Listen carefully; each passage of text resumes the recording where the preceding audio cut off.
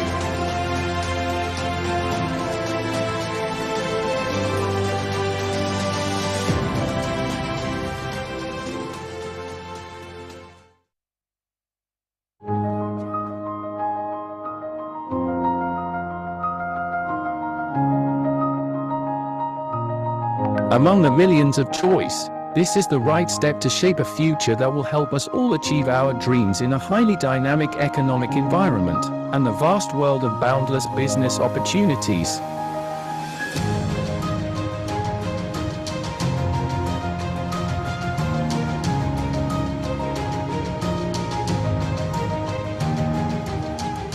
Together, we will discover a platform for our aspirations and ambitions to continuously develop, innovate, and adapt to every global change that occurs. With our extensive history, we have explored the rapidly changing world of economics and business. Guided by experienced educators and a wide network of collaboration and cooperation, we study relevant strategies to consistently find opportunities amidst all uncertainties. Proudly, we become part of the world-class achievements and reputation we have attained. This is a significant milestone in realizing our vision and mission in the immensely dynamic world of education. We have a strong determination to shape a generation that is prepared to face a future full of opportunities and challenges. Through 17 study programs divided into 3 department options: Department of Economics, Department of Management, and Department of Accounting. Our main objective is to instill values of courage and readiness within our students. This will enable them to enrich their deep understanding of relevant trends and strategies in facing global challenges. Our dedication to innovative and interactive modern education is evident through the high standards of education and facilities. We foster a campus environment that embraces the values of spirituality, inclusivity, environmental sustainability, entrepreneurship, and the richness of Indonesian culture. Additionally, we consistently expose our students to the dynamics of a competitive world and pressing social issues. By offering transformative experiences, we actively nurture the development of leadership qualities, equipping them with the essential skills to flourish in the future. With a strategic location in the city of Malang, an educational hub surrounded by breathtaking landscapes and diverse cultures, our learning journey will be enriched with limitless inspiration, adding vibrant hues to our remarkable learning experiences. At the Faculty of Economics and Business, Brawijaya University, we strive to create an enchanting academic atmosphere and provide comprehensive facilities. Our institution is known for its remarkable achievements and reputations. We have a team of experienced faculty members who are dedicated to providing high-quality educations. Moreover, our curriculum is constantly updated to ensure that we stay one step ahead and provide the best learning experience. But that's not all. Join us and immerse yourself in the beauty of the academic journey in Malang, a city rich in culture and breathtaking natural wonders. Embrace a vibrant social life, explore cultural diversity, and strive for victory as a champion at the FEB UB. Join us, be part of our glorious success. As an institution that has successfully nurtured generations of accomplished individuals in the realms of economics and business, we are steadfast in our commitment to becoming a pioneering and transformative institution in the field of economic and business education. With an esteemed international reputation and deep roots in Indonesian culture, we stand ready to make a significant impact. Join us on this remarkable future. The Faculty of Economics and Business, Brawijaya University.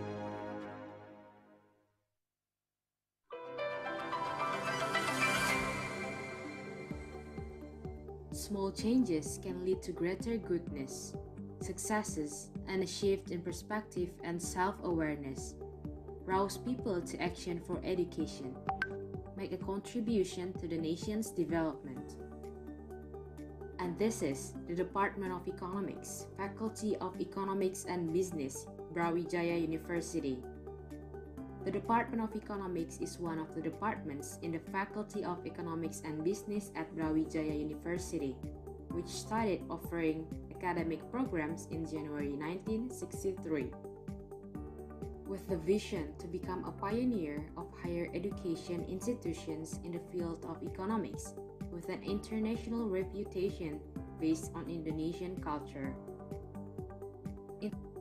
Welcome to Economics Department, Faculty of Economics and Business, Universitas Brawijaya. We have 5 study programs from bachelor, master, and doctoral level. All of our study programs have been accredited both national and international. Economics, Finance, and Banking Bachelor Degree program is the only undergraduate level study program in Indonesia. Development Economics Bachelor Degree program has experience in creating and educating graduates of economic analysts in terms of policy, practical or applied, and digital aspects. Islamic Economics Bachelor Degree program has become a necessity for the majority population in Indonesia who focuses on Islamic law in running the economy and developing Islamic economics in Indonesia. The Master of Economics program has excellent accreditation at the national and international levels.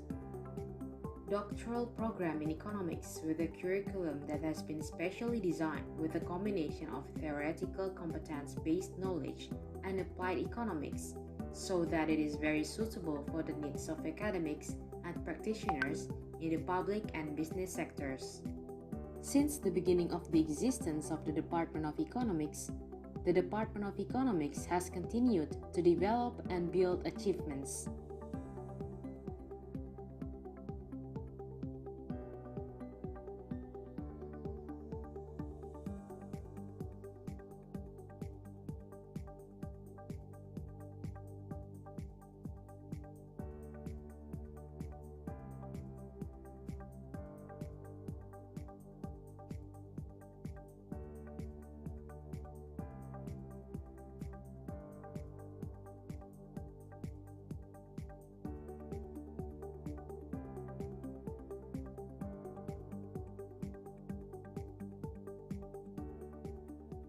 Economics Department, Brawijaya University.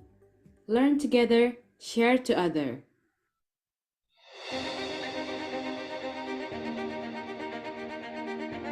Berawal dari mimpi, PT Penjaminan Infrastruktur Indonesia Persero atau PT PII untuk menjadi entitas penggerak terpercaya dalam mendukung upaya akselerasi pengembangan infrastruktur dan pembangunan yang berkelanjutan melalui berbagai skema inovatif.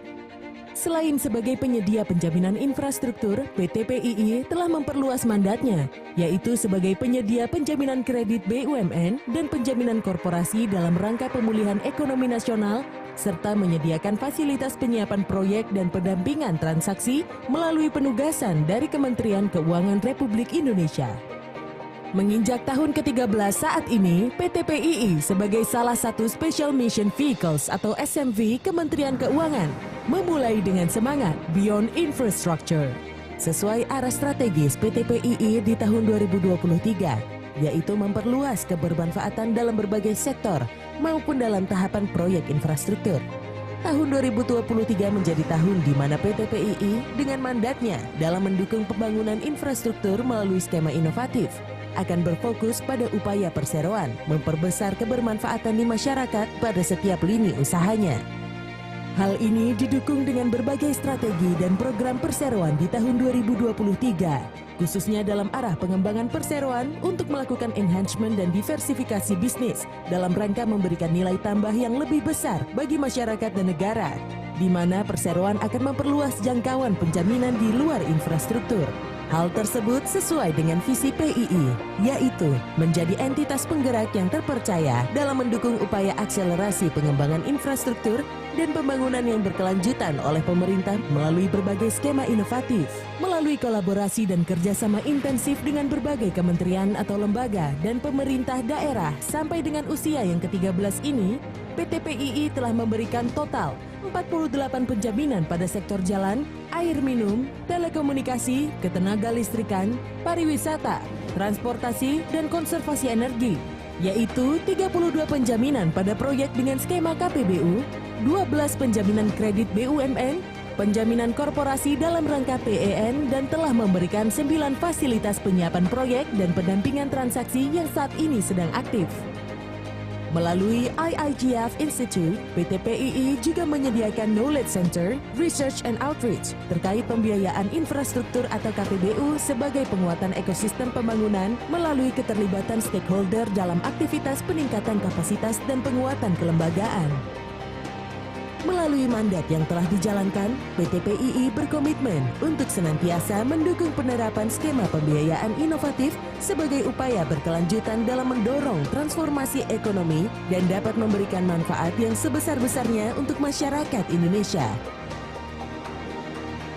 PT PII Beyond Infrastructure.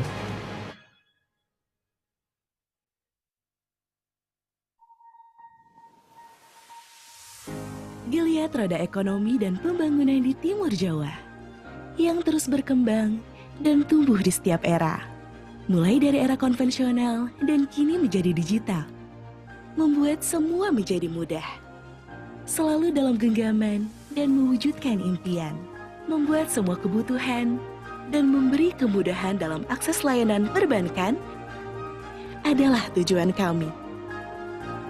Sejak 1961, di sini, kami berkomitmen berasaskan cita-cita tinggi, keutuhan, dan tekad yang bulat.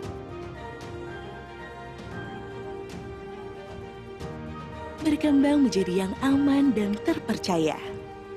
Dengan 48 kantor cabang, 841 ATM, dan lebih dari 2.900 agen Jatim yang tersebar di penjuru negeri. Bersama, kami selalu beradaptasi dan berinovasi.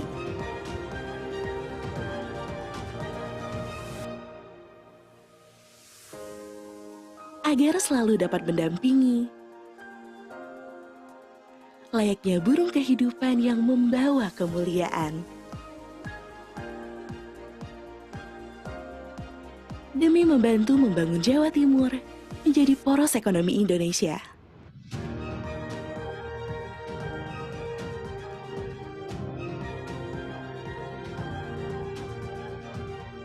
Berbagai tantangan tak akan buat kami berhenti.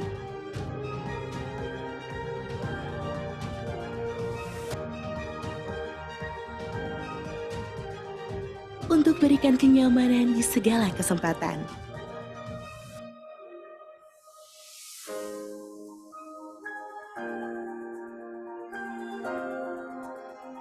Karena di setiap kepakan sayap kami, tercipta harapan untuk wujudkan senyuman.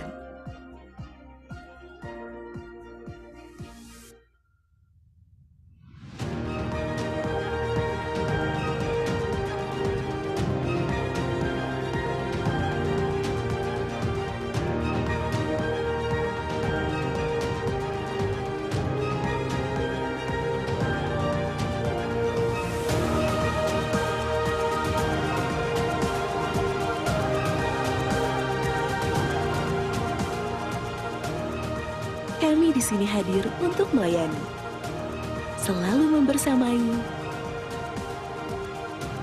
meraih setiap mimpi, kemarin, kini, dan nanti.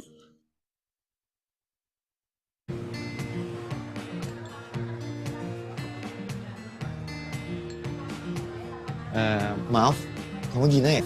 Bowo. Gina. Gilia, Sabar. Long time no see. Lama banget. Kamu sendiri? Pada acara untuk yang kedua kalinya di BEFIC, Brawijaya Economics and Finance International Conference.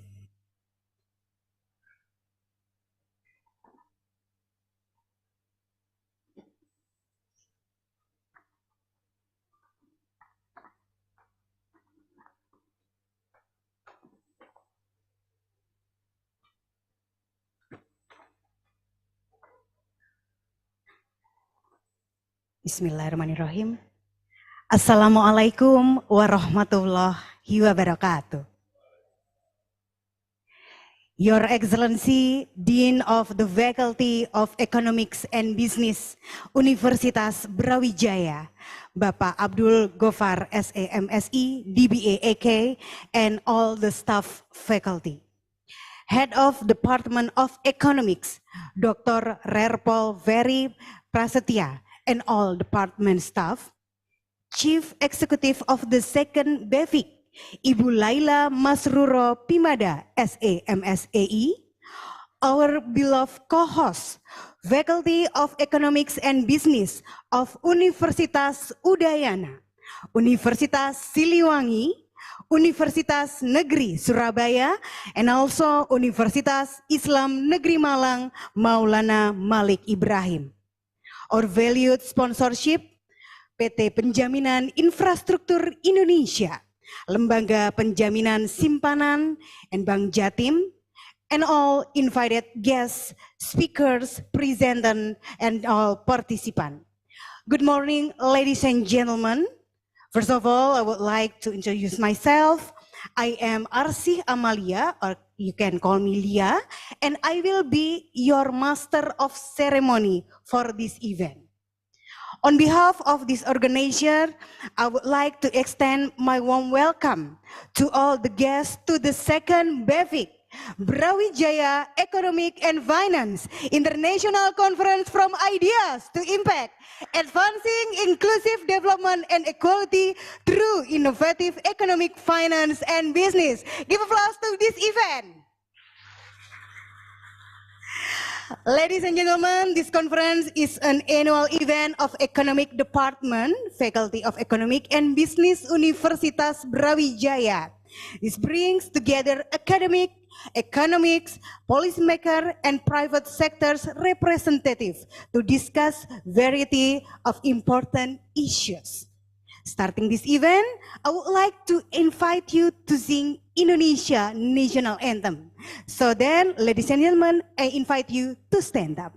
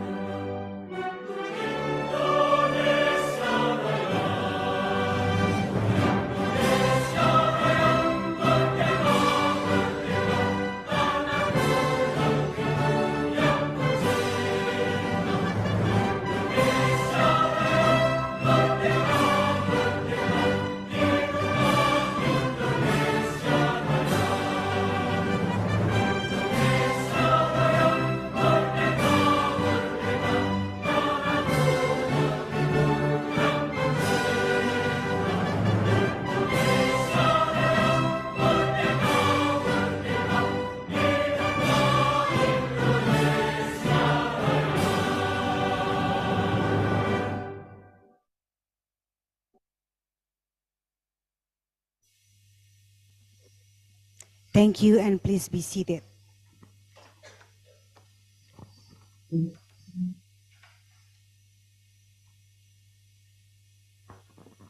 Ladies and gentlemen, before going to main event, we will have Malang traditional art. Ladies and gentlemen, the Bapang dance is a dance that uses mass attributes. The mass used is one of the figures the Malang mask, namely Bapang. The Bapang mask is characterized by its red color, sharp nose, and wide eyes. This characteristic make the Bapang dance different from other mask dances. The movement of this dance rely on two factors, namely firm movements and the rhythm of the music. Without take any longer, please welcome Bapang traditional dance.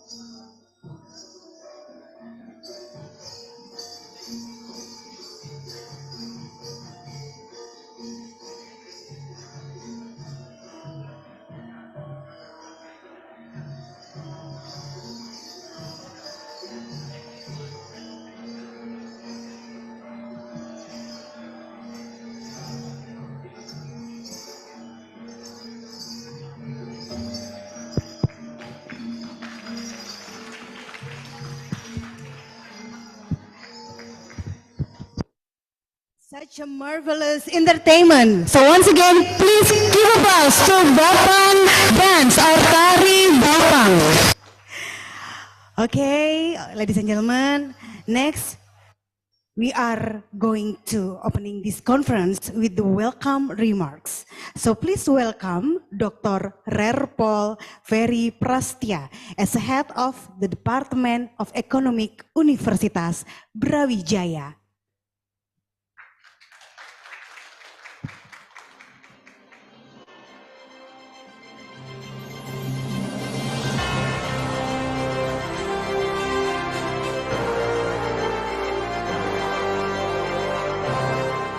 Bismillahirrahmanirrahim. Assalamualaikum warahmatullahi wabarakatuh.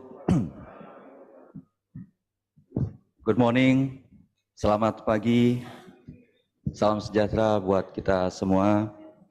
The Excellency, our keynote speech, Sri Mulyani Indrawati, Minister of Finance of the Republic of Indonesia, represented by Professor Chandra Fajri Ananda,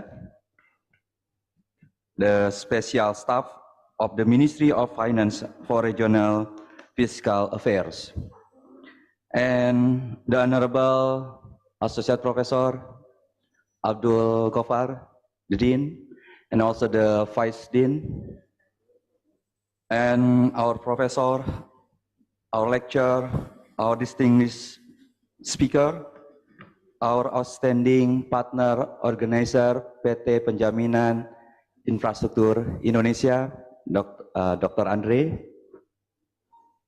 our sponsorship, LPS, and Bank Jatim, our co-host, head of Bank Indonesia and OJK, Financial Service Authority, and organized committee, our college, ladies and gentlemen.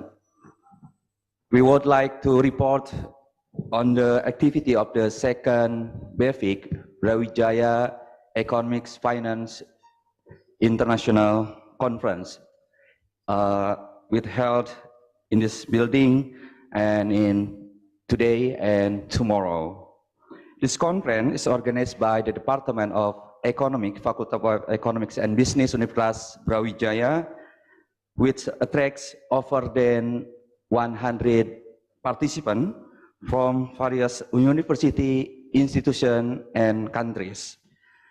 The theme of the conference is Ideas to Impact, Advancing Inclusive Development and Equality through Innovation, Economics, Finance, and Business. This conference aims to provide a platform for researchers, academicians, practitioners, and also policymakers. And research finding in here and expertise experience. The conference featured of the keynote speech from the Ministry of Finance, as well as 3 panel sessions with 9 distinguished speakers from various countries such as Indonesia, Malaysia, Australia, the United Kingdom, and Spain. And we also have 14 hybrid sessions running in parallel. The parallel session covered a wide range of topics related to economics, finance, and business. This conference provides platform for participants to exchange ideas, learn from each other, and establish new collaboration. This is consistent with our motto, learning together, share with others.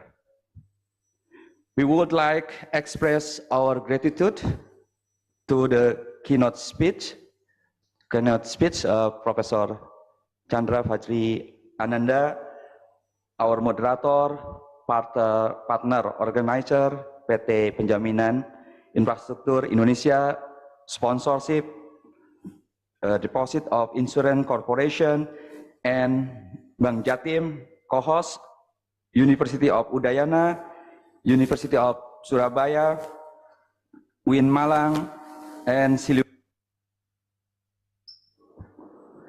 and also for the presenter, participant, and the organizing committee for their contribution and support, making the conference a success. Thank you for your attention, and please accept our apologies for your shortcoming the course. Thank you. Terima kasih. Assalamualaikum warahmatullahi wabarakatuh.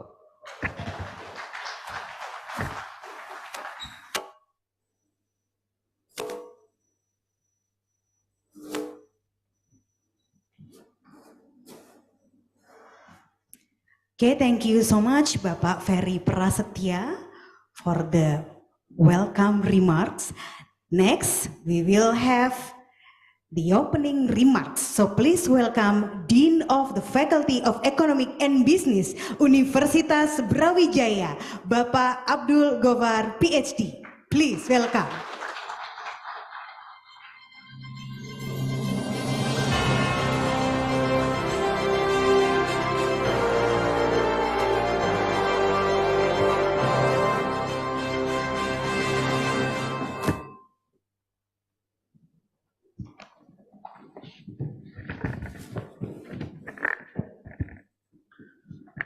Assalamualaikum warahmatullahi wabarakatuh. Good morning, wishes to all of us. The Honorable our keynote speakers, Sri Mulyani Indrawati, the Minister of Finance of the Republic of Indonesia, but today represented by Professor Chandra Fajri Ananda, Special Staff of Minister of Finance and for Regional Fiscal Affairs. Our distinguished speakers, Pak Andre, we have Alex, far away from Monash, Pak Monash Jakarta, Andrea. Our partner organizers, I see some here from Bank Muamalat Institute, BSI Institute, the Dean from the UIN Malang. I see also Pak Samsun Hadi from Bank Indonesia, Pak Samsun Hadi from Bank Indonesia, the head of the economic departments, Brawijaya University, Pak Ferry, and ladies and gentlemen, the participants of BEFIC, that's very difficult to pronounce. First of all, I would like to express my warmly welcome all of you to the second Brawijaya Economics and Finance International Conference with the theme. It is a very big theme, I think, the topics, because the topic is ideas to impact advancing inclusive development and equality through innovative economics and finance and business. Actually, this annual event hosted by the Economics Department of the Faculty of Economic and Business, Brawijaya University, brings together, as mentioned by Pak Ferry, brings together academicians, economists, policymakers, and representatives from the private sector to discuss a variety of important issues. And I think this today or this year, the topic touches a very current issues in our economic and business, and also related to all aspects of business and economics. For hundreds of years, we believe that the natural resources and the accumulation of capital is the two key drivers of economic growth. But then what happened, we realized, I think last three decades, we realized that it's not all the aspect of the growth. We face many problems because we done excessive exploitation of our natural resources, and we realized that it's not renewable resources. And then what happened then, the consequences is that many energy that we use actually produce the carbon, and the carbon is very harmful to our environments. So then we're thinking how to deal with it. And moreover, in addition, that our generation, our population is getting older. The growth is still, there is a growth in our populations, but the growth is very small compared to the last 4 decades ago. And then we realize also that our population is getting older. So the business and the economician then come out with the magic word of innovations. If I define innovation is that we adopt and develop technology and develop the human resources as the backbone to sustain the economic growth. This is what we call innovations. Like what we see in Japan and Korea, this is evidence that countries without abundance of natural resources, they can be a developed countries. But many of the very rich natural resources countries are still a developing countries. So this is an evidence that natural resources or accumulation of capital is not sources of the sustainable economic growth. So, but then the innovation, although it is a keyword of the sustained economic growth, there is no magic word actually. There are still many problems with the innovations. For example, if we concern with innovation, we have to invest much on research and development. We have to invest much on the human capability and skillful workers. But not all countries are ready to invest much, and they have many capabilities to invest in research and development. So the issues of the inclusivity and the issues of equality then raised against. So today's topics actually is very important, and also we need share experience and ideas how to deal with this. We know that innovation is the source of growth, but then if we are not ready to invest in research and development and human development, then the other problems will come up. So I think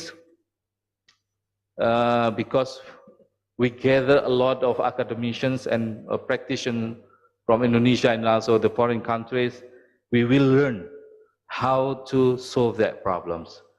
And I believe and confident that this discussion will act as an catalyst of the positive change. Finally, I would like to express my thankful to all the participants and the sponsorship for your contribution of the conference, and we can advance the frontier of knowledge and contribute to more inclusive and equitable world if we work together.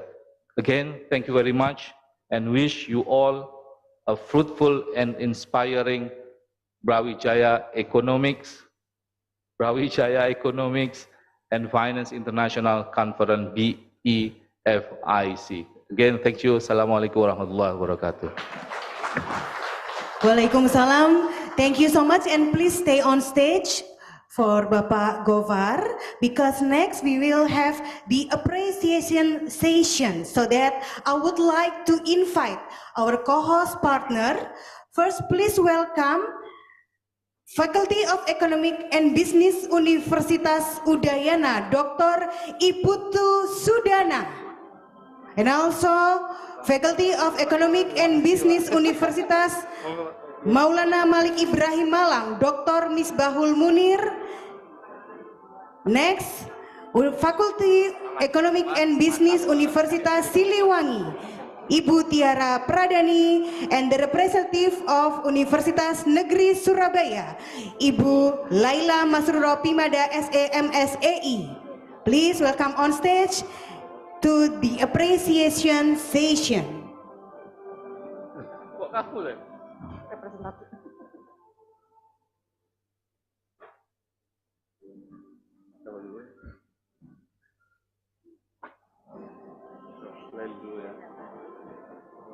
Okay, please give applause to this collaboration between the faculty for the better future and generation.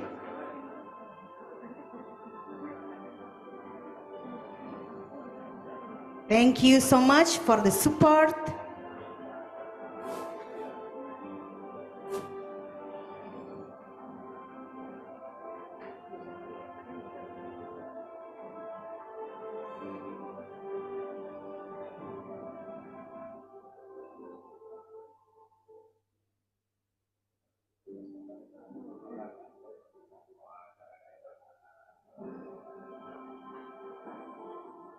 Okay, ladies and gentlemen, this is the co-host partner of this event.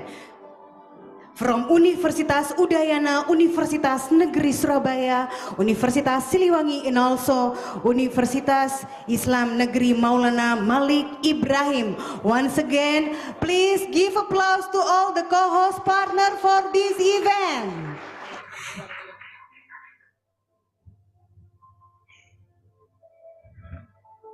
Thank you. And please all the team, we can take the picture together. Bapak Dekan and all the co-host partner.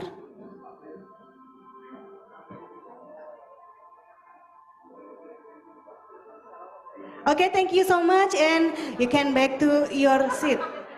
Okay, join this session also. Thank you so much, Pak Ferry. Terima kasih.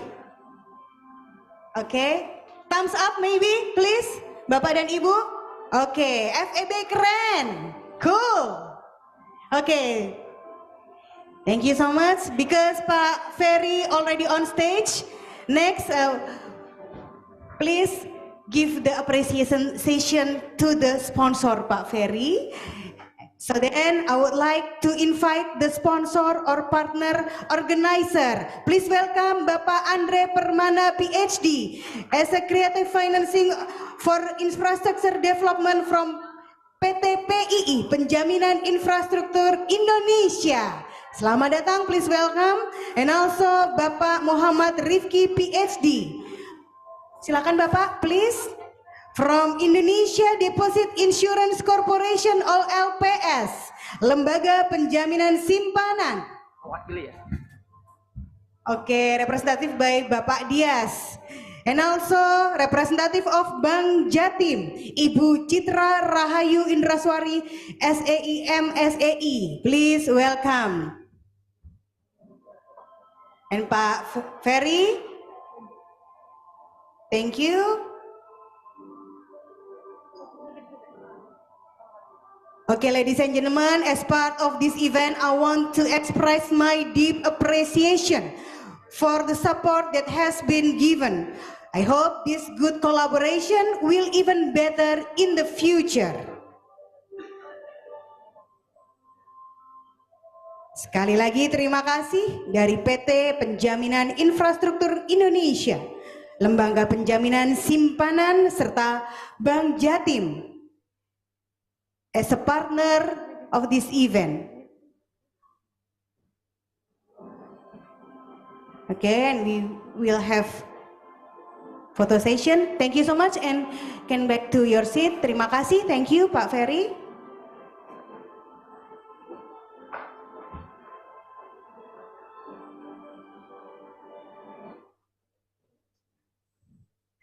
Well, ladies and gentlemen, next we will have the keynote speaker. We will watch the keynote speech of the Minister of Finance of the Republic of Indonesia, which in this case will be delivered by Professor Chandra Fajri Ananda, a special staff of the Minister of Finance for the formulation of sectoral fiscal policy.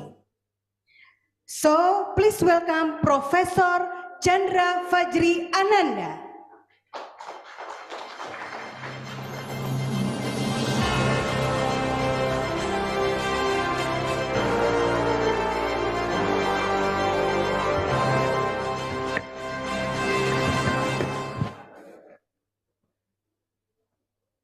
Ganti kacamata dulu.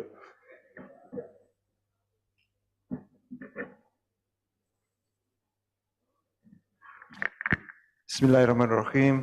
Assalamualaikum warahmatullahi wabarakatuh.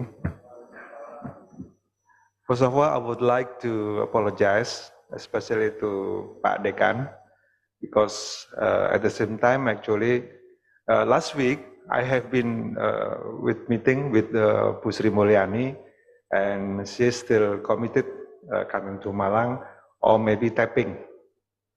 But under the circumstance of the political situation in Indonesia, and I think this is rather difficult actually for the minister leaving Jakarta for a long time, and I think now the meeting from all ministers already in IKN today. So I hope that I can represent her And this is my job as the Special Minister for Advisor Regional Development and also regional issues. So, first of all, I would like to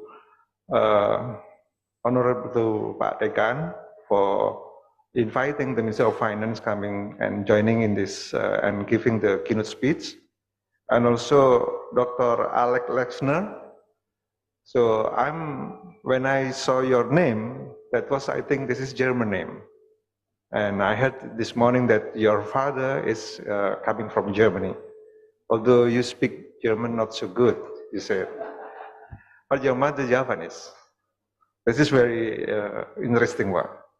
The other one I would like to thank Bapak Andre Permana, and the Business Director of PT Penjaminan Infrastruktur Indonesia, and other distinguished guests, ladies and gentlemen, and participants, especially Pak Kadep, Pak Dr. Ferry. So, I would like to share the information of the recent economic development in Indonesia, and also the world economy situation right now. So we will try with slide number 3. So the challenges of the global economy have not subsided even after the pandemic has ended. In the short time, these challenges include higher for longer interest rates, increasing geopolitical tension in Europe and Asia, China's economic slowdown, and rising debt in several major countries. In addition to these short-term challenges, the global economy is also facing long-term challenges such as global economic and political fragmentation, climate change, and digitalization. I hope that my slides can be run.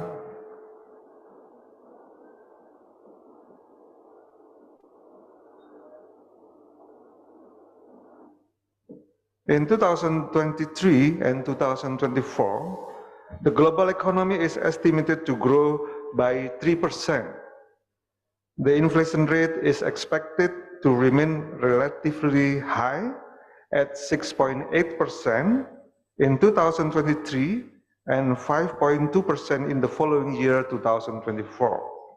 Meanwhile, the domestic economy is also facing various significant challenges, including informality, a slowdown in manufacturing performance, and the adoption of the digital technology. Amidst the global economic turndown, Indonesia's economy remained resilient. In the second quarter 2023, the Indonesian economy grew by 5.17% year-on-year, supported by strong consumption and still robust export performance. Geographically, Indonesia's economic growth is distributed even across all regions. While Java and Sumatra continue to be the economic epicenters of the nation, economic activity in the eastern region of Indonesia is steadily growing, aided by natural resource downstreaming policies. Indonesia's economic resilience is also bolstered by prudent and effective fiscal policy. In the slide 5, despite facing numerous challenges, both the global and domestic economy also have several opportunities that can be harnessed. Some of these opportunities come from technology and innovation, as well as the digital economy. In the digital economy issue, Indonesia, as one of the countries with the largest population in the world, has immense potential in the digital economy. With its large population, a tech-savvy young generation, and a significant number of urban residents, Indonesia is well positioned to thrive in the digital economy sector. Slide 7. The number of cellular mobile users in Indonesia has reached 353.8 million, with 212 million of them also being internet users. Additionally, there are 167 million active social media users in Indonesia. In terms of usage duration, the average Indonesian spend 7 hours per day in the internet. This is maybe our student, the teacher now. In the slide 8, the potential at hand has not been fully utilized due to various challenges. One of these challenges is the existence of areas that still lack internet access coverage. Furthermore, the internet speed in Indonesia also needs improvement. Slide 9. Another challenge is that the IT sector is still concentrated in Java. As the result, the distribution and completion of strategic digital infrastructure will have substantial impact of the growth of this information and communication technology. In turn, will have multiplier effect on the other sector, primarily in services. To address these challenges, the government is implementing various strategies and policies, primarily through the development of digital technology information with the hope of facilitating access to the digital economy. Slide 10. The improvement of access is also expected to support the acceleration of stakeholder access to the digital economy and the utilization of financial services. These are for main stakeholders with crucial roles in supporting the digital economy, encouraging micro, small, and medium enterprises to operate online, assisting farmers and fishermen in adopting and utilizing digital technology to enhance productivity and expand sales, accelerating the growth of middle-up startups to engage with major global investors, and implementing the e-commerce roadmap in collaboration with all relevant stakeholders. How is the reform for economic inclusion in Indonesia? In the slide 12. Indonesia has consistently managed to learn valuable lessons from crisis. After the ASEAN financial crisis in 1998, the economy underwent significant structural reform. This crisis provided essential insight that paved the way of building a strong economic foundation, enabling faster and sustainable growth. Slide 12. For instance, the ASEAN financial crisis of 1998 provided valuable lessons for building a strong economic foundation to achieve faster and sustainable growth. Following that ASEAN crisis, the government consistently implemented various structural reforms aimed at strengthening Indonesia's economic fundamentals. Slide 13. Comprehensive structural reform have been undertaken to enhance productivity and boost the competitiveness of investment and export through various regulatory implementation. This includes the Omnibus Law on Job Creation, which has created a more favorable business and investment environment, fiscal reform at maintaining fiscal resilience and performance, and the Omnibus Law on the financial sectors, which aim to strengthen and deepen the financial sectors. Slide 14. The various reforms being implemented are expected to drive Indonesia toward becoming a net finance and high-income country by the year 2045. Accelerating economic growth necessitates structural reform, including enhancing the quality of human resource to foster an economic structure characterized by high added value, environmental sustainability, and inclusivity, ultimately realizing the Vision Forward Indonesia 2045, with the average growth target over 6 to 7%. In the slide 15, one of the areas that needs improvement is inclusivity, especially in the financial sectors. The Financial Inclusion Index is on the rise both for account ownership and account usage. However, financial inclusion index is still relatively lower than other countries. Several initiatives are required to accelerate financial inclusion, aiming to reach the target of 80% for account ownership and 90% for account usage by 2024. How about the fiscal policy to support economic transformation? Indonesia has Vision 2045, where the country aims to become an advanced nation. In this period, Indonesia envisions having the world's third largest economy in terms of GDP per capita, reaching $23,199 per capita, with a low unemployment rate less than 4%. The economic structure is expected to be more productive. The country should possess good technological adaptation capabilities, with banking assets at 200% of GDP, pension fund asset at 60% of GDP, insurance asset at 20% of GDP, stock market capitalization at 120% of GDP, and financial inclusion at 98%. In the slide 18, fiscal policy aimed to support Indonesia 2045 vision are directed toward fostering more inclusive and sustainable economic growth.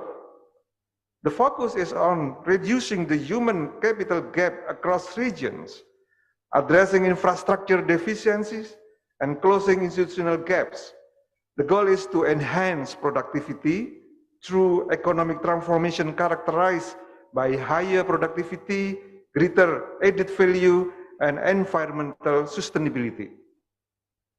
Slide 19. To achieve these goals, fiscal policy has been prudently managed to support both stability and growth. Prior to the COVID-19 outbreak, the government consistently kept the fiscal deficit below 3% of GDP. In response to the pandemic crisis, Indonesia temporarily relaxed the fiscal rule to allow fiscal deficit above 3% of GDP for a 3-year period, and this year is the last year. In 2022, Indonesia successfully reduced the fiscal deficit to below 3% of GDP. Compared to many other countries, Indonesia is among the few that have managed the return the fiscal deficit to below 3% of GDP.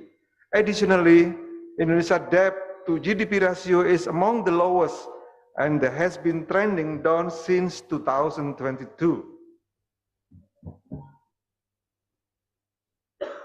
So we are hoping that through this conference, the understanding of the people for the fiscal policy from the government, and we are trying to keep Indonesia economy still good, and we are hoping that in 2024, the election will be safely and peace. There is no conflict between party and also between people in Indonesia. Thank you for the attention. Assalamualaikum warahmatullahi wabarakatuh. Waalaikumsalam warahmatullahi wabarakatuh. Thank you so much, Prof. Chandra, and please stay on stage because we will have a photo documentation. So that I would like to invite all the speakers. Please welcome Dr. Alec Lehner from Monash University, Bapak Andre Primandi, PhD from PPI or Creative Financing and Infrastructure Development, Dean and Vice Dean of Faculty of Business Universitas Brawijaya, Head and Secretary of Department Economics, and also Bapak Muhammad Rifki, PhD from LPS. Please come on stage to photo documentation or photo session. Please welcome. And we also invited the representative of Bank Indonesia Malang, BPS Malang, Muamalat Institute Jakarta, BSI Institute, IIGF, Bapeda Kabupaten Malang, OJK Malang, all the co-hosts and also the sponsorship. Again, please welcome the representative of Faculty of Economic and Business Universitas Udayana, Universitas Negeri Surabaya, Universitas Siliwangi, UIN Maulana Malik Ibrahim Malang, and also from PPI LPS again and Bank Jatim. Please welcome to photo documentation or photo session.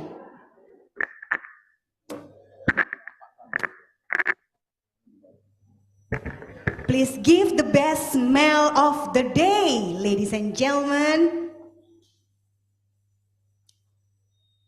Again, cheers. And please show your thumbs up. Good. Thank you so much, and please come back to your seat. Okay, give applause to all the supporters of this event, ladies and gentlemen.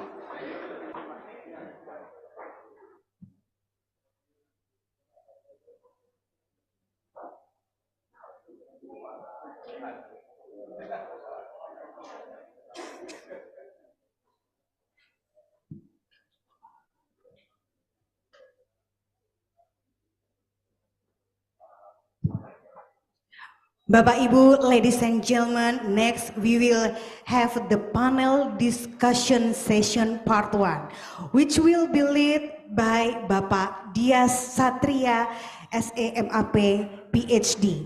Before the event start, allow me to read Bapak Dias' portfolio.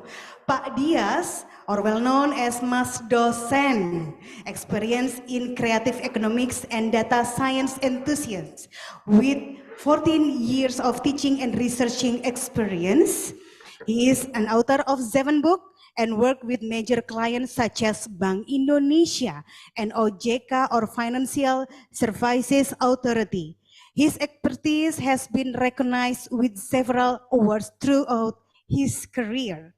Currently, he is a lecturer and head of economics, finance, and banking at Universitas Brawijaya. He is also a representative for business incubation at Indonesian Creative City Network. His focus is on data analytics, smart cities, and the creative economy. His educational background are bachelor degree from economics, Universitas Brawijaya, Master of Applied Economics, International Trade and Finance, University of Adelaide, and Doctor of Philosophy, Agriculture, Food and Wine, University of Adelaide University.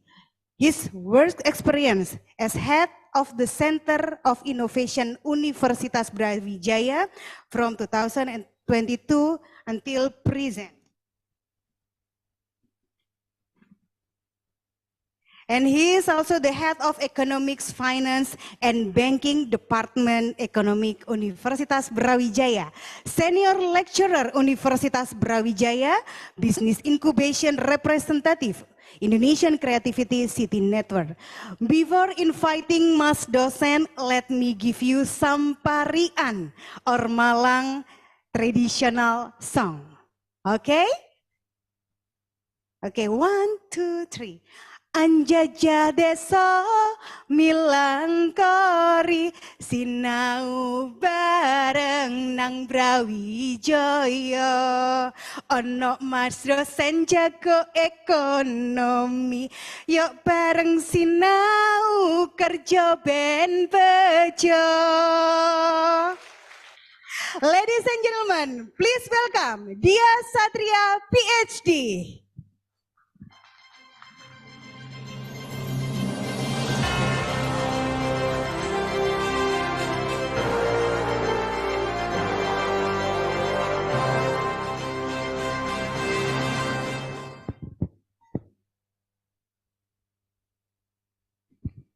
Baik, bismillahirrahmanirrahim. Assalamualaikum warahmatullahi wabarakatuh. Tadi Mbak MC-nya membuat saya tidak bisa berjalan di tanah ya, jadi mengudara. Baik, alhamdulillahirabbil alamin. Thank you very much for all the audience and also the Dean, Pak Samsun from Bank Indonesia, Prof. Chandra, Pak Ferry, Department of Economics, all the speakers, distinguished speakers for today and all the guests from Bank Muamalat, UIN, BSI, and BPS and all the participants.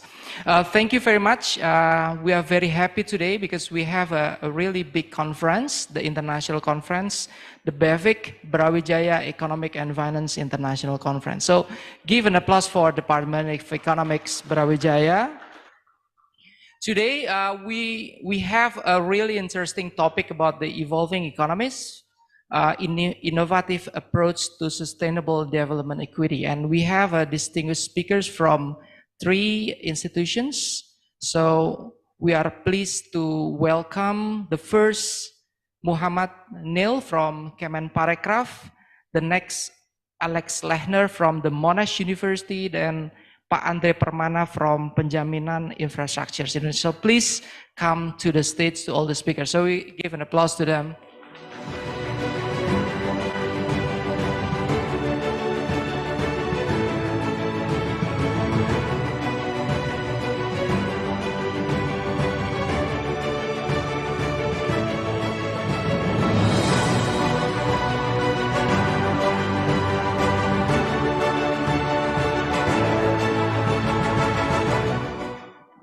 Right, and we also have one speaker from Kemenparekraf, Pak Muhammad Nel, that will join in a Zoom meeting today.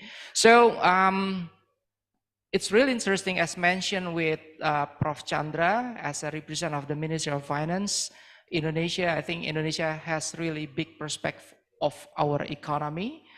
If we look at the demography, the economic growth, and also the contribution of the fiscal policy. And something that really interesting mentioned before is about the digital economy, how this will give an impact to our economy, because we have a lot of young people that can contribute to our economic growth. And today we will have 3 speakers. Before that, I will read the curriculum vitae. Okay. Mr. Alex Lehner, how are you? Mr. Alex from the Monash University, yeah? Not Monash, yeah? It's a Monash, so different with Monash, yeah, Pak? Yeah, Alex Lehner's born in Melbourne, right? Yeah. So you're born in Melbourne, and he is a landscape ecologist and professor teaching on the Masters in Urban Design at the Monash University, Indonesia in Jakarta. So welcome to Malang. I think this is the first time you come to Malang, yeah? And have you tried bakso, Pak Alex? Yeah.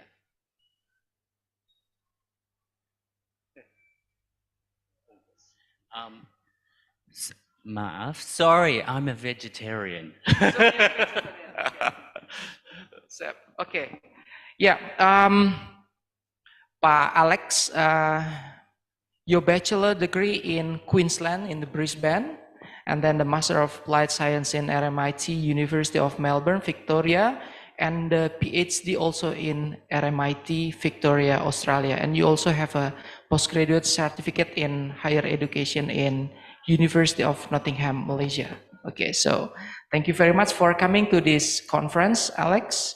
And then the next we have Pak Andre Permana. Selamat pagi, Pak Andre.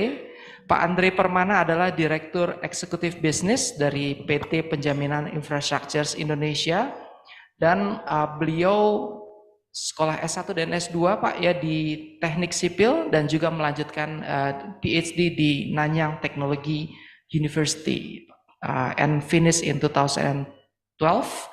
And also he continued his professions before in constructions and project development infrastructure. So you are financing some of the infrastructures in Indonesia, including also the fast train from Bandung Jakarta.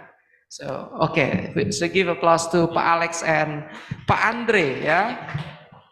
And also audience, we also have Pak Muhammad Neil Himam. Can we call Pak Neil? Halo Pak Neil. Hope Pak Neil join in the Zoom meeting. Pak Neil from Deputy Bidang Ekonomi Digital and Product Creative. Okay, this is Pak Neil. Thank you very much. Pak Neil has a bachelor degree in mechanical engineering, University of Manitoba, Canada, and also he did his master degree in industrial engineering, North Carolina State University. Ini sekolahnya Michael Jordan ya, North Carolina. Okay, so it's really interesting because he also will explain about the creative economy in Indonesia. Okay, before we start, which one do you want to start for presents? Alex, okay. You have 30 minutes for presenting. You can stand up or just sitting. It's up to you. So please take your time. Thank you very much. And thank you first to the organizing committee, the University Brawijaya for the invitation. Unfortunately, I'm only here for a short time. Malang looks very beautiful. My hotel is definitely very beautiful. The university is very nice. So it's a real pleasure to be here. It was a real pleasure maybe a few months ago to have colleagues from University Brawijaya to join us at Monash University near Jakarta.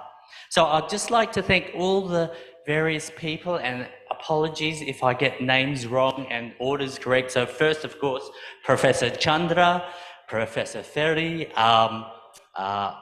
Professor Andre, Abdul, and all the partner organizations and the host university and all the other distinguished guests.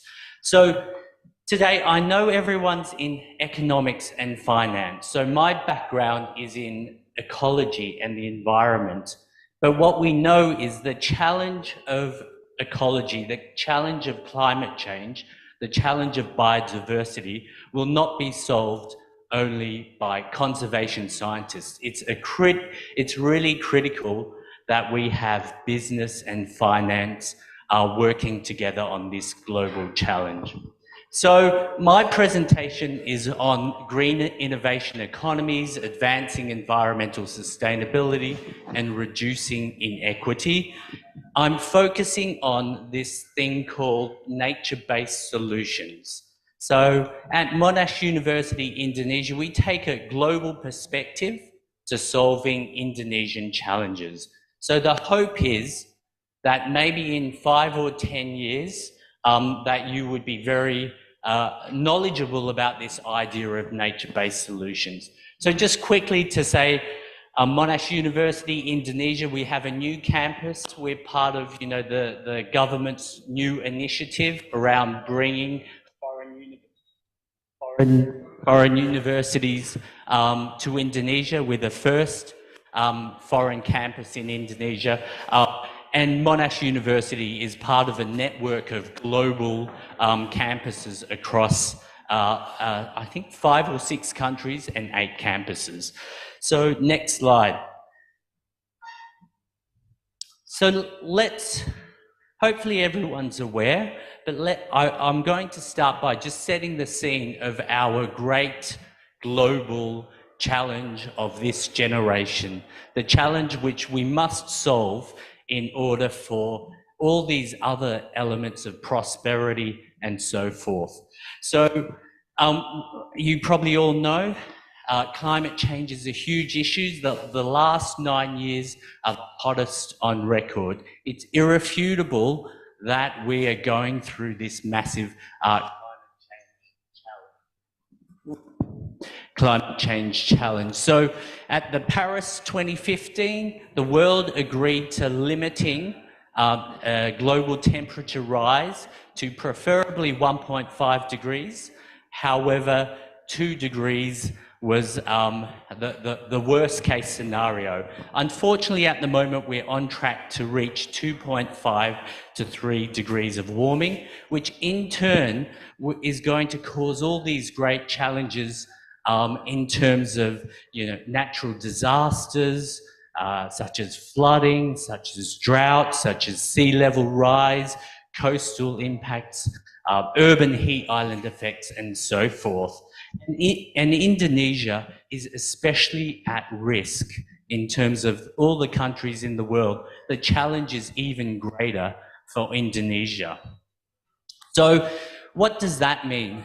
That means transformational change is required. So transformational change across all sectors, from industry to transport, to the way we build our cities, the way we build our country, all throughout our supply chain, will we have to look at these.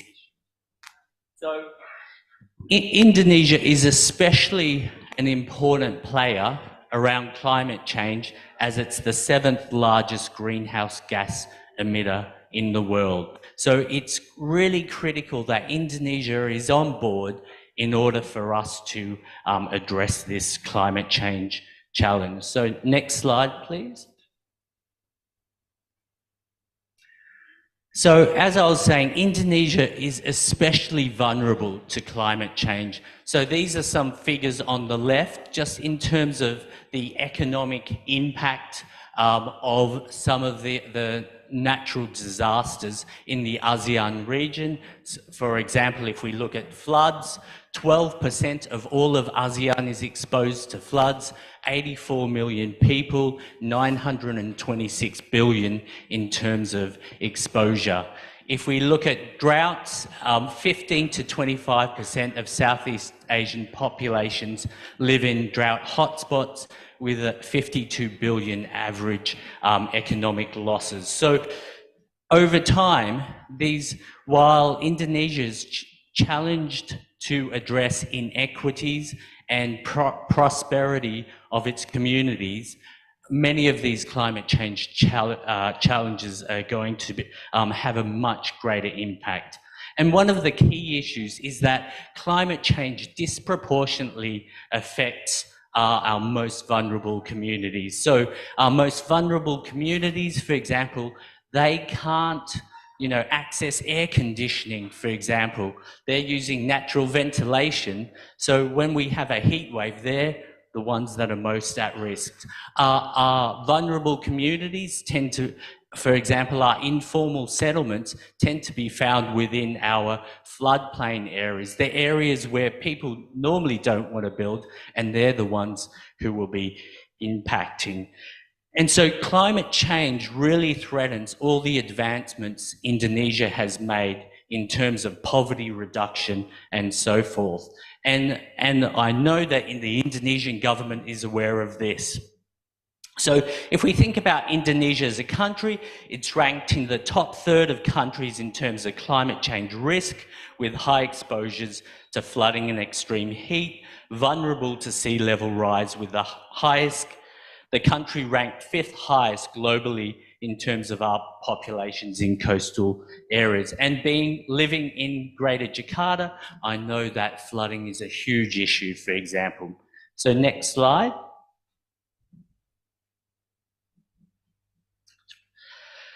So as well as the climate change crises, we also have another crisis, which is the biodiversity crisis. All across the world, we're losing our forests, our ecosystems, our really critical species, our tigers, our orangutan, and so on, to deforestation, to impacts on the quality of our natural ecosystems. As an example, globally, around 47% of our natural ecosystems have declined. In Indonesia, for example, Indonesia has lost millions of hectares of forest from 2000 to 2018 and continues, though this is slowing down. Next slide. So when I look across Indonesia, and there is a range of challenges that we have. We have urban challenges, for example, flooding.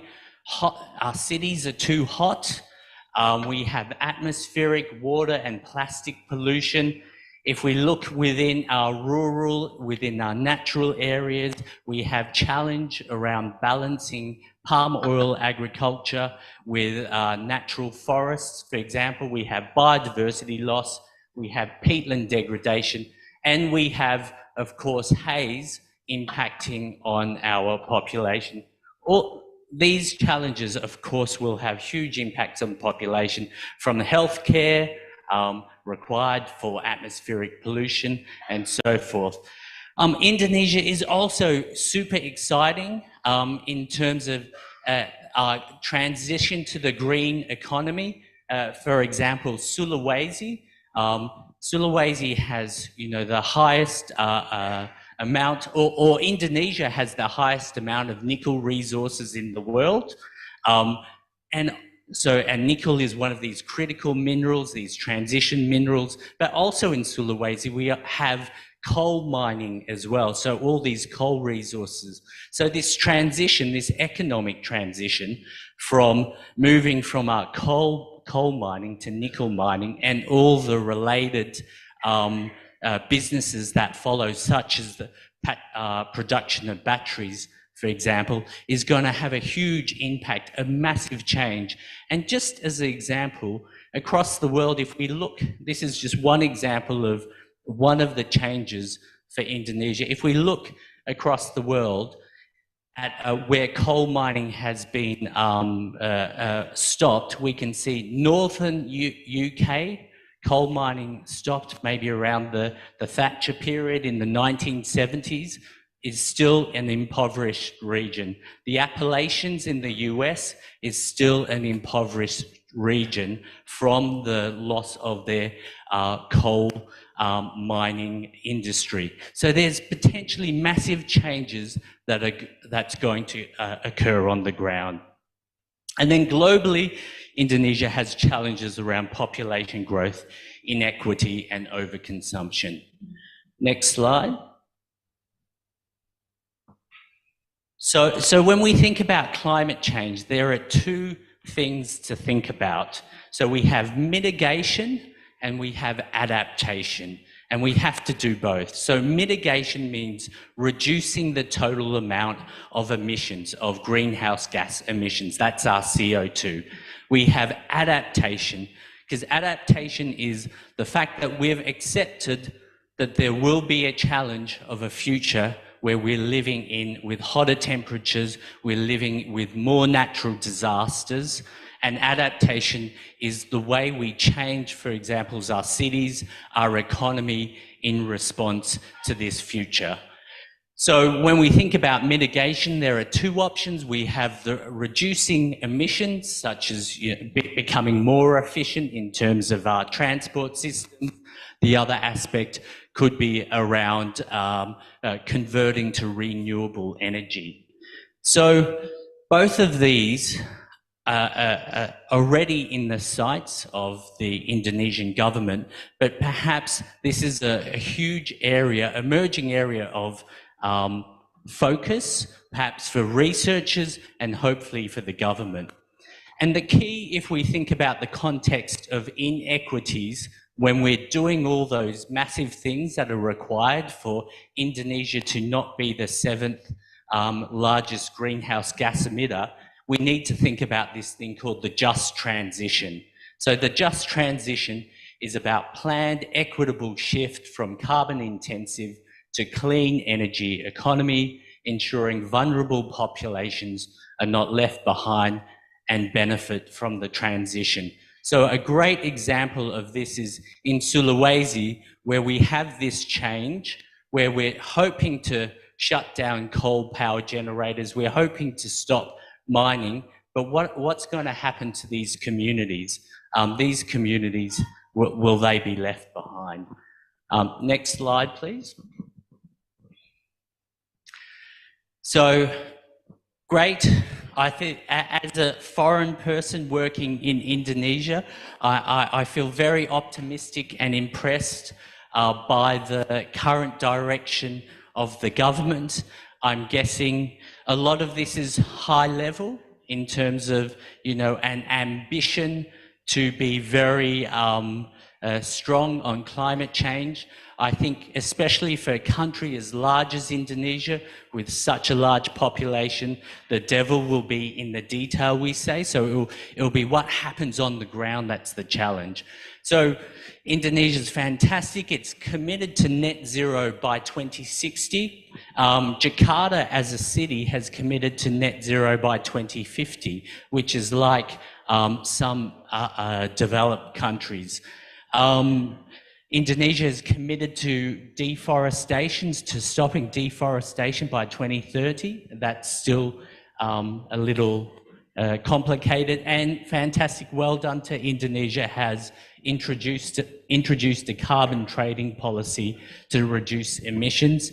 My own country, we introduced a carbon trading policy quite some time ago, but the government wasn't strong, so they got kicked out, and we no longer have a carbon trading policy. So Indonesia is ahead of Australia in that respect. So some really fantastic initiatives taking place in the Indonesian context. Next slide.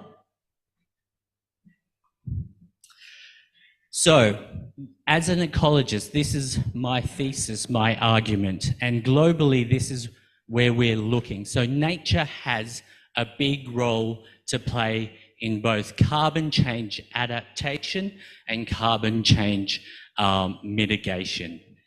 Climate change mitigation and climate change adaptation.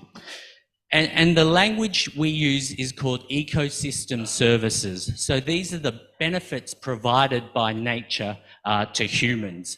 So these range from the supporting services. So without nature, we have no atmosphere, for example. The regulating services, things like flood management, like carbon sequestration, like urban heat island mitigation, to provisioning services such as our agriculture, such as our timber, for example, and finally our cultural services, our forests, our green parks and so on, that are just critical for spiritual value, for example. Next. So ecosystem services represent the non-engineered solution to climate change adaptation and mitigation. So the idea being that we can build machines to suck up the CO2, or we can plant trees as the example. We can build dams to prevent flooding, or we can plant trees to reduce runoff. So the hope is that people within business and finance see this idea of ecosystem services as a potential solution to mitigating climate change. And this is what we see all across the world in terms of a movement to nature-based solutions. So next slide.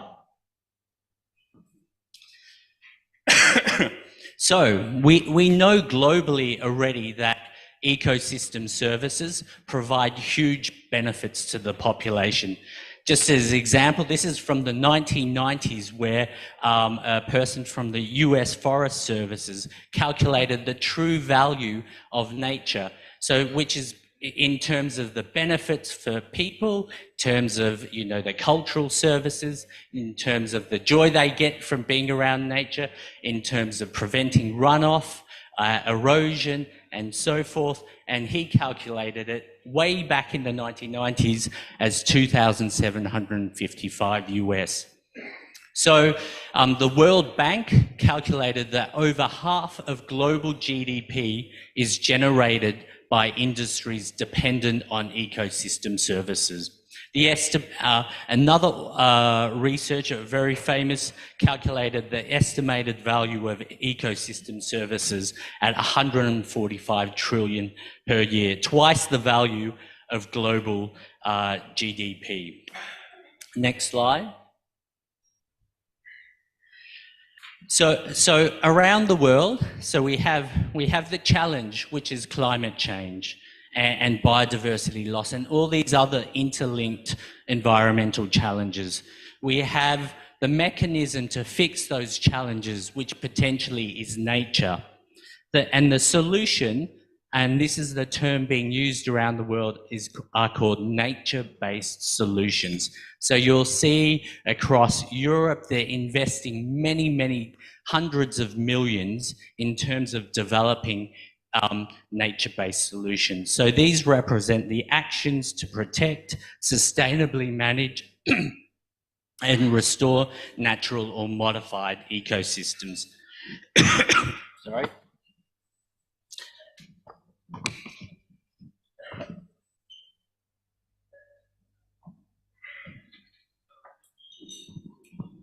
So these NBS for short, they effectively and adaptively simultaneously provide human well-being and biodiversity benefits.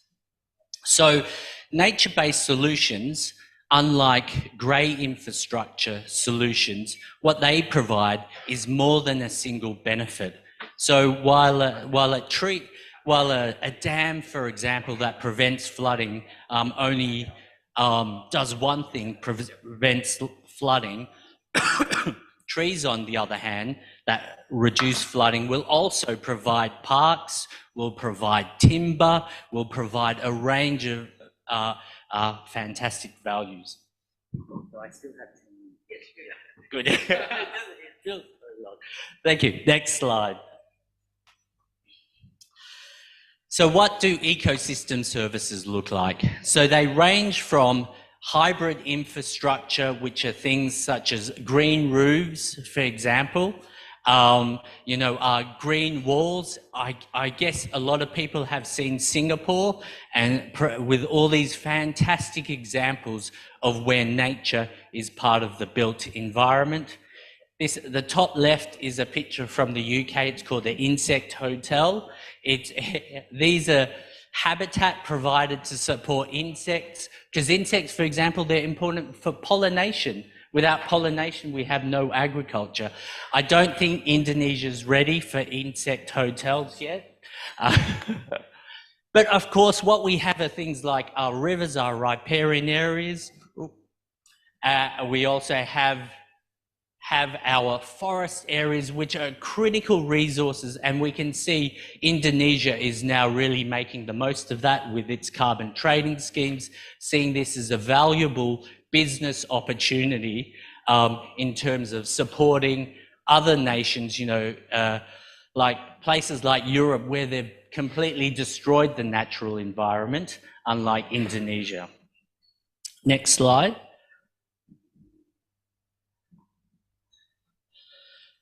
So if we think about the economics, how this fits into business and economics and finance, a key concept that we can take is that of the circular economy. So this is a movement of where we're going from take, make to dispose. And dispose means disposing in terms of our waste areas, in our rivers, in landfill, but also dispose in terms of fossil fuels, where we're disposing the emissions when we drive our cars and transport into the atmosphere. So what we're moving hopefully towards is this circular economy, where starting with the resource extraction, moving to design, to manufacturing, to distribution, use, recovery. And the hope is that we don't move to waste. We keep materials within the circular economy, and we reduce the amount of waste. We design out waste and pollution. We keep products and materials in use, longer lifespans, innovative ways to ensure that we don't dispose of things prematurely. We also support regenerating natural systems, so non-toxic, no impact to natural systems. And of course, this includes renewable energy. And for business, the fundamental thing, I said climate change is to address climate change at the start, we have to fundamentally change our economy, our society, the way our technology. So circular economy is part of that model for fundamentally changing our economy. A classic example of this would be Uber and Gojek and so on, where we're moving from, instead of all owning cars, we all rent cars. Another example in the future could be we could just be renting phones rather than buying new phones. And the reason why that's good, of course, is it's in the best interest of that manufacturer for that phone to last forever, if they actually own the phone. But if they're just selling phones, if that's their only business, it's the best interest of them for the phone to break down, so you'll buy a new phone. Next slide. So I think this is my second to last slide. So this is where I'm hopefully bringing it together. So there's a key need for ecologists like myself and people in business and finance to collaborate, because the knowledge and understanding of how nature can help the economy is still very new. It's even there's less knowledge in the Indonesian context. So much of our ecological knowledge, our mechanisms and so forth come from the global north, come from the UK, come from Europe. Of course, Indonesia's forests are completely unique to Indonesia. They're the most important forests in the world. It's really fantastic. However, we need a greater ecological understanding that links with our business understanding. So there are huge knowledge gaps and awareness.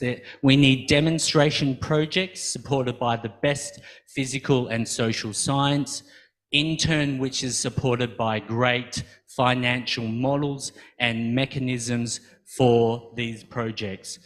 We need an evidence base for the benefits and trade-offs. So if we want to make the case that we would rather not have grey infrastructure and we would like to replace that with nature, we need to understand what's the economic benefit, what's the business case for doing that. That's a huge challenge.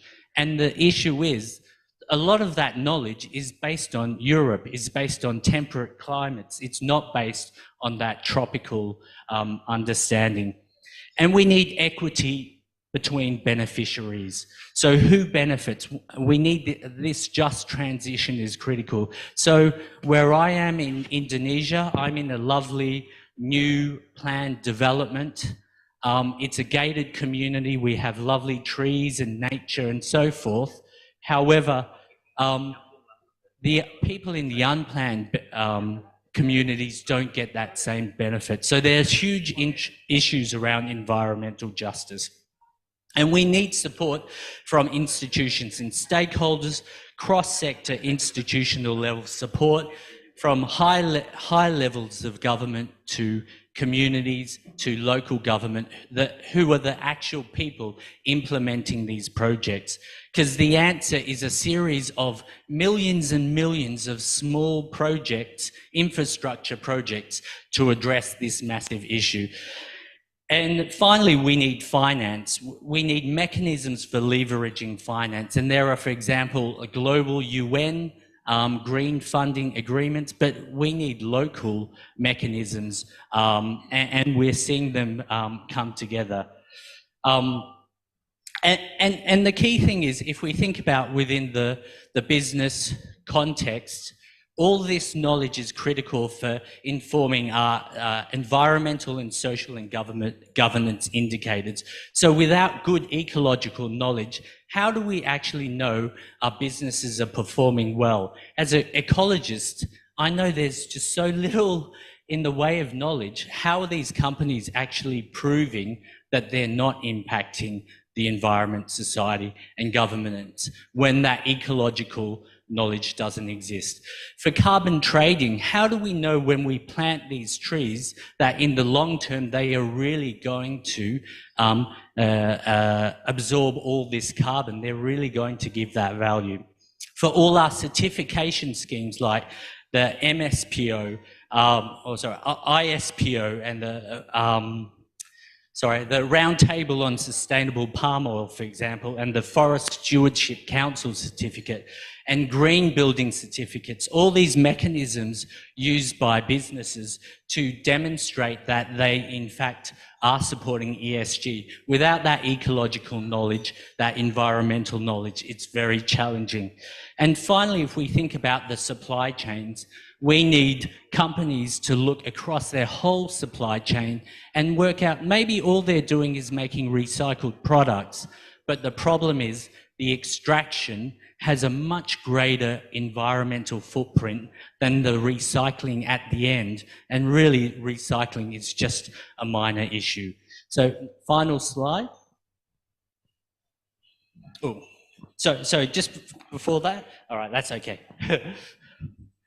So I contend we can fix social and developmental issues and support nature at the same time.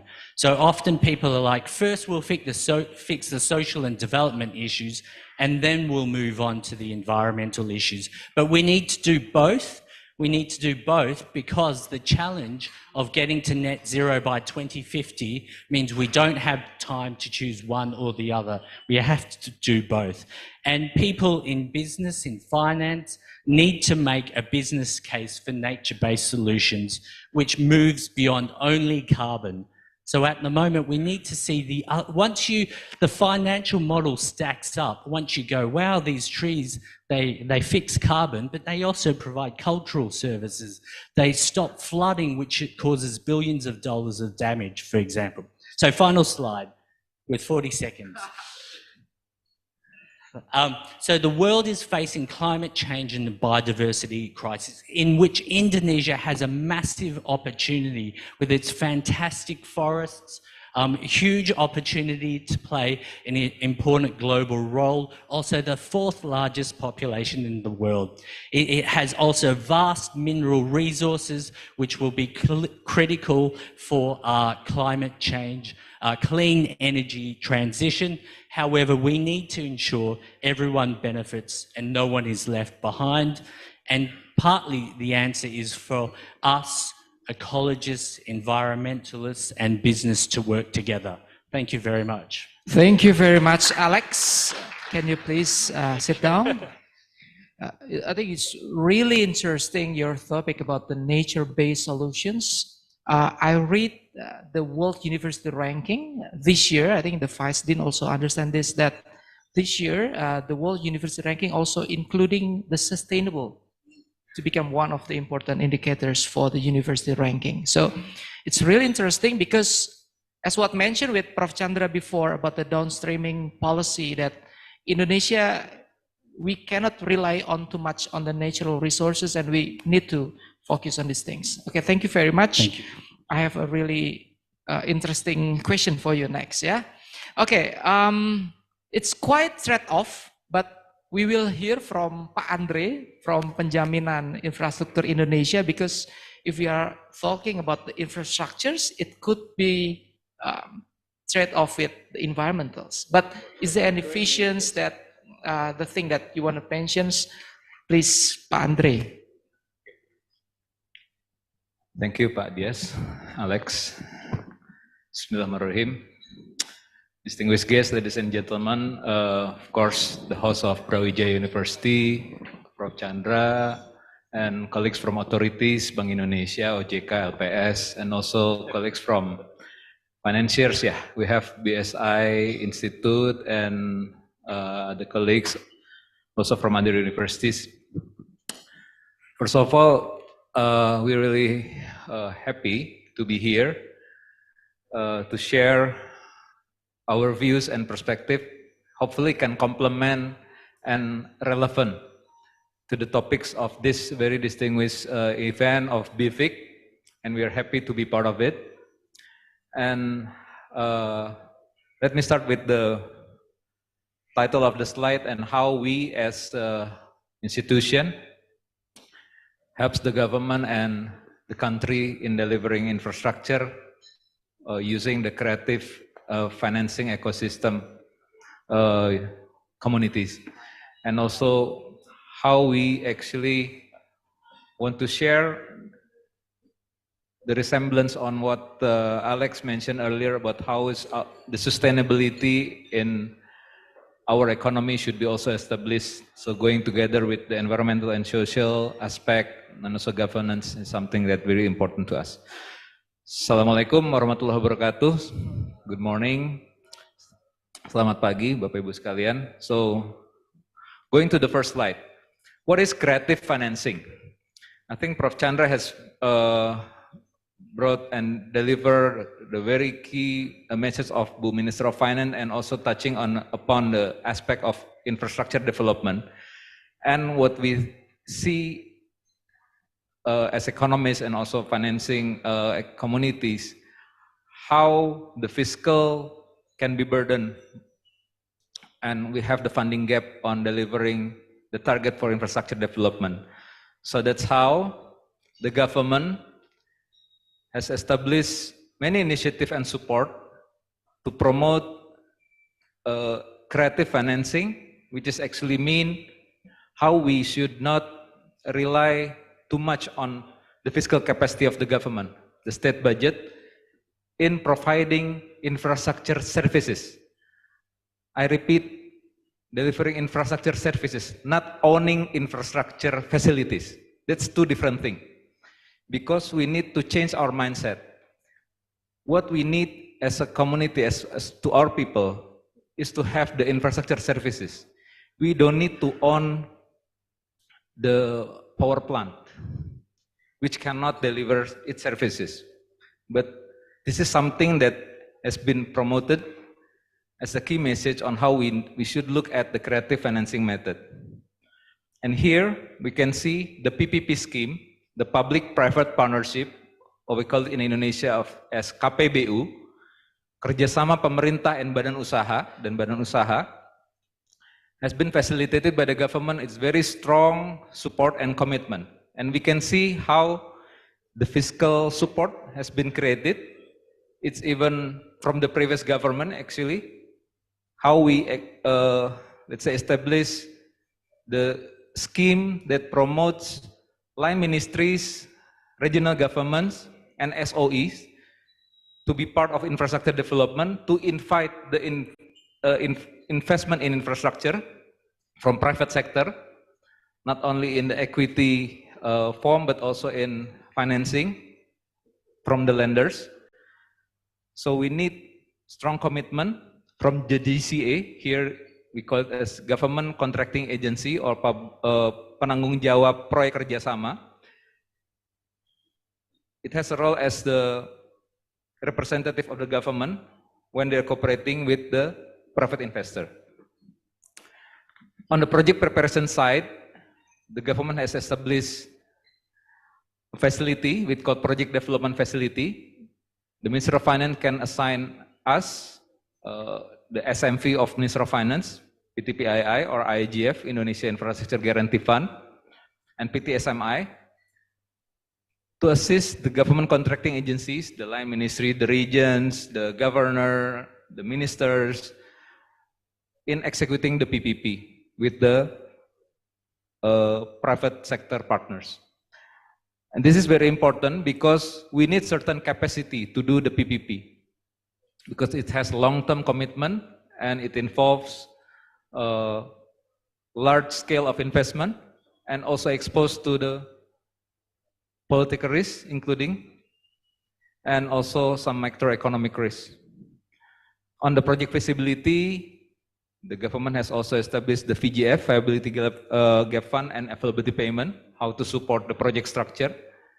And in the aspect of bankability, because this is very important for the financing side, because with the PPP, it's not the government who do the investment, who do the funding, but it's the private sector.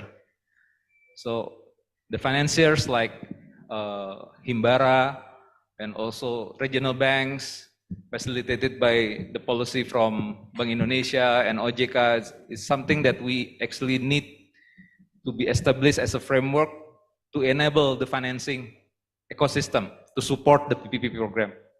It's something that we are still doing so far. And the establishment of PTSMI is actually want to address the concern of the viability of the long-term financing. And the establishment of PTPII, PT Penjamin Infrastruktur Indonesia, it actually to address the concern of bankability because there's a risk perception towards financing decision, and this is something that needs to be alleviated with the proper risk mitigation and risk allocation in the project structure. And also how the issue of land acquisition has been addressed by the establishment of LMAN as a state asset manager and for land acquisition funding. This is also part of the Minister of Finance. So as we see from this slide, there already a complete support to support the PPP, and we are working toward the same objective of having sustainable infrastructure projects.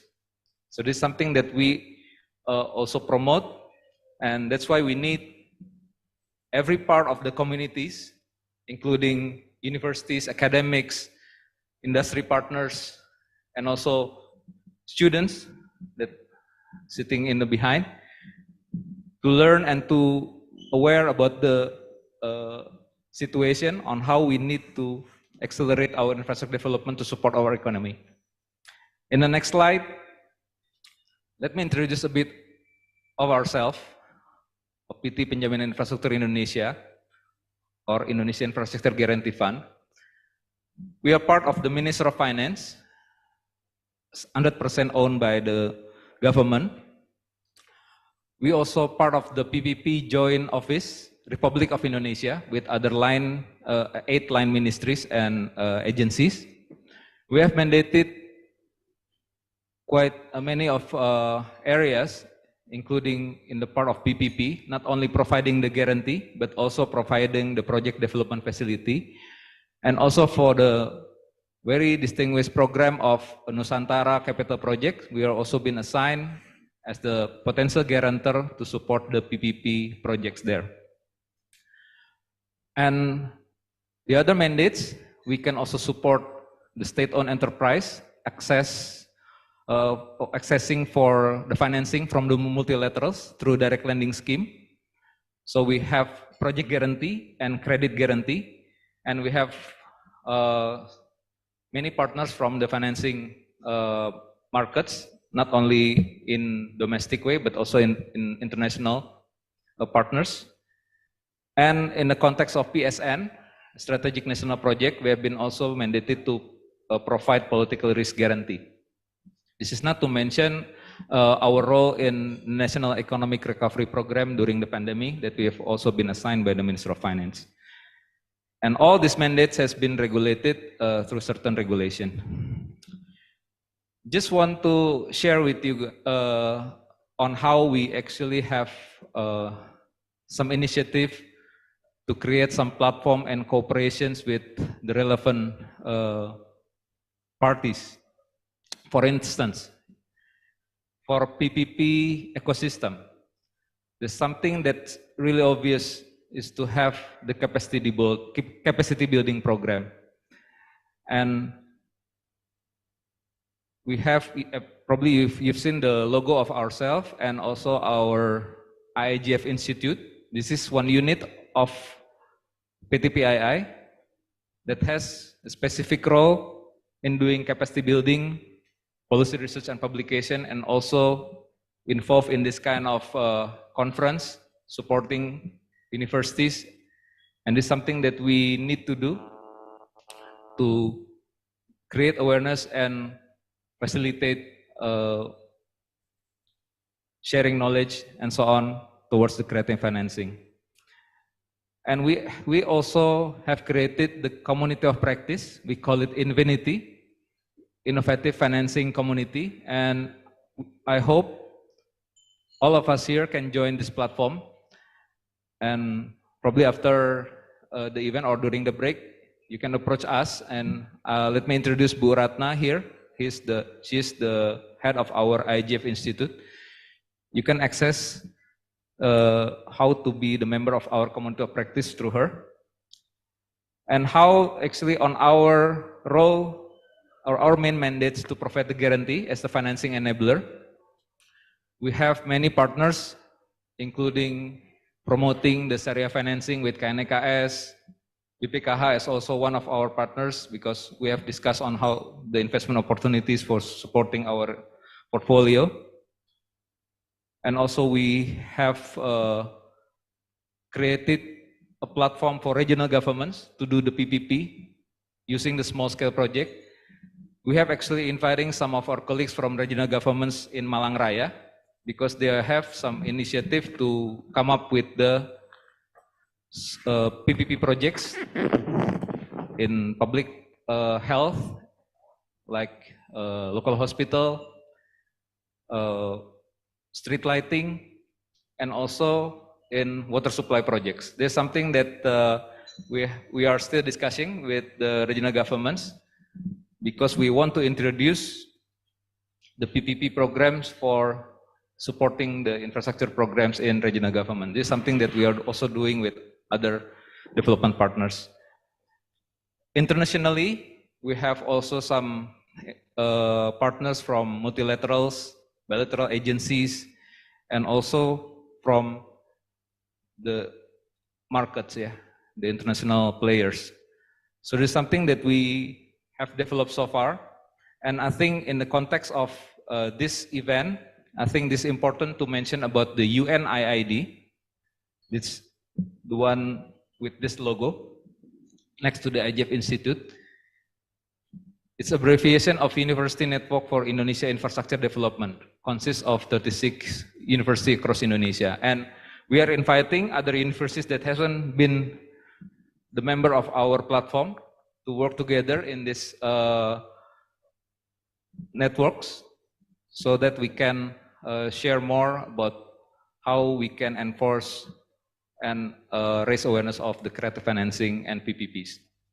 Next slide, just want to share with you about how our role in delivering our mandates, not only as financing enabler, because just want to mention that we have supported at least 33 PPP projects across Indonesia with a total investment value of $16.7 US, consists of many sectors. Next, we have our part as a project enabler. We have facilitated 17 assignments for the PDF and also assist central and local governments. We have 27 potential projects which has a value of $6.7 million, and also some local governments working together with us. Now we are counting around 24 of them. On the part of ecosystem enabler, as I mentioned earlier, we have to do the capacity building, training in research. We actually has been the authorized training organization for the global PPP certification. You can apply also for this, and we have around more than 200 certified professionals for this PPP. And also with the unit, we have 36 members so far, and some research and publications that has been issued during our cooperation. Next slide, I just want to share with you about the guarantee portfolio. We can move to the next slide. Yes, this is our guarantee portfolio. As I mentioned earlier, now total project that we are supporting is from all mandates is around 47 projects and state-owned enterprise with the investment value of around $30 billion. If you can see some of those projects actually addressing the issues of climate change, if I can mention the water supply in Semarang City, in Central Java. The project has also role not only to provide water to the communities, but also as a risk mitigation from the land subsidence of the city. So this is something that we support because we are also evaluating on environmental and social aspect of the project. And also some projects in sustainable energy we are supporting as well. And also how we also try to promote some other regional projects, because we are not only focusing on the central government, but also regional governments across Indonesia. On the next slide.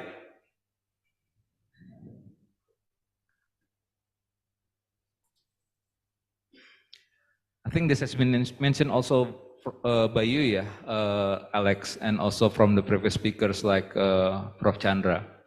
How is the project that we are supporting have economic and social impacts? And this is something that we are also doing. So after we are finishing our guarantee structure and supporting the project, we are also assessing how large is the impact of each project to the economy and also to the social aspects, and also the contribution to other sustainability aspects. So for instance, the economic added value from the road sector, it's around 700 trillion rupiah across the concession period. From our telecommunication, I think one of the slides mentioned about the importance of ICT and digital transformation. We are supporting the Palaparing projects and also the multi-function satellite. I just heard 2 days ago, it already been in place in the orbit, so it can be operated very soon. It has created, in our assessment, around 28 trillion rupiah, and so on. On the transportation, the special economic zone like Mandalika, we are also supporting that project, and also for the drinking water supply system. So this is how this kind of thing has excited us in working in this creative financing approach. And we actually inviting you, the students, to also look at this as your future opportunity to contribute to our nation, to our development. Next slide. I think next to slide more on how we introduce the IGF Institute. As I mentioned earlier, there are so many streams that we are doing: education, research, advocacy, and outreach.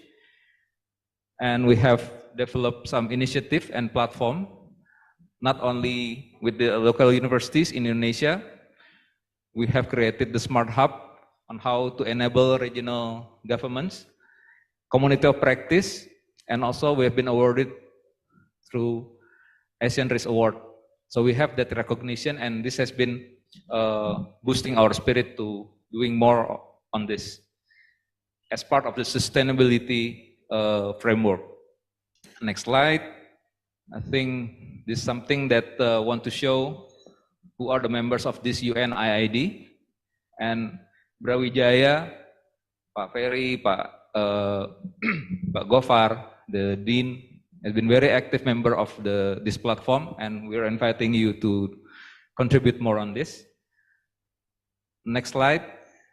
Just want to show our latest activity here in this building, in this room, is actually doing the Indonesia Infrastructure Roundtable. It's already the 25th one, last August, and it promotes the topic of amplifying partnership, a collaborative drive to strengthen Indonesian water sector. And the outcome of this roundtable is one of the policy paper that we can submit to the government and policymakers as part of Indonesia's role also as the host of the World Water Forum next year. So this is something that very real. We are looking on the aspect of the needs of access to water, very urgent for our society. Even myself, I haven't used the pipe water. I live in Tangerang, in South Tangerang, next to the capital, youth capital of Jakarta. But I have no access for the pipe water. So this is something that concerns us, not only in the big cities, but even if you talk about more remote cities, it's something that's very critical, and we need to support that. And this is something that we can contribute through this initiative. And with this, I think I can end my presentation. We can still have 9 minutes more for other discussion. And thank you so much for your attention. Assalamualaikum warahmatullahi wabarakatuh. Thank you very much, Pak Andre, for really interesting presentations about the infrastructures in Indonesia. Okay, the audience, I think we have 30 minutes for having the discussions about the environmentals, about the infrastructure. So I can start from my right wings. Okay, is there any question from here? Okay, 1, 2, 3. Okay, I save the questions, and then from this. Okay, 1, 2, and 3. Okay, next. The committee, can you give us the mic, starting from? Yes, thank you so much. My name is Putu Sudayana from Universitas Udayana. Alex, very interesting and insightful presentation. I just wanted you to tell us about a little bit about carbon trading and its relation to nature-based solution? Just simple question. Thank you so much. Thank you Pak Putu from Udayana. Next questions, silakan Pak.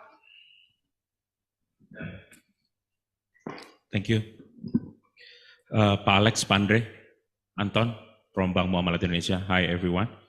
Actually, must convey first about the sustainable green economic kind of that, because if we see from your presentation, actually is green economic is very relevant with the Sharia business. So from greedy economy to green economic.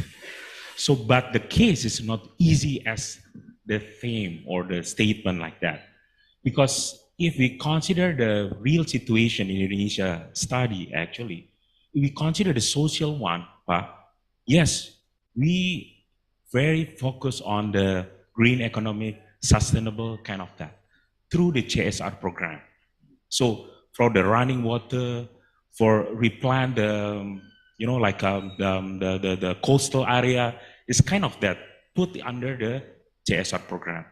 So in Indonesia case, actually from my bank's perspective, my bank case, we did all of the sustainable issues in a social way. But in a business way, we still, you know, put more attention in conventional way. So we're still doing with the fossil, with the, you know, unrenewable, you know, fuel kind of that, coal, still focused to financing on that sectors. So my question is, we are in the intersection.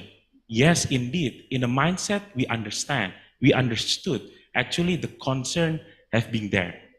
But the business, we still chase the conventional one. So my question is, when actually in an Indonesian market, we can enter 100% in a green economic?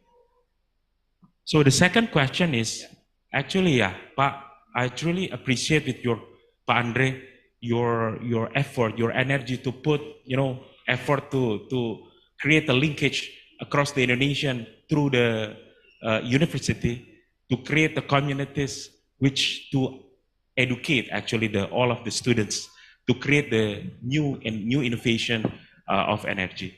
So my question is, how actually we can educate from all of the sectors, how we can embrace, encourage all of the sectors, not only on at your end, but any sectors in Indonesia, private sectors, state-owned enterprises, universities, in a one platform towards to our main goals, which is to create the sustainable and green economic kind of that. Thank you. Okay, thank you very much, Pak Anton from Muamalat. Okay, next, please. Bismillah. Lukian Tamani from BS Institute. My Excuse first question, Pak Lukian. Pak Lukian. Lukian. Okay, silakan Pak. My Lukian. first question to Pak Andre. In terms of priorities, Pak, for PPP, would the energy transitions be in the top priority for PI in the next perhaps 10 years or 20 years? Because we have the targets of zero carbon emission by 2060.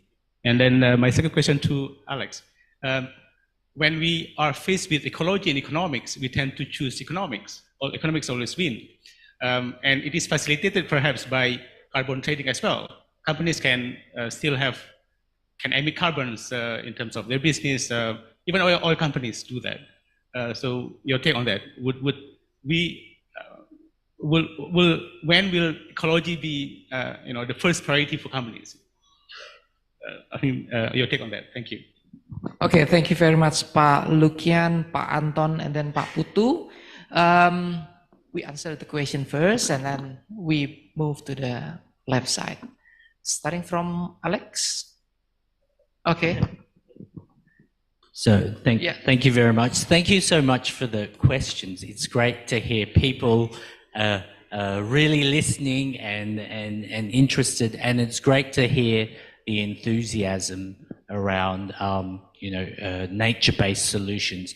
And just as a side to some of the challenges that people, I think the two big things, it's like, you know, how do we make the business case for all these nature-based solutions stack up? And also a specific question around carbon trading. So as a side, I teach urban design. I'm an ecologist to people, masters students who are mostly working as developers. So I'm constantly given the same question. They always say, my boss will never let me, you know, build in nature-based solutions. It's all driven by the economics. I think this is always going to be a challenge, and I don't have the answer, but I know, for example, in Europe, there are a lot of projects under some of their research funding mechanisms, but these are serious, like hundreds of millions of dollars of research investment, working with, you know, real world research, working with, you know, partners in government, partners on the ground. You know, we need the companies, but we also need the communities as well. Because I think the challenge, because I don't have an answer, I think the challenge of nature is that it's much more complex than building a building.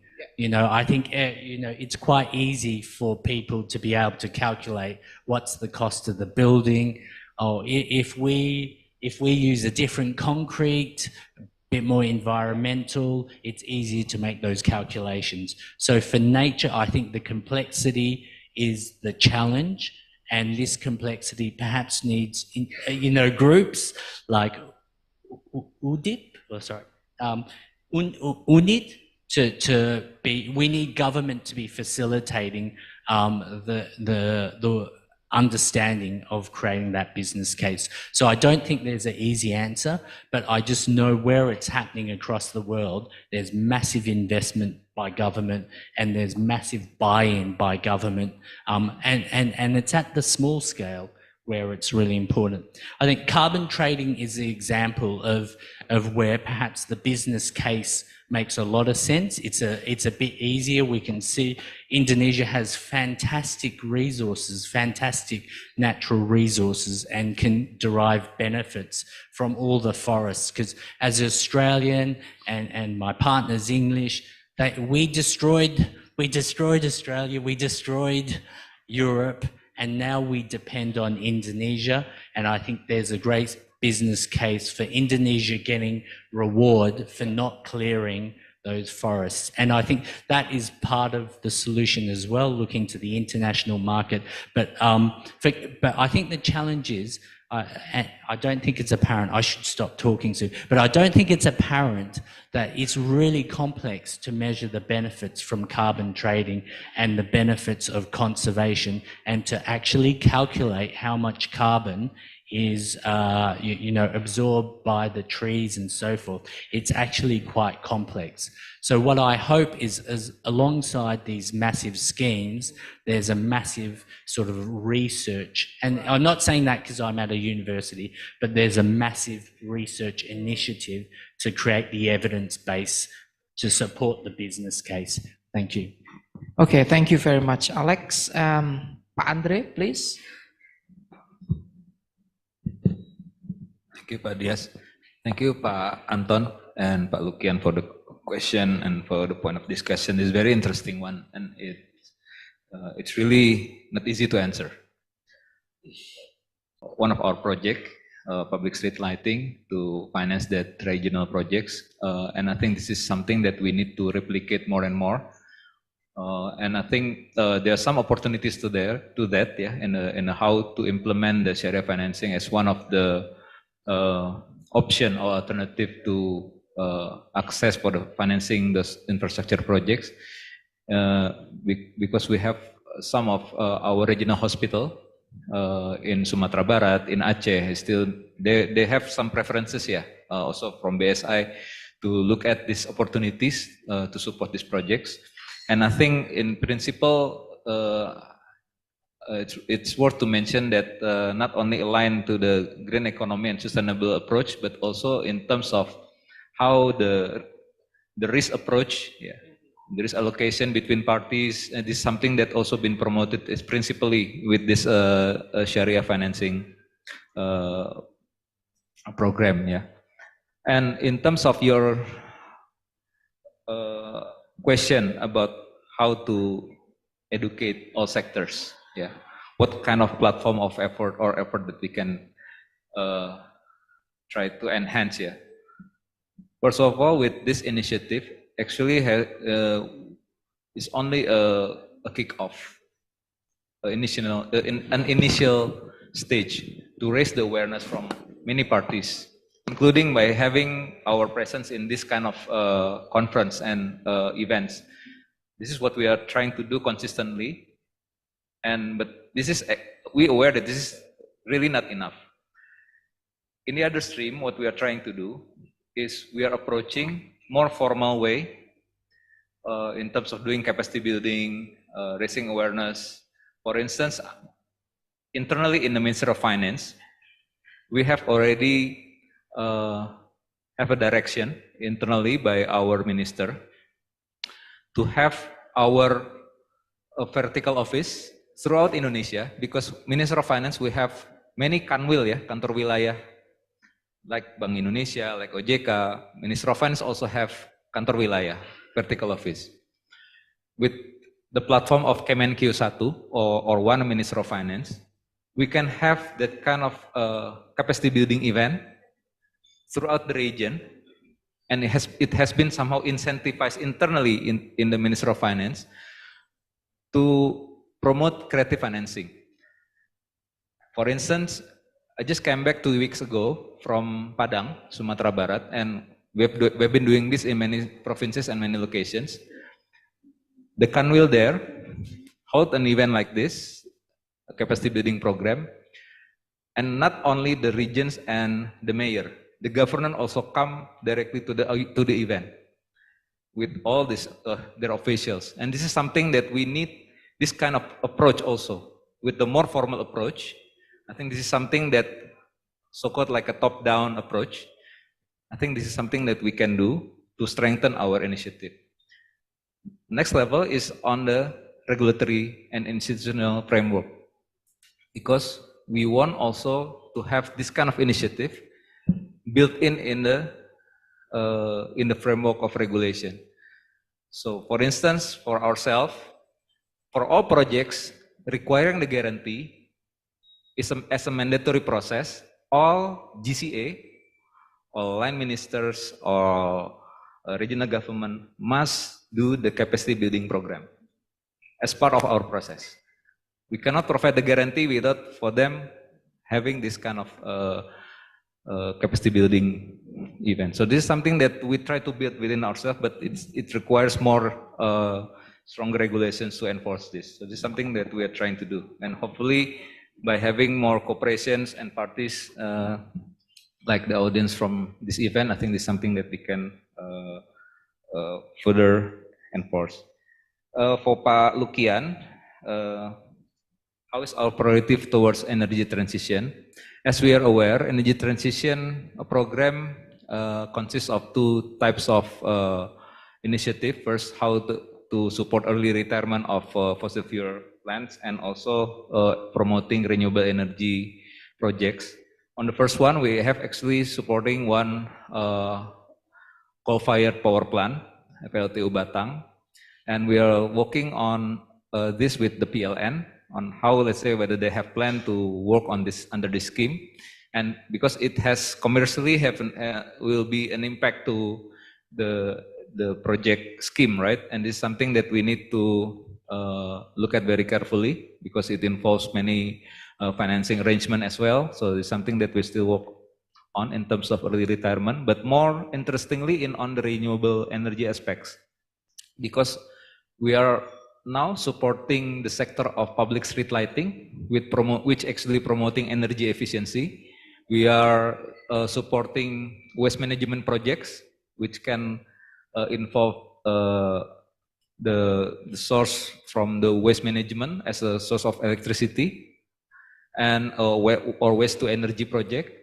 We are also supporting gas distribution networks in certain cities, So this kind of initiative, not to mention the geothermal project, this can be also been supported by our project, but it's still under the development phase, and hopefully not too long in the future we can realize this support for the projects. Thank you. That's from myself. Okay, thank you very much, Pandre. We are continue to my left side. Question from from the front first, I think, and then back. Okay.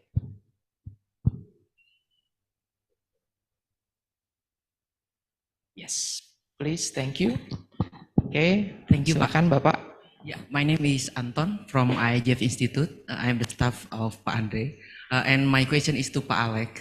I have two questions. First, what is your view on the vegan life movement? Is it part of the nature-based solution, or is it can be another, how could I say, situation related to that? And the second question is, what is your view about the certification of certain products that meet kind of nature-based standard? For example, this is green product or meat free from blah blah blah or so on, because there are so many stamp or so many labeling on that. Thank you. The food certificates, you mean? It can be food certificate, or if even any products, right? Like basically certification or labeling on product. Thank you. Okay, thank you very much. Next questions at the back.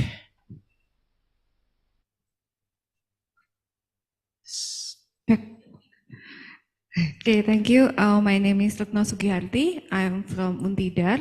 So I want to ask to Alex.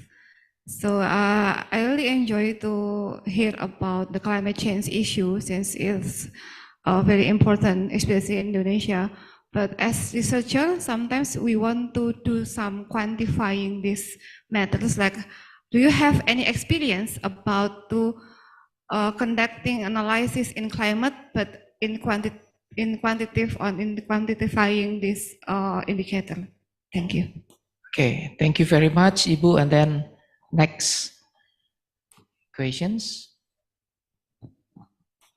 Halo, Assalamualaikum warahmatullahi wabarakatuh. My name is Hitsal. I would like to ask SME representative. I saw in your presentation slide from PII. PII. Yes. Okay. Okay. Sorry. As we saw in your slide, your project, your portfolio centered on Java. So what's the main challenge to replicating this initiative to outside the Java? And the second, what has been done to overcome this challenge in outside of Java? Okay, I think so. Okay, very good questions. Thank you very much for all the audiences. And then we start from Pak Andre dulu mungkin ya. Please, Pak Andre.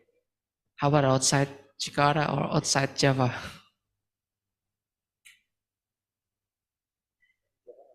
Sorry. Hitsal. Okay, Mas Hitsal, makasih. Thank you for the question. If possible, probably the screen can show us the portfolio, but just want to share with you that actually out of those 47 projects or 39 PP projects per September 2023, and you have pointed it right that most of those projects are still located in Java.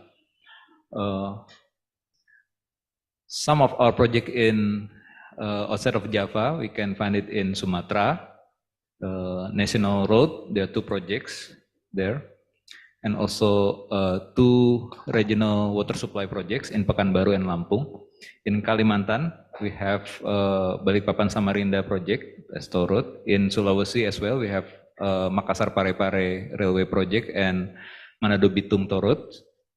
And I think in Papua, we are about to finalize the Trans-Papua National Road Project.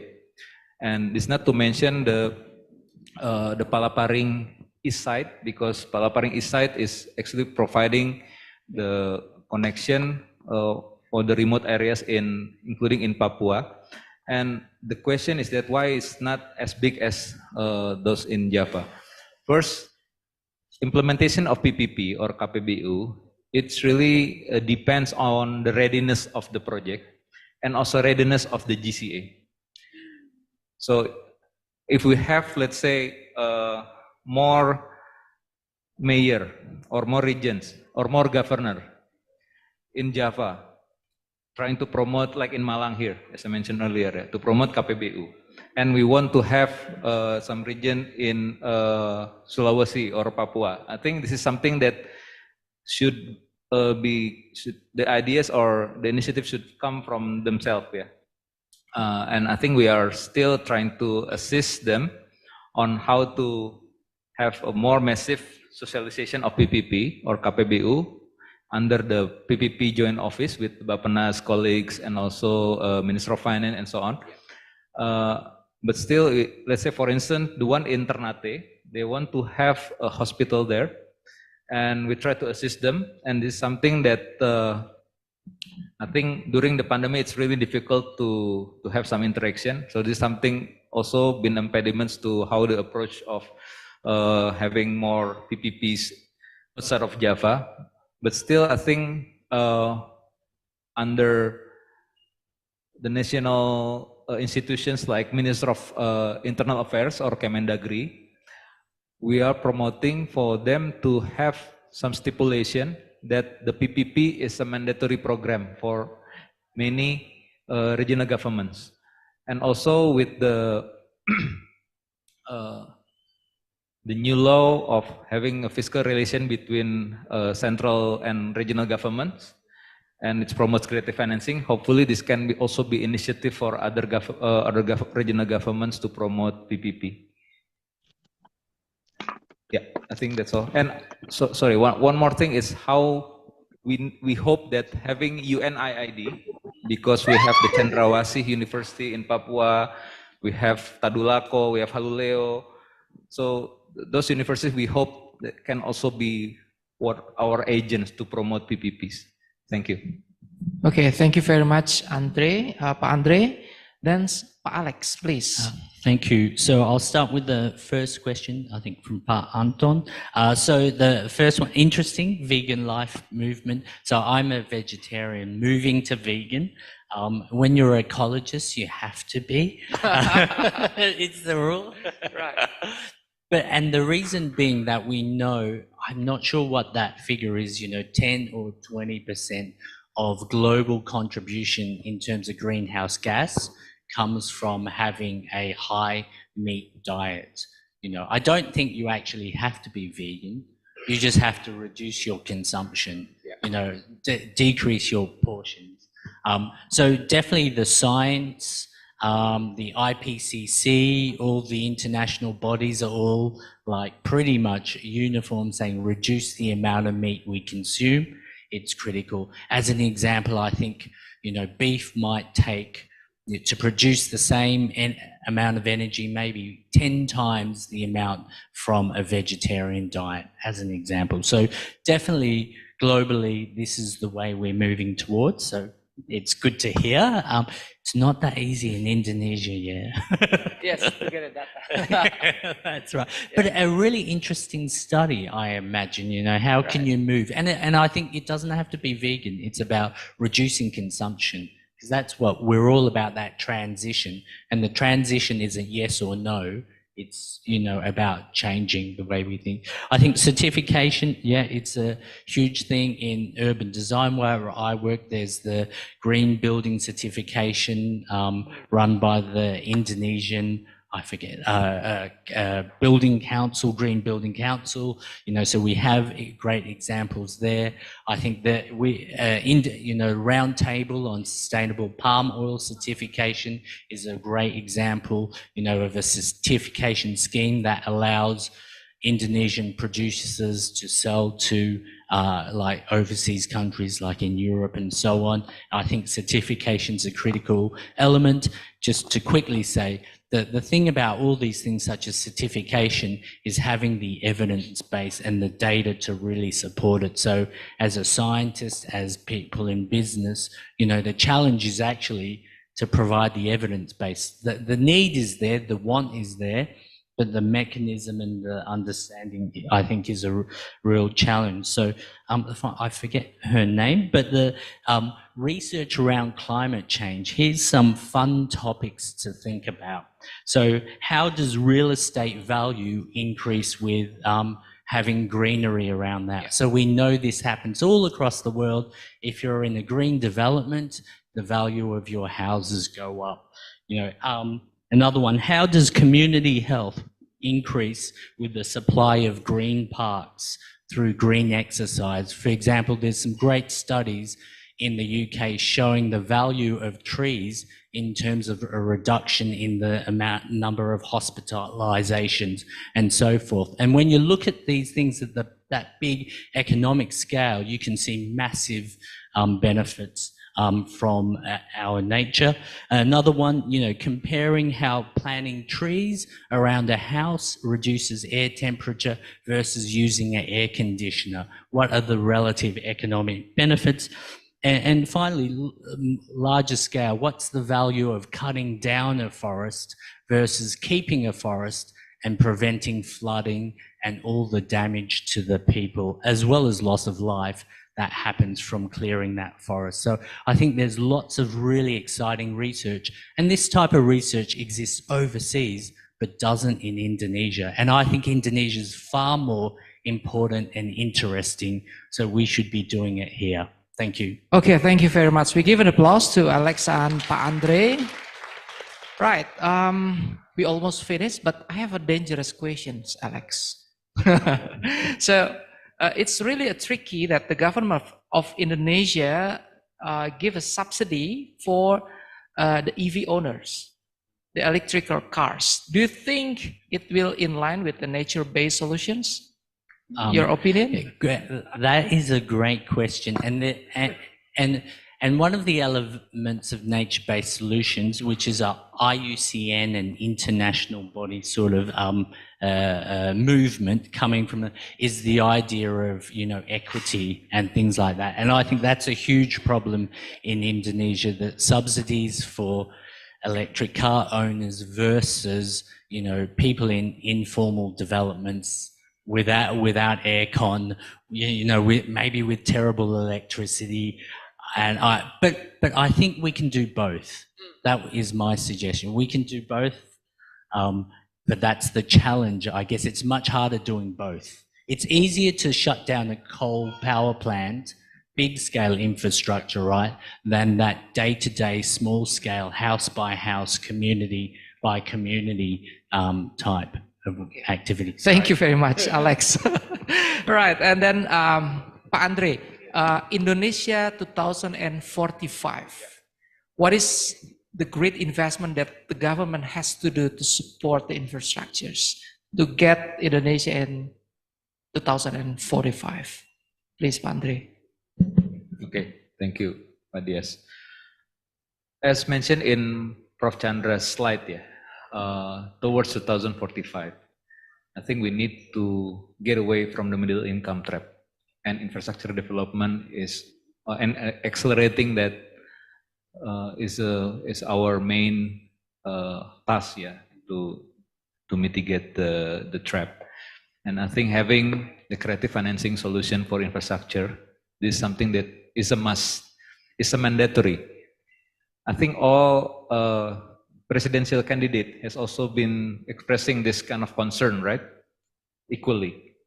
And we have no concern of having this as a priority. But we need to have more sustainable way in doing so. So that I think first how we should translate this into the medium development plan and also long-term development plan. the priority for infrastructure development and how to accelerate creative financing is something that really important. So that, for instance, just trying to imagine this in a simple way. In the next 5 years, we have, let's say, more projects outside of Java.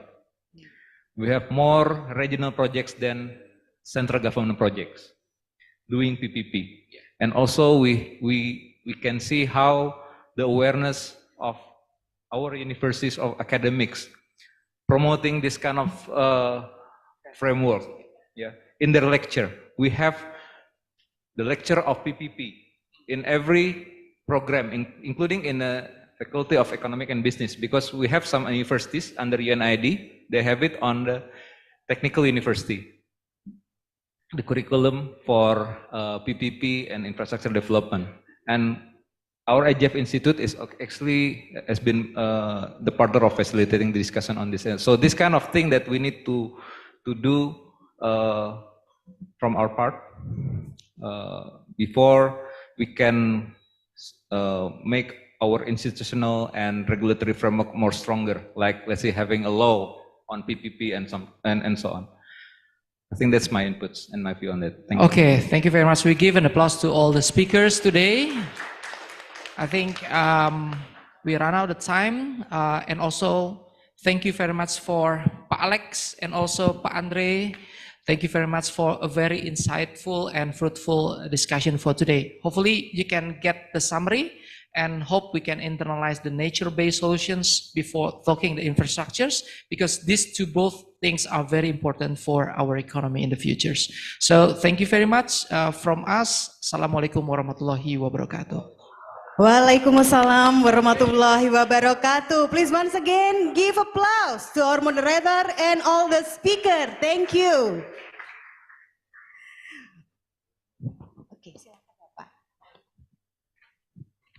Please, you can come back to your seat. Thank you, Dr. Alex.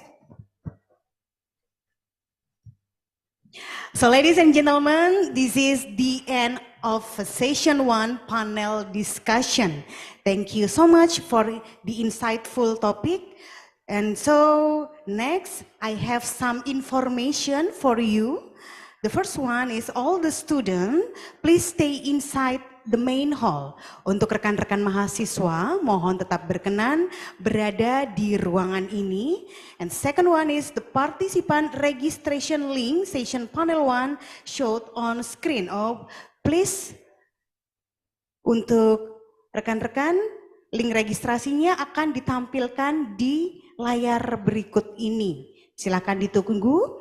And the third one, please, ladies and gentlemen, come to see the product and facilities from our partner in front of the main hall. There are some participants such as PII or Creative Financing for Infrastructure Development, LPS or Indonesia Deposit Insurance, and also UB Merch or Universitas Brawijaya Merchandise. And the break session for lunch participant and presenter in room 3.1. Untuk makan siang partisipan dan juga presenter ada di ruang 3.1, VIP lunch at the 4th floor atau untuk VIP berada di lantai 4. Praying room or musola berada di lantai ke-9. Praying room at the 9th floor. Okay, that's all ladies and gentlemen. Thank you so much for your attention. I am Amalia signing off. Thank you and wassalamualaikum warahmatullahi wabarakatuh.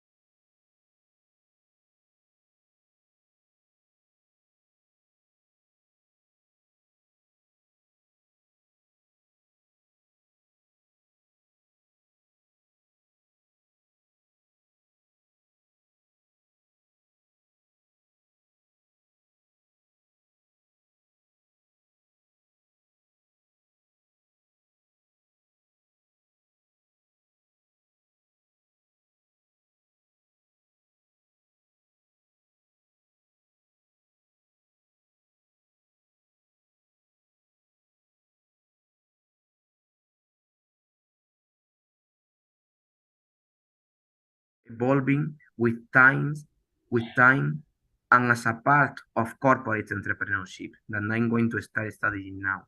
If you are familiarized or you would like to read about these processes, I'm going to focus on resource-based view. I mean the theory of resource-based view. It's a resource, it's a view, it's a theoretical view that see innovation or see the different types of innovation as a dynamic capability, a capability which is changing in time. And as we are focused also in technology, I cannot help thinking about complexity theory, a theory which try to connect all of us with technology. But as I told you, I'm going to focus on this resource-based view, this theoretical background, to speak about entrepreneurial capabilities, to speak about innovation, and to speak about different ways of dynamic capabilities evolving in time. In this sense, innovation capability is more than a simple way of survival.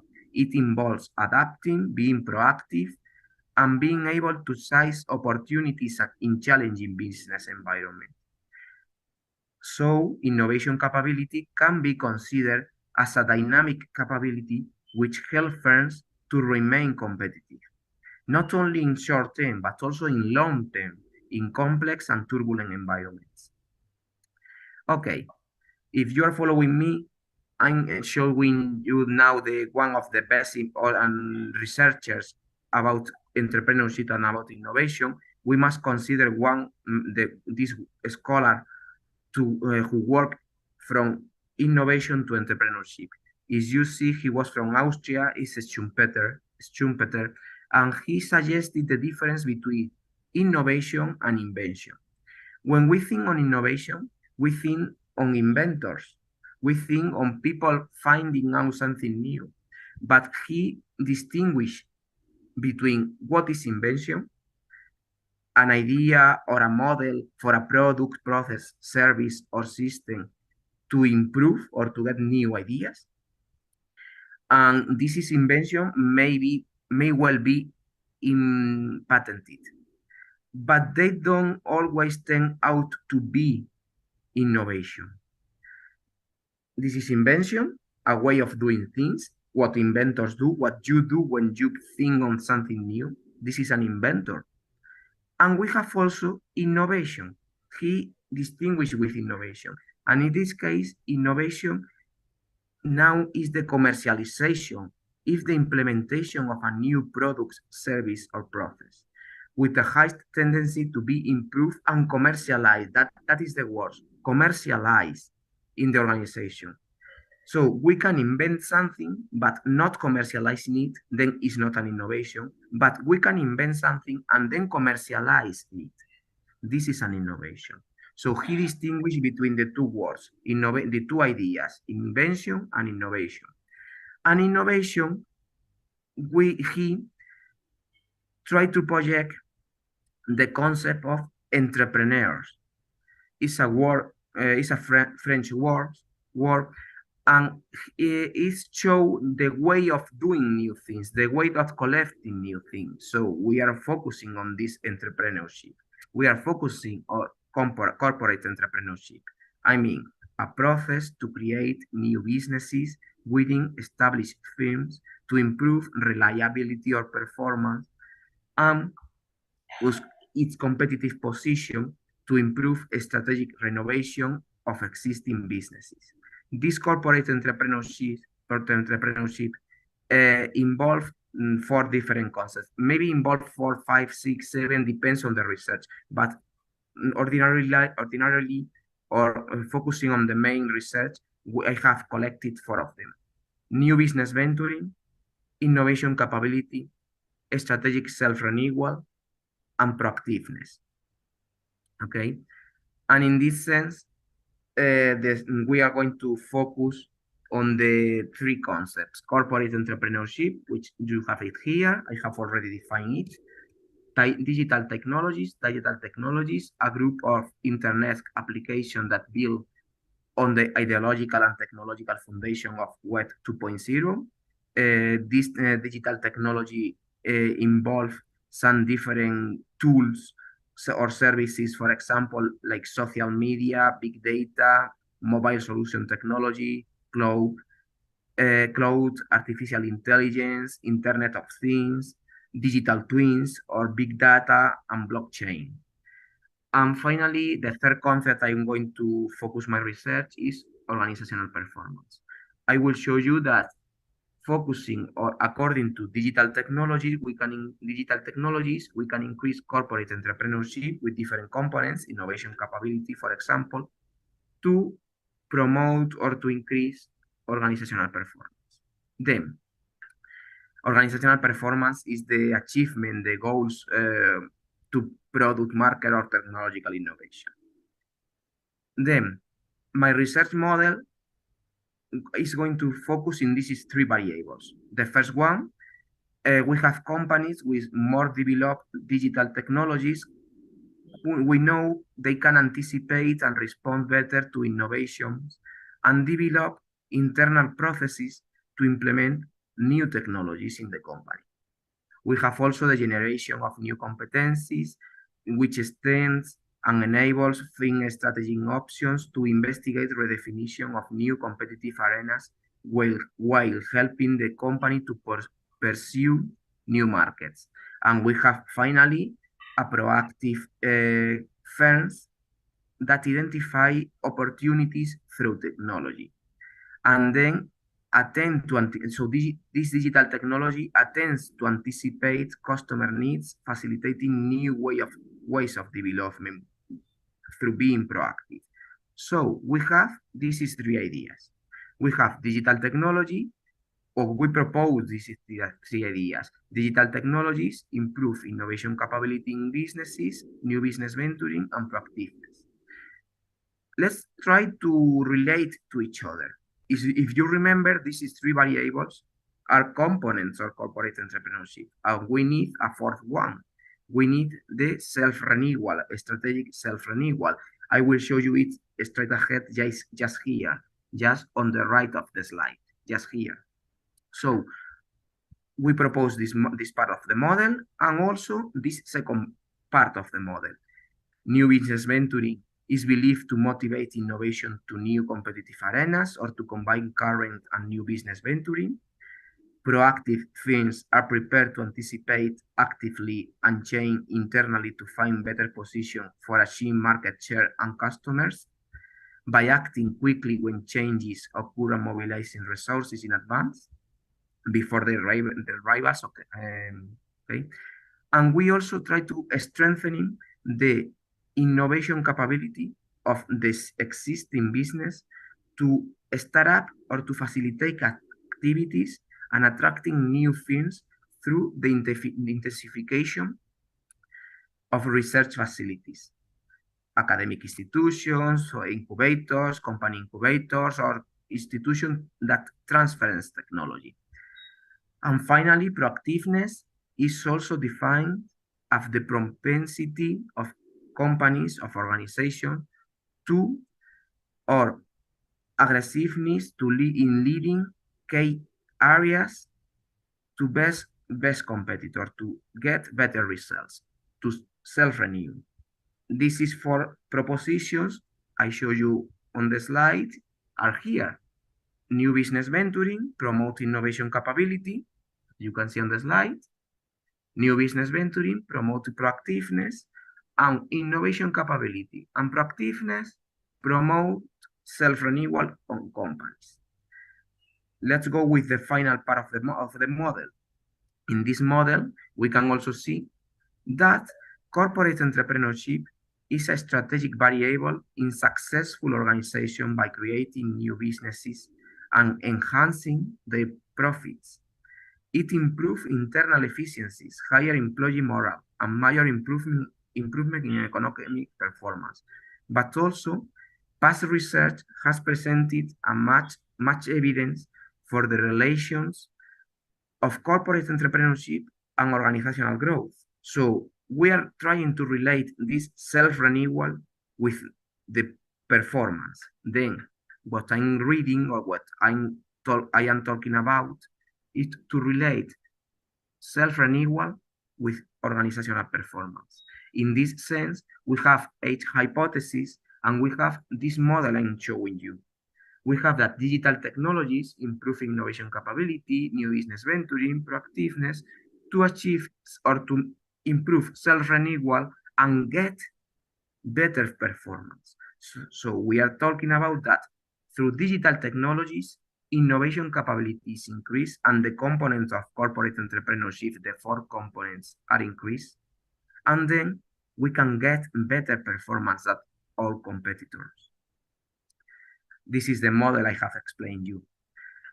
Then, starting with the methodology, the methodology or the technical details of this research we carried out.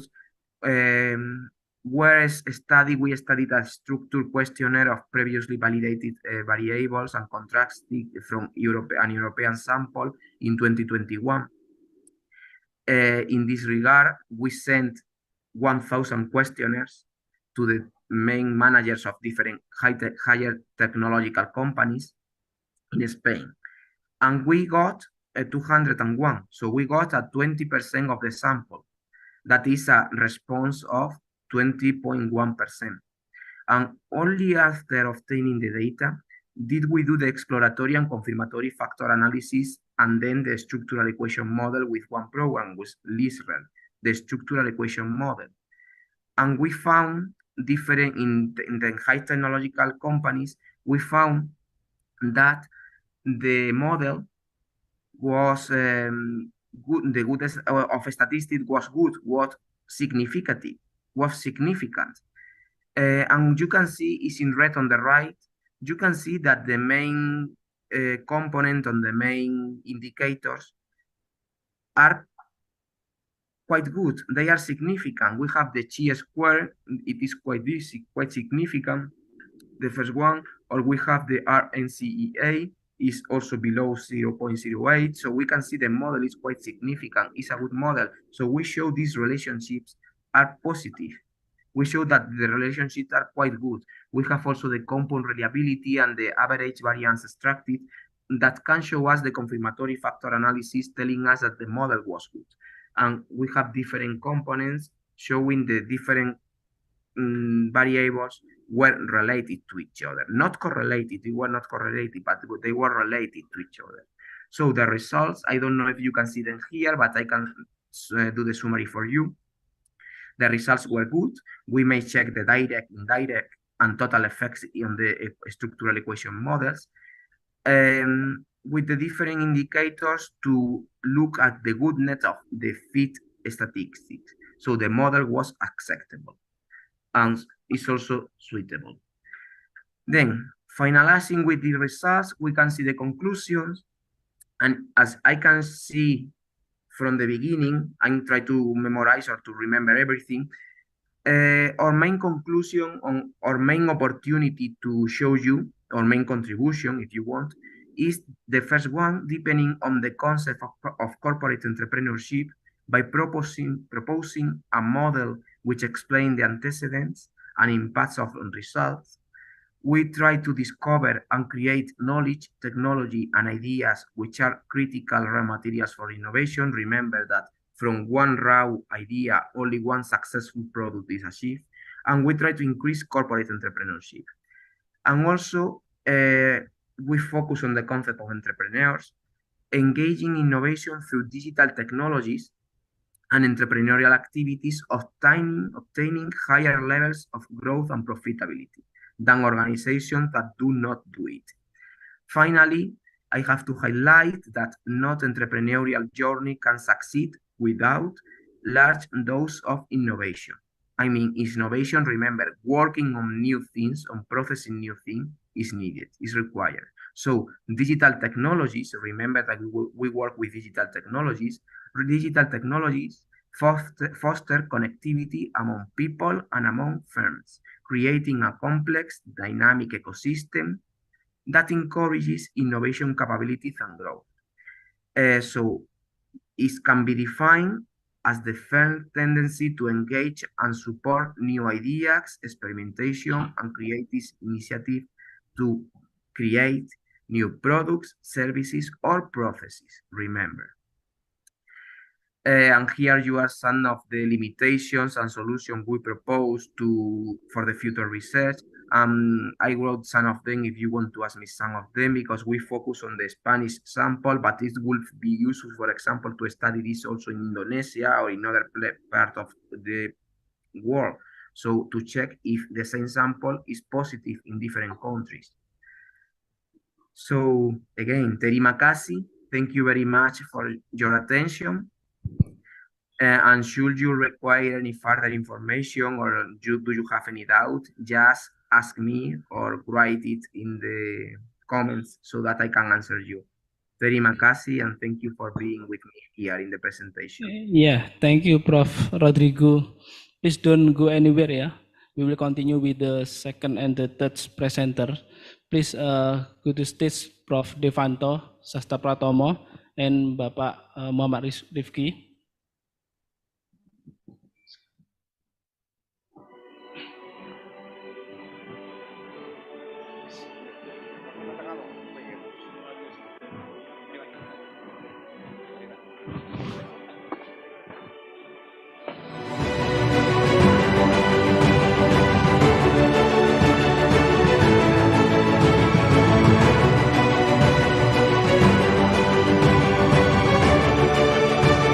Yeah, thank you, Prof. Devanto and Bapak Muhammad Rifki. Before the second and the third presenter will be present, I will introduce about our presenters. The second presenter is Professor Devanto Sastapratomo. I think all of us come here is very understand, yeah, who about him, Prof. Devanto. And Prof. Devanto today is a professor, yeah, in Department of Economics, but he's very busy people, yeah, in our department. Prof. Devanto is a member of presidential advisory, ya, Prof. Devanto, ya, in Jakarta, and he's also professor in labor economics in Department of Economics, and active in the publish several article in the reputable journal, not only in Indonesia but also in other countries, ya. And the second one, or the last one, is Bapak Muhammad Rifki. Yeah. He is PhD in Management from Tohoku University, Japan, in 2013 until 2016. Now he currently is a researcher in the Lembaga Penjamin Simpanan, yeah.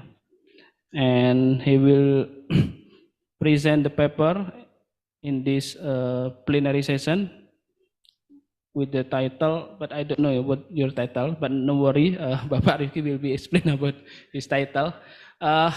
Okay, for the second presenter, I will give opportunity to Prof. Devanto or Pak Muhammad Rifki. Prof. Devanto, ya. Okay, Prof. Devanto, yeah, time is yours. No more than 20 minutes, Prof. Yeah. Thank you very much, Prof. Setio. Selamat siang. Assalamualaikum warahmatullahi wabarakatuh. First of all, I would like to say hello to Rodrigo, my friend. Rodrigo, actually, we have some same project with me, and I think you will come to Malang on December, Rodrigo. So welcome to Malang on December. And also, I would like to hello Pak Rifki. Nice to see you, and also the audience of the Brawijaya Economic Forum, Brawijaya Economic and Finance International Conference. Thank you, Pak Prof. Setio, as the chair moderator. Ladies and gentlemen, friends, after we listen from the Rodrigo about the concept of the innovation. Now I would like to share or discuss about more local Indonesian, still related with the innovation, but I would like to focus on the future of work in Indonesia, because my background also in the labor economics. What is the opportunity and also the challenge that we need to face during the future after the post pandemic. Okay, next. Before I focus on the future of work in the case of Indonesia, perhaps I would like to start with some background of what is condition of the Indonesian economic growth from the data from the Statista. I think we are predicted by some Statista that we will have a stable economic growth around 5%, not only this year but until 2028. So more or less of 5%, maybe less of 4.97% and something, but it's predicted stable in the country. Perhaps also in the world, we are also, Indonesia is also one of the country with the most stable economic growth compared to what happened in China, happened in US and the other countries. And Indonesia also economy has passed its lowest point during the COVID pandemic. We experienced the negative increase, but now it's predicted to grow steadily around 5%, and also it's predicted until 2028. Next. And I will show you some indicator of the labor market. One of the important indicator in the labor market is the unemployment rate. We cannot say about the labor market without saying unemployment rate. So if we see the trend of the unemployment rate after the pandemic situation, pandemic condition, also have been relatively stable. So we are now 2023. The unemployment rate now more or less approaching the situation before the pandemic. Even though the unemployment rate during the COVID pandemic, we hiked until 7%, but now approaching about 5%.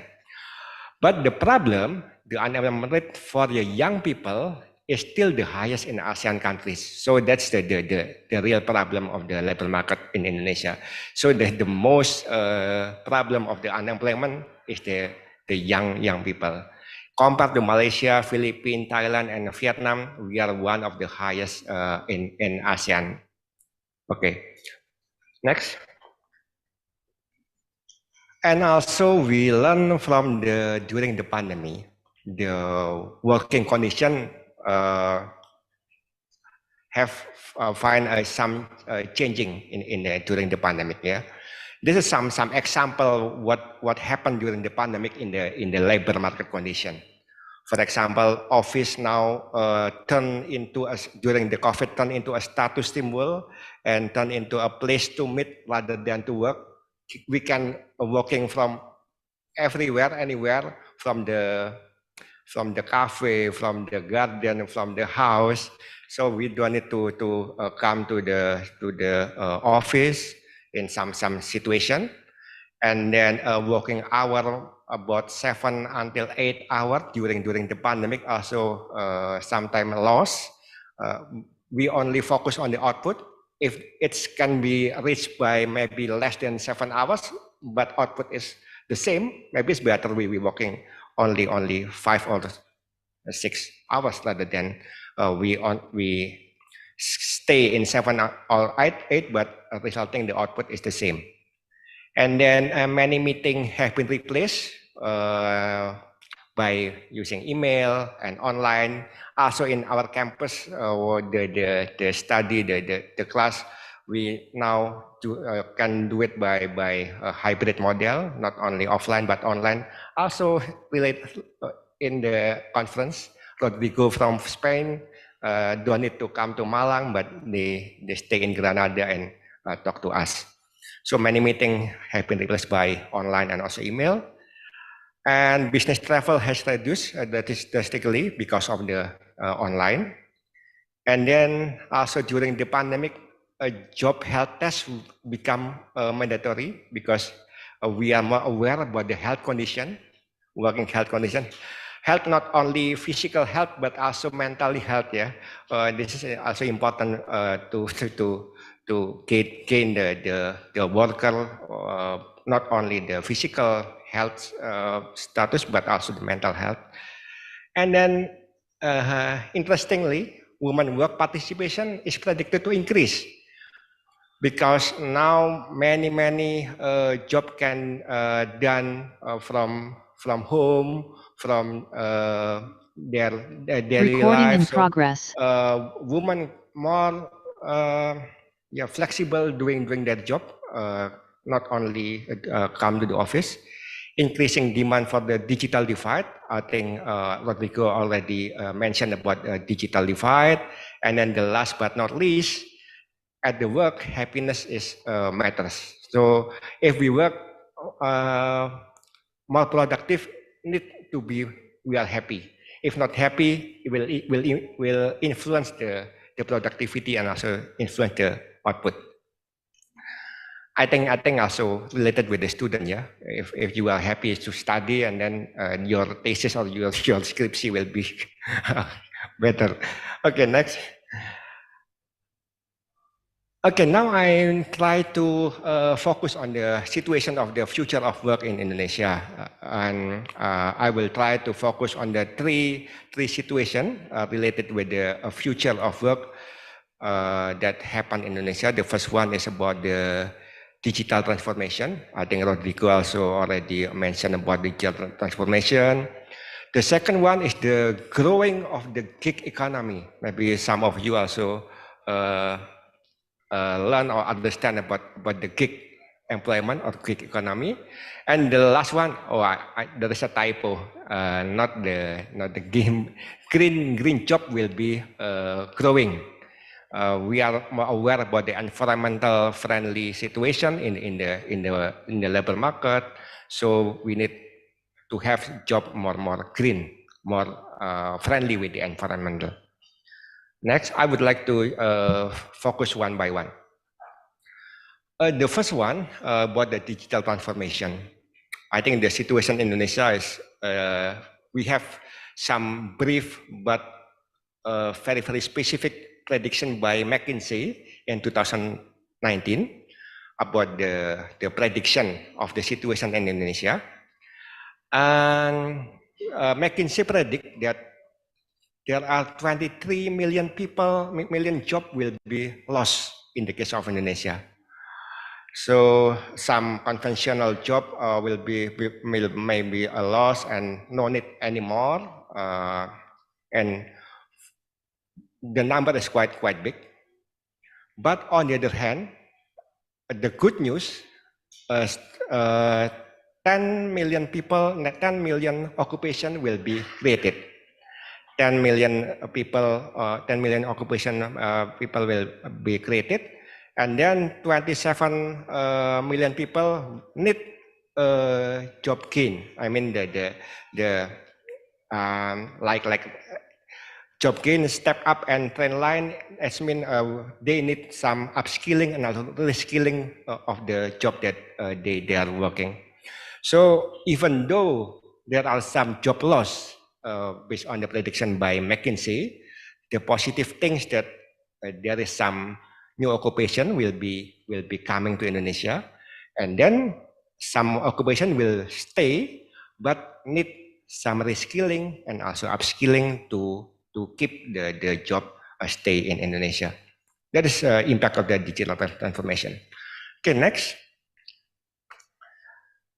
This is some increasing demand for a future of job. That I think the data from the World Economic Forum 2020, most of them is related with the digital analyst occupation. like data analysis, big data, AI, digital marketing, Internet of Things, robotic, strategic and advisor, and so on. So now is the time to change our mindset to be more digitalized and prepare the worker or prepare the people, particularly the young people, because young people is more friendly to the digital one, not like our generation, Pak Setio generation is already out of date, yeah. But the young people we are very hope with young people to come up, catch up the digital transformation. Okay, next. Yeah, this is I mentioned before that we are very hope with young people, because at the moment we have Indonesia have the what is called the demographic bonus, demographic dividend until 2030. So this year of the young people. So the most opportunity created by demographic dividend is focusing on the young people. Okay, next. So yeah, this is some brief situation. Young people is most adaptable to the digitalization and the greatest generation of this country through the demographic bonus. Okay, next. Okay, but in the situation of Indonesia, there is some challenge to make the digital transformation happen. The first issue is about the infrastructure. We know that Indonesia have some geographic diversities. The infrastructure in the West Indonesia is not the same with the eastern of Indonesia. Java is not the same with the eastern Java. Even though in Java, in the Malang and the south of Malang or the outer cities is quite different related with the digital infrastructure. This will affect the growing of the digitalization. Also, the second one is digital literacy. The quality of education, also diverse and also different generation. I also mentioned that young people may be more friendly with the digital, but our generation, the older generation, may be not quite friendly with the digital one. And the last one, our challenge is the possibilities data flow across national border. We need to keep we need to think about the security of the data, technology utilization, because of the digitalization, data can be bring to other country easily. Without security, our country will lose our security things. Okay, next. That's all about the digital transformation. Now I move to the second part of the situation of the future job market in Indonesia. I think this is about the growing of the gig economy. We can say about the gig employment of a gig worker. Maybe some of you, I think, already understand about this issue. A gig is a term commonly used in the world, basically in the entertainment. For example, gig concert in the cafe, yeah. But basically, a gig economy or the gig employment is a situation where people can working without an office or permanent employer. So it's like we can working everywhere without need any office and so on. So that's a situation of the gig economy, and now it's growing in the situation of not only in Indonesia but also around the world. Next. Yeah, gig worker to meet the consumer basically need some intermediation in the middle. It's called a platform or intermediary. So digital platform is the intermediary in the middle of the gig worker and the consumer. So I think three main actor of the gig economy. The first one is the gig worker. The second one is the player of the platform itself, the digital itself, and then the third one is the consumer. Okay, next. Yeah, this is some plus and minus, upside and downside. As I mentioned before, the gig economy is for someone who doesn't like the traditional office. So the plus is give some flexibility to the people, and then we can working from home, even also we can working from everywhere, not need conservation conservative office here. And then the minus one, the downside, usually, yeah, because of the digital, maybe lack of the paid vacation, lack of the sick leave. So because you can working from everywhere, you need to work maybe 24 hours, and because you, yeah, this some the minus one. Also, it's not permanent worker treated better, and then job uncertainty. And usually the gig economy or gig employment is also weakening role of the trade union because they are not the member of the trade union. Okay, next. This is some typology, top typology of the gig employment in Indonesia. Basically, there are two types of the gig employment in Indonesia.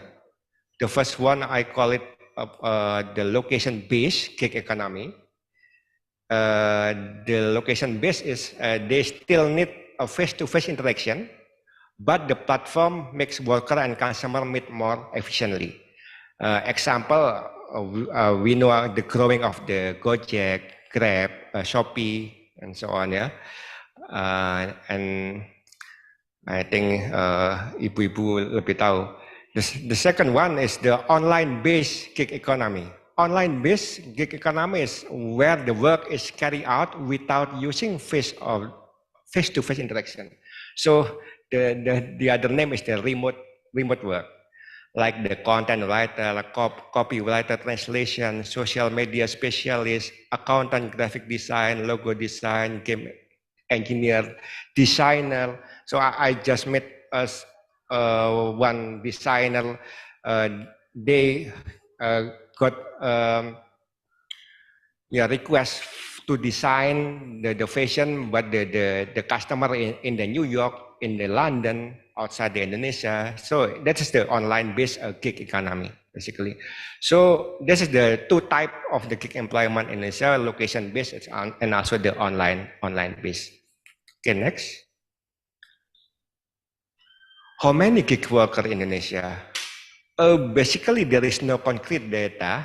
BPS also still not starting to calculate the data on the gig employment, but there is some prediction of the how many gig employment in Indonesia. For example, Lembaga Demografi UI 2001 found that Gojek platform at least 2.6 million driver partner, and then contributes to the 249 trillion to the country economy. That is the location base. But on the Sakernas data, Permana from the UGM, I think estimated worker in sector outside transportation reached 1.1 million people.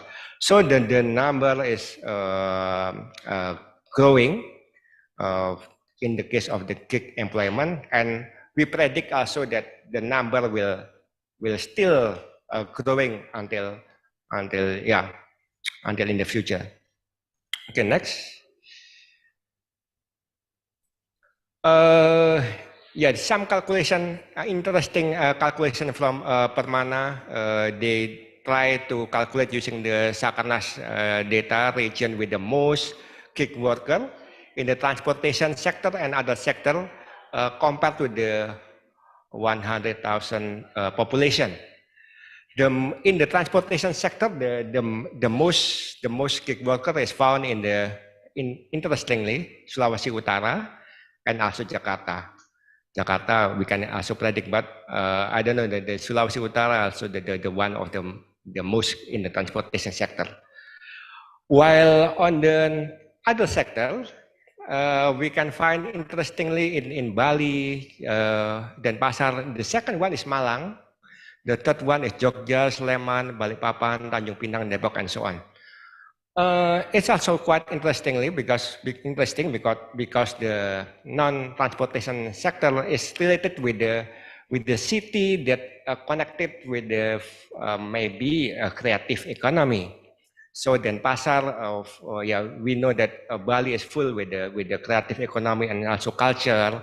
Malang, the young people also maybe more creative because we are the city of student or city of education, and also Jogja, also the growing number of the gig employment in outside the transportation sector. Okay, next. This is some challenge of the gig employment. Gig worker development can continue to be explored. So there is a need to update the data because we not starting to collecting the data about the gig employment, even though Lembaga Demografi already have some survey. But this is important because this is related with the welfare of the gig employment. And also regulatory is very necessary because it seems that government is not quite ready with the situation, the growing of the gig employment. Government still focusing on the conventional employment, but not reaching specifically on the gig employment because it is related with the wages, insurance, and also status of the job and so on. Okay, next. Okay, the last that I would like to raise, the component of the future of work that we will face in the case of Indonesia is the growing of the green employment, or we call it the green job. Green employment or green job is defined as the employment created in the economic sector and activities which reduce their environmental impact and ultimately bring it down to level that are sustainable. Okay, next. Is there some example of the green jobs or green employment, like a green architect, public well-paid public transit employee, electronic recycling, unionized car manufacturing worker, chemical engineering. Yes, it's some issue not green yet. Green but not decent, electronic recycling, and the solar panel worker. There's some example of the green employment that is predicted to also be growing in the case of the Indonesia. Okay, next. Yeah, in the transition to the green economy, there are two steps that we can doing. The first one is creating the new industries, new green industries, and the second one is greening in the current industry. So the current industry is the two, which is the initial is maybe blue or yellow, and then change into the green one. So this is another example. We can create the new one, substitute, eliminate, and also transform the redefine the greening. Okay, next. In the case of Indonesia, basically we have some potential which is to be changed into the green one because we have some quite strong in the agriculture, strong in the forestry, fisheries, mining, manufacturing, construction, transportation, tourism, and waste. Yeah. However, Fernando say that a green job is quite diverse. Yeah, a green job in Indonesia maybe not necessarily a green job in the other countries. So it's depend on the characteristic of its region or its country. Okay, next. How many green employment in Indonesia?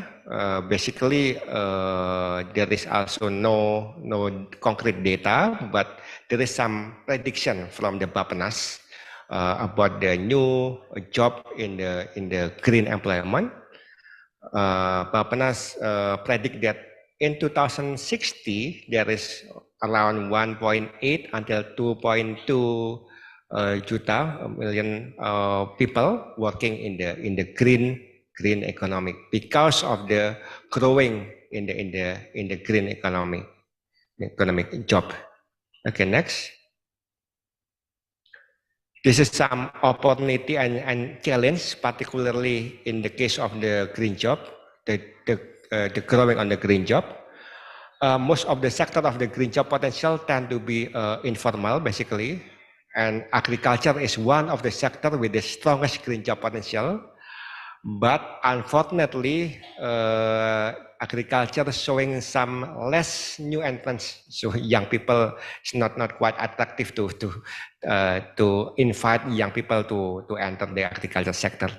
So even though we have some potential to make developing the agriculture or the new job, green job in agriculture sector, we need to make agriculture more attractive. And then some challenge, the green job basically need some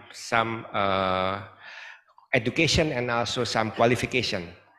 But in the case, for example, in agriculture is more likely have lower education level worker and also focusing in the rural area, which is not quite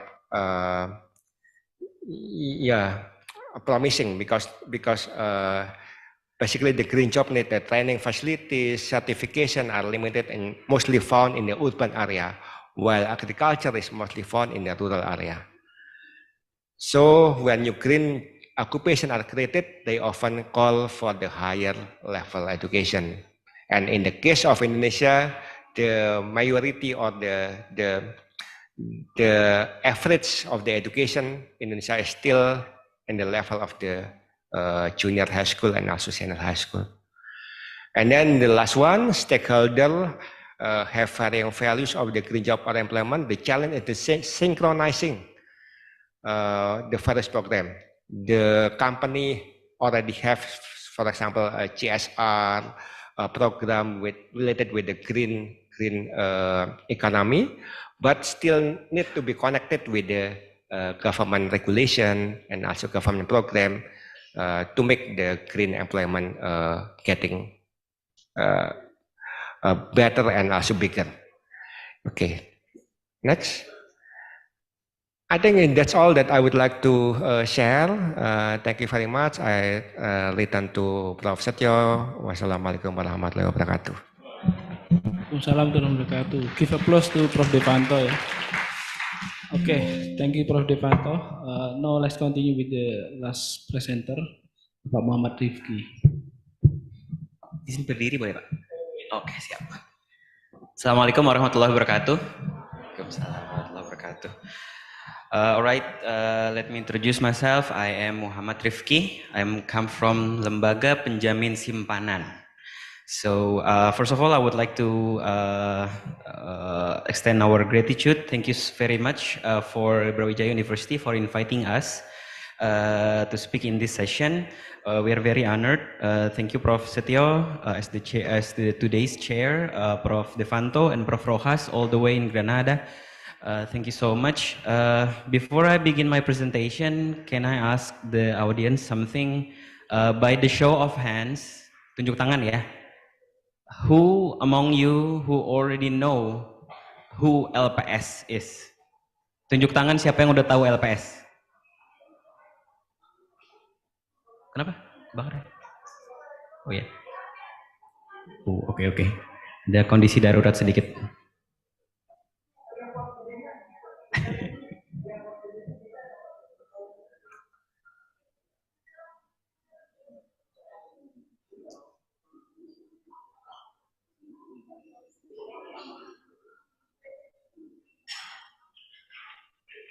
Oke, lanjut aja. Oke, yaudah. Oh, I'm on fire, literal fire. Okay, alright. Again, one more time. By the show of hands, tunjuk tangan. Siapa yang sudah tahu lembaga penjamin simpanan itu apa dan apa tugasnya? Ada yang tahu? Terima kasih Ibu. Pak Muhammad pasti tahu. Teman-teman, Brawijaya, nggak ada yang tahu LPS? Oke, belum ada yang tahu ya. Oke. Oh tahu, tahu. Oke, bagus, bagus. Semua udah pada tahu nih. Oh ya udah, berarti saya pulang aja kalau gitu ya. Alright. Okay, so if you already know what LPS does, I'm flattered, I'm happy. But if you don't know, I hope after this presentation, after this short presentation, you will know. So this is not actually a paper, Prof. Setio. This is just like a brief presentation. My title is Safeguarding Innovation: The Evolving Role of Indonesia in Deposit Insurance Corporation in Modern Banking. So from this morning, we heard Prof. Chandra mention about the Indonesia Vision 2045, right? Indonesia Vision 2045, and then in the first session, we hear two of our distinguished speakers talk about the innovation itself and the green sustainable energy, and then the penjaminan, the infrastructure. And then in this session, we heard Prof. Rojas mention talk about the foundation of the innovation itself, and then Prof. Devanto touch about the labor side of the innovation. So I would like to use this opportunity to touch a little bit on the other side of the innovation, which is in the banking and finance industry. Next. So we will see a little bit about the development of the digital finance and banking in Indonesia, digital banks, as you may already know, and then the role of LPS in ensuring digital banks, because the reason for existence of LPS of our institution is to guarantee the deposits in the banks. So no matter which banks you deposit your savings to, it is safe and then it is guaranteed by the LPS no matter what happens. Right? Next. Okay, so this slide was also present in Prof. Chandra presentation this morning. We see that the internet users in Indonesia are on the rise. So many of you, of course, all of us have the phones, right? So the real question is, who among us who have more than one phones? So I think all of us already have one phones, but maybe only some of us have two phones. So that's how far the digitalization in Indonesia is going. And then according to this report, there's 167 million social media active users, and then 99.5% own mobile phones. So yeah, the digitalization in Indonesia is inevitable. Next. So let's see how this translates into the finance and banking side of things. So we see that according to Bank Indonesia, statistics from Bank Indonesia, the utilization of cashless transactions are on the rise.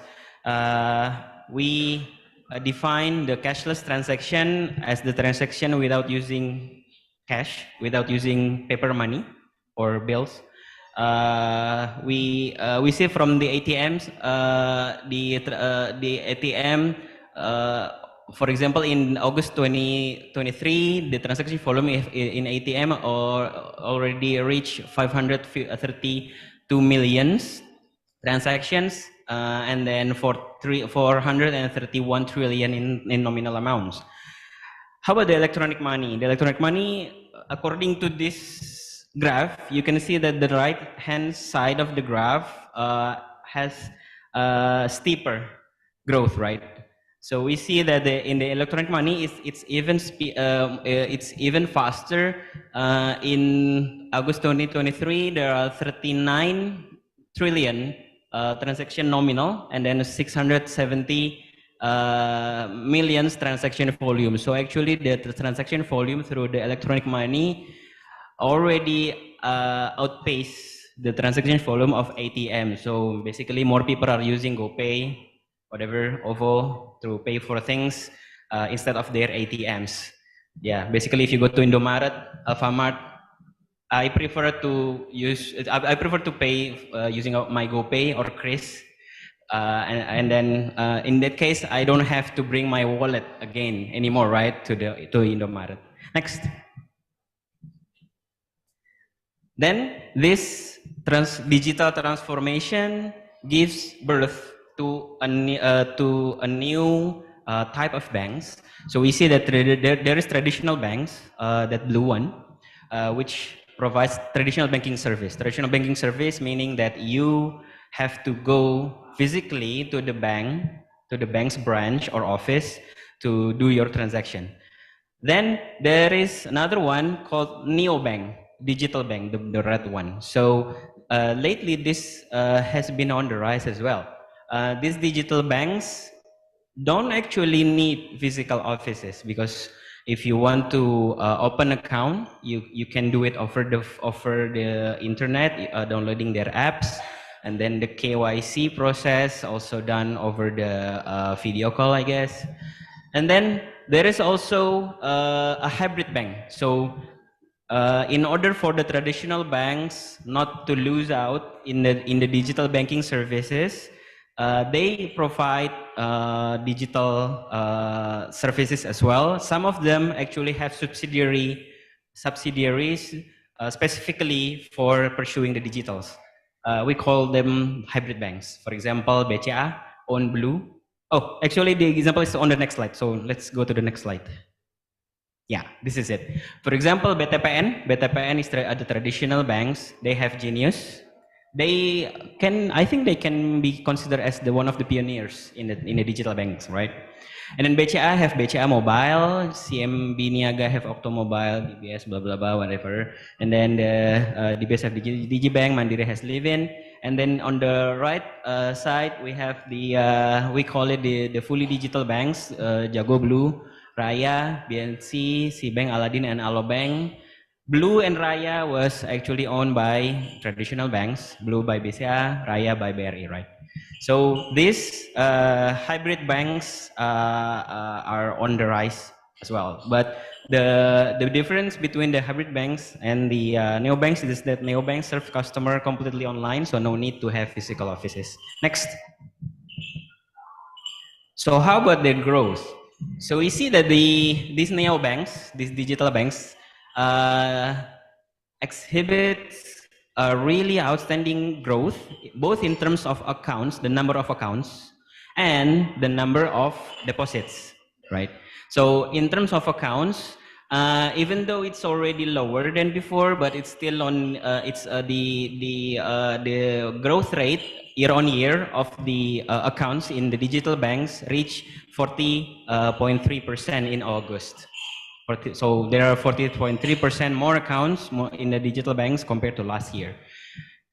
And then in the deposit sides, even though it's already declining, but still, the August 2023, the growth rate of the deposits are 19.8%. 19.8%. To put that into perspective, do any of you know what is the year-on-year growth of the total deposits in the banks?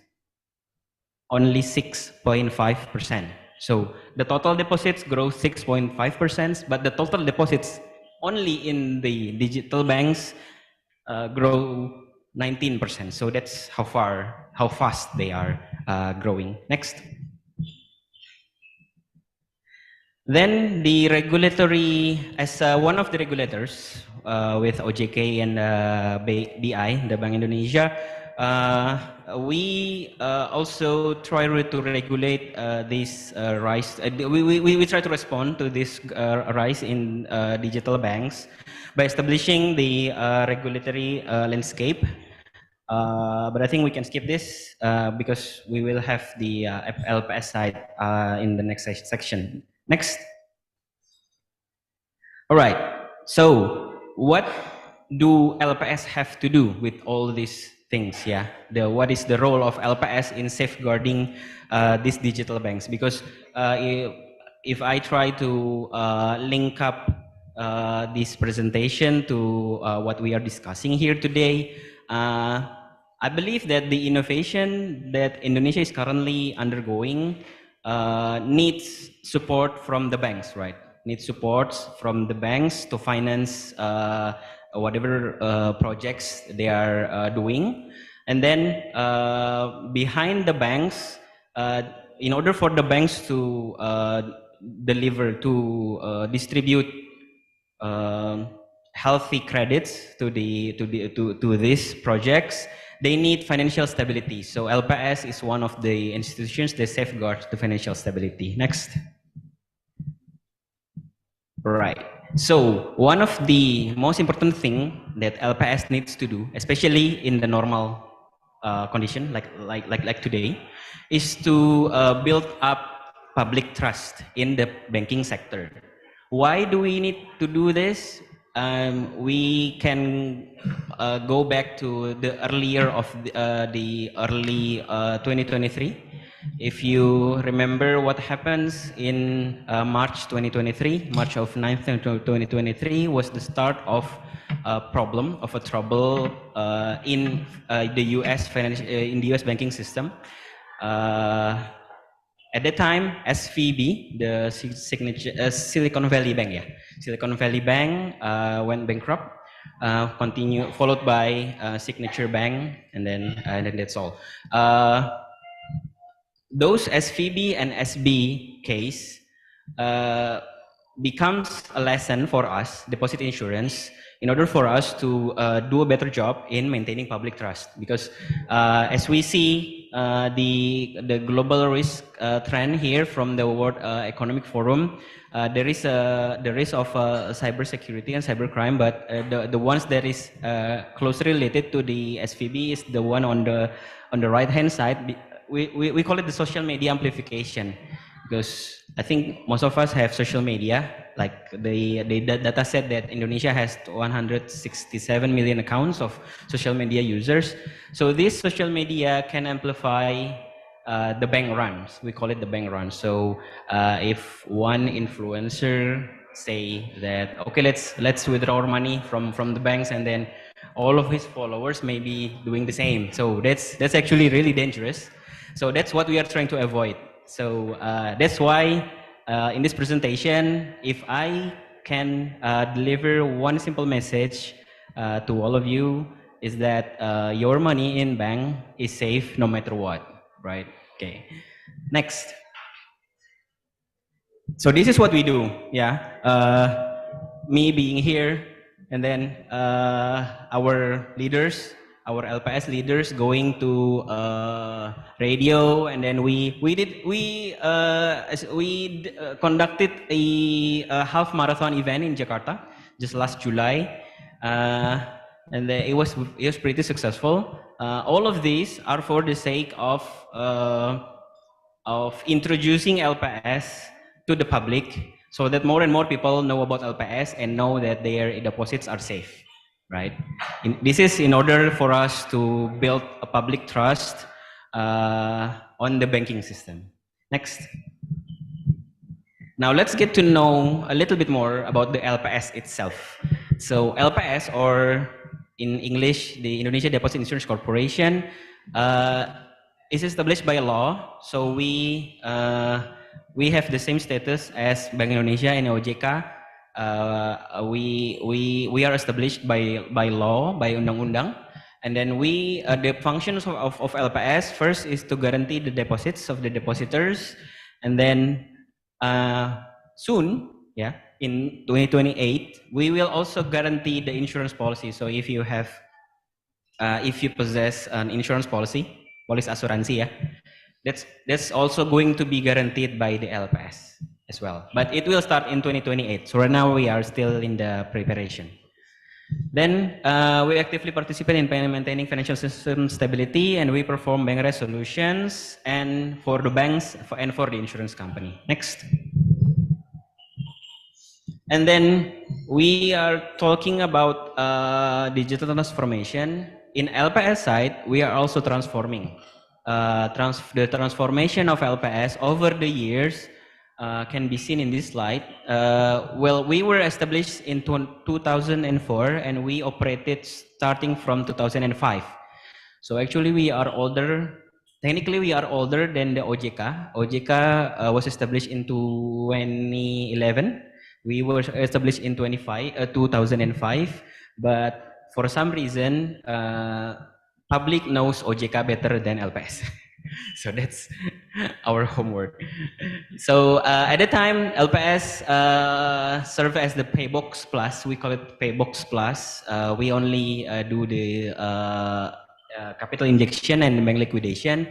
And then in 2016, there is expansion of our mandate. We can perform another types of resolution. We call it purchase and acquisition and bridge bank. It's a little bit technical, but the thing is, if there is a troubled banks,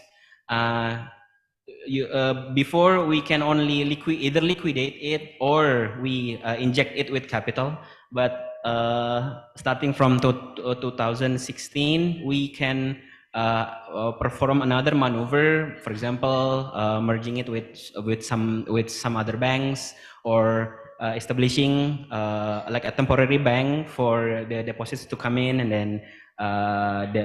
then perform a usual banking operation on that bank.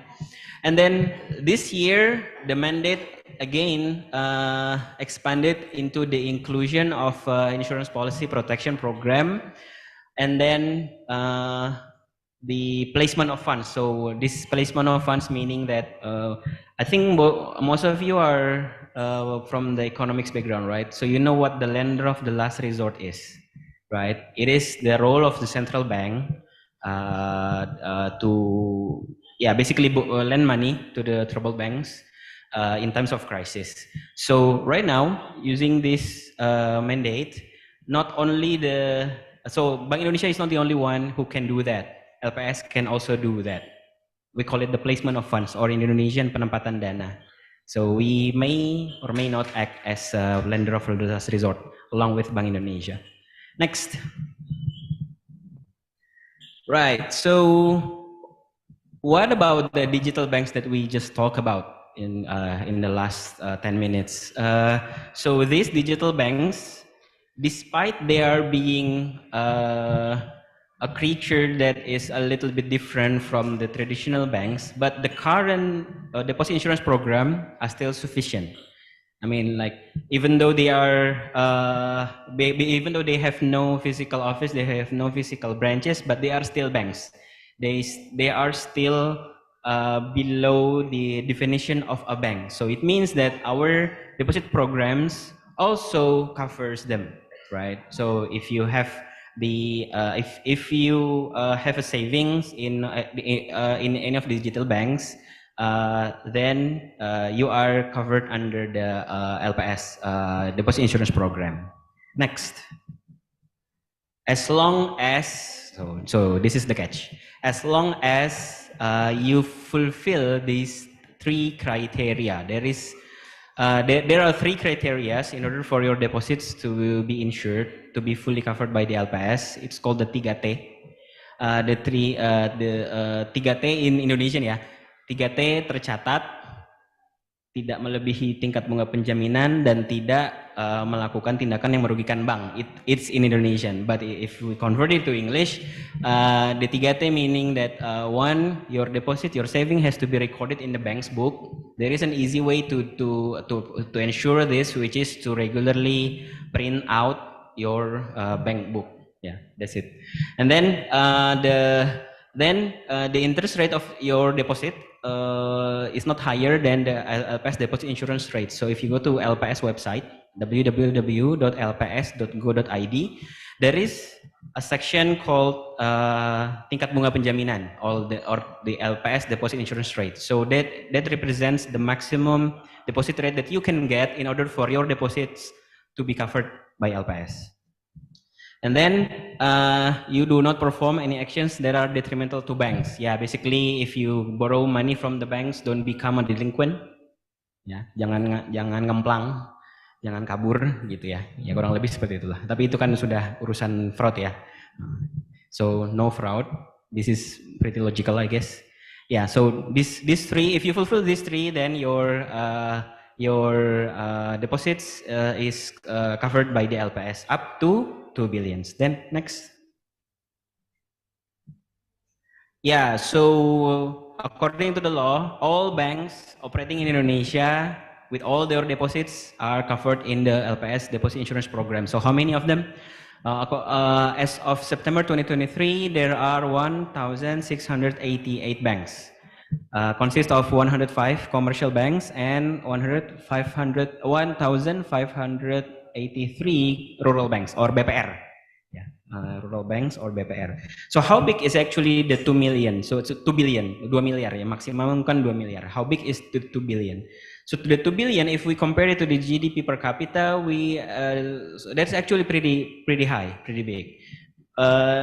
So the 2 billion rupiah, the limit of LPS coverage, is actually 28.2% of GDP per capita, which is much higher than the rest of the world. For example, the lower middle income countries, the deposit insurance program in their countries only covers up to 11.3% of their GDP per capita by average. And then the upper high income countries are even lower. Next. With that $2 billion rupiah limit, LPS fully covers more than 99% of bank accounts in Indonesia, which amounts to around 534 million deposit accounts. This is way above the target of the law. So the law that regulates LPS has a target of 90%. So LPS have to at least cover 90% of the depositors in Indonesia. So we are way above the target. We are more than 99%. Next. So talking about digital transformation, Professor Rojas mentioned about digital transformation. Professor Devanto also mentioned about digital transformation. LPS is also doing its fair share of digital transformation. Why? Because we believe that we need to enhance. We need to improve our capacity, our capabilities in performing banking resolutions, in order for us to again maintain that public trust, and then to ultimately safeguard the entire financial system. So what do? We develop a customer level reporting application. This is for us to get a better picture of the deposits market. And then the resolution plan reporting application. So each bank need to report a resolution plan. What is a resolution plan? It is basically a plan that what the bank will do if something happens to them. Yeah, basically that. And then we have a data exchange system between the three of us, between LPS, BI, Bank Indonesia, and OJK. We share our data together. Because all three are the financial regulators in the financial industry. And then last one, we established integrated core system in order for us to integrate all the applications within LPS. This enables us to work more efficiently. What is the proof? Next slide. Next slide. Yeah, this is the proof. The left side is the maximum payout period of the IC. So this is basically a survey by IADI. IADI is an association of deposit insurers in all countries. So in Indonesia, according to the law, we have to pay. We have to repay if a bank fails. If a bank fails, we have to repay their deposits within 90 days, 90 working days, according to the law. So, but before, we actually managed to cut the maximum payout period up to 61. So right now, on average, from the bank, from the time the bank fails until the LPS can repay the claims, it takes us around 61 days. But using the technologies, in the latest example of bank failures, which is a rural bank in Indramayu, we managed to cut the time needed to do the payout to 7 days. So only 7 days. So today the bank fails. Next week the deposits are repaid by the LPS. So this is to minimize the disruption of the bank failure has to the community. And this is what I was talking about. There was a BPR, there was a rural bank which failed just last month in Indramayu, and then we did the payout pretty quickly. Yeah. Next. So some takeaways from today's presentation, if I may. Next. Sorry, yang terakhir. Yeah. Okay, so the rise of the internet users in Indonesia has driven the digital economy ecosystem, which in turn gives rise to the modern banking, cashless transaction, and also the digital banking industry. And then the main difference between the digital banks and non-digital banks is only in the delivery channel. Yeah, the digital banks doesn't need physical offices, while the traditional banks need the physical offices for them to deliver their service. But all in all, both types are still within the definition of a bank. So LPS, Deposit Insurance Program, still covers both, right? And then LPS are consistently transforming itself in order for us to deliver to enhance our capabilities in performing banking resolutions, which in turn safeguards the entire financial stability. Thank you so much. So I guess that's all from me. I'll return to Professor Satyo. Thank you.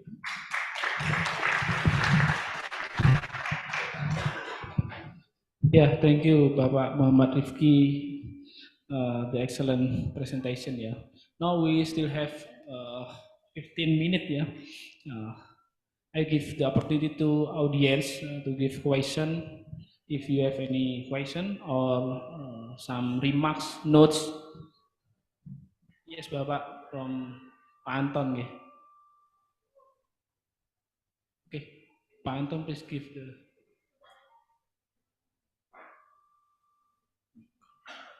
Yeah, Bapak Anton. Yes.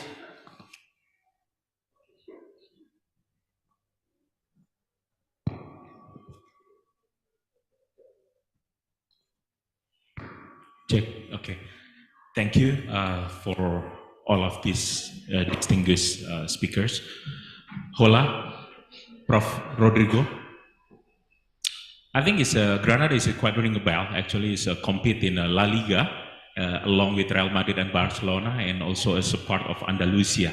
So it's quite ring a bell for Indonesian, Prof. Rodrigo and Prof. Satyo. Actually, I have to have two questions for all of the distinguished speakers. The first one is the linkage for the total three speakers, which is innovation. Innovation will be the key, which innovation can create an opportunity and also overcome the challenges. Yes, we know actually innovation is like a breathing. Nowadays, actually, innovation is a must to keep relevant with the fast-changing world. So actually for Prof. Satyo and so Prof. Rodrigo, the innovation capability become a key important role or thing actually for the youngsters. So can you give me or give us an insight actually what is the methodology, the simple methodology? And when I read actually Prof. Rodrigo presentation, it's quite complicated. It's so complex, you know, with all of the statistic kind of things. But you know, I was study actually is create an innovation based on design thinking using the business canvas model of kind of that. So I need an insight from Rodrigo and Prof. Devianto about the methodology, easy methodology can easily to implementing by the youngsters. Then they can start become an entrepreneur or intrapreneur in an institution. that they can perform actually, yeah, as a self-employed or as an employee. And the second one, to my fellow LPS expert, actually, yeah, you said divided a bank three category, which is the traditional one, and the neo-bank concept is fully digital, and then in the middle actually is a hybrid, the traditional bank that have a key enabler in a digital platform. So yes, we know actually we have an opportunity in Indonesia, Pak, to growing with the digital. You can see actually the total account is decreasing, but the total amount is increasing. Yeah, I know it's so many actually the assisting client of the banks now in the digital bank, they are top up their money in the digital. So it's kind of that if you see the graph itself. But however, actually the Indonesia digital maturity is quite low, Pak. So how you actually the LPS along with OJK, along with BI, govern the market itself, especially in digital bank, to make it more safety, because your job is safeguarding, right? So yeah, we know the SVB bank in America, the total exposure in digital in a startups company, and they're flop, they're gone anyway. So I think we want to happening in Indonesia. So how the strategy itself to create the digital maturity in Indonesia? Thank you. Yeah, thank you, Bapak Anton. We keep the question first, yeah, and we continue to the other question from the audience. May still any question? I think from my student in front of our stage. Yeah.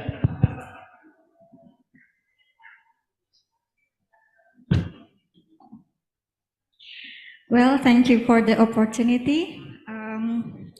I have a question for Mr. Rifki as the expert of LPS.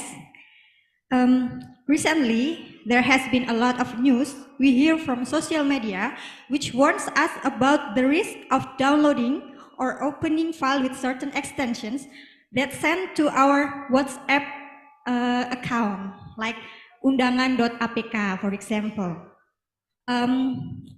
The news say that the file can lead to stolen private information and even stolen bank balance.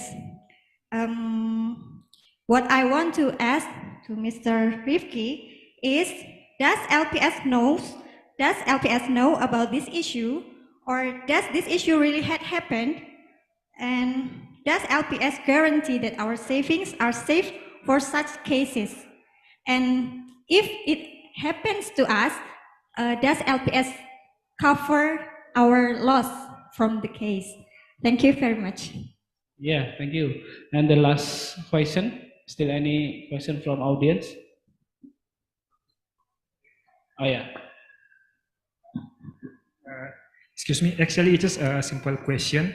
I want to ask Mr. Rifki also. We as a customer, as you have mentioned before in your presentation, the number of e-wallet user is increasing, but you haven't mentioned, does the LPS or IDIC also cover our savings in e-wallets? Because in your presentation you also show us that the current saving in e-wallet is also increasing very high. Thank you. Yeah. Okay, thank you. I think we already have three questions, yeah, from different audience. Who will give the answer? But before that, I will say hello to Professor Rodrigo. Do you still Yes, online I'm here. class? Hi, can you hear me now? Professor Rodrigo is unconnected. I'm here. Can you hear me? Can you hear me? Yeah, hello. Okay. Yes, I Yeah. think you asked me for the Oh yes. methodology. Hi. Yeah. You asked me for the simple methodology for students, no? Yeah, there is still any one question for you, Prof. Rodrigo, from audience. The question is about your presentation regarding the innovation. There is still more complex, yeah. And Yeah.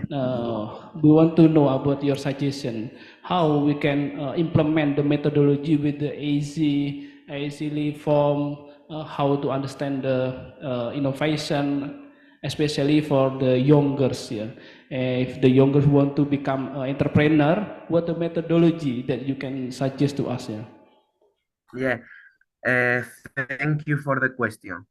In this sense, I have to consider or to take into account the words of the audience. They say they suggest the design thinking process, and I totally agree with the person who said it. If I was referred to methodology in research, I mean this was part of my research. If I have to focus to students, I will show them the innovation with design thinking. But I have to clarify that design thinking allow the innovation capability to be achieved. And we have to keep this innovation capability. So not only design thinking, but only considering future thinking. That means the innovation capability must be alive in the long term, taking into account environmental issues, economical issues, and social issues.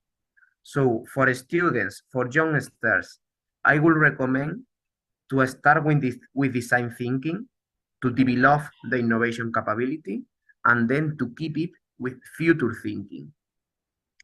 Okay? Yeah, thank you, Prof. Rodrigo. Yes, the key point is about the design thinking. Yeah, this is more preferable today. How to our younger students to understand more in the design thinking. Yeah. Okay.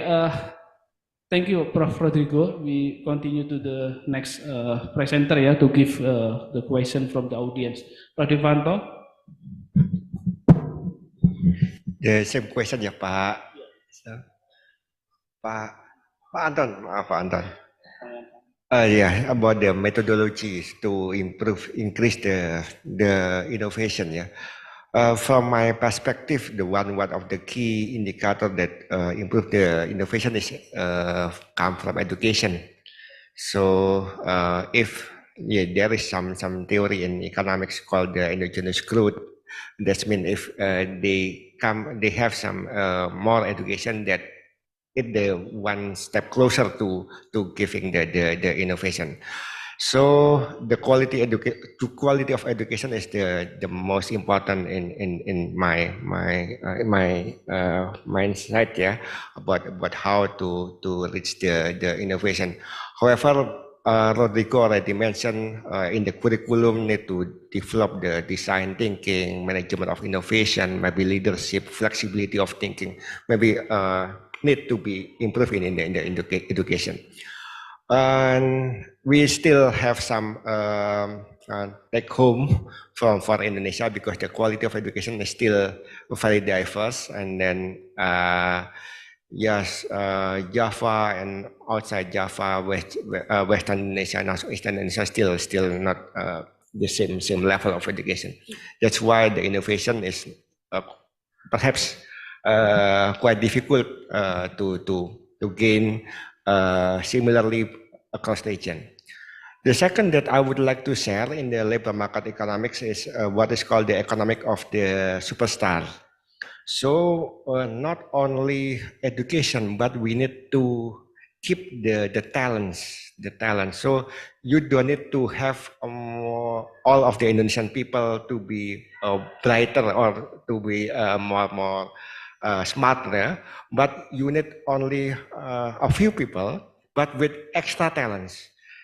So the extra talent of the people can give some like what is called the trickle down effect to the people around them.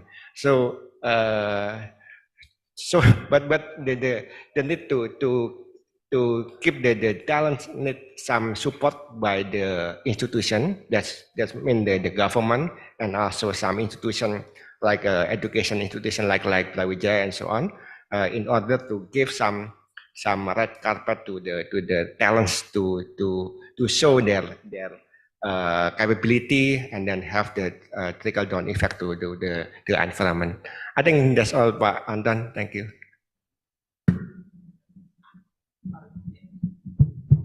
Okay, thank you, Pak Anton, for the interesting question. So I think I can break down your question into two. First is how is our strategy in order for us to avoid such cases like SVB and SV debacle, right? So in order to do this, we have the KSSK, Pak. Yeah, we are synergizing. So for all of you who doesn't know, there is a committee which is called KSSK, Komite Stabilitas Sistem Keuangan, Indonesian Financial Stability Committee, which consists of the Ministry of Finance, BI, OJK, and LPS. So what we do is that we are synergizing our policies in order for us to respond to any conditions in the financial sector, such as for example, last time we had COVID, and then the KSSK are synergizing policies, which gives birth to Ministry of Finance providing some BLT, some fiscal stimulus. Bank Indonesia has a relaxation in their policies, OJK as well, and then LPS have some relaxation policies that we can do. So basically, by doing the effective supervision, Pak, over the bank, so in the institutional level, in all the KSSK members are actively monitoring their authorities. Like for example, in every KSSK meeting, we also perform stress tests actually, Pak, but we don't disclose it to the public. Yeah, it's within the KSSK members only. So using those exercises, we are trying to supervise and then to assess whatever risk that may entails in the financial sectors. And then if the results of our assessment says that there is one or two banks which needs help, then we can formulate some policies in order to avoid that banks being failed. So that's basically it. So the key is in the synergizing and then in the effective supervision. And then regarding the digital maturity, so is it possible to put up my slide again in the slide number 23? It's not in the main slide, but fortunately I have some in the appendix.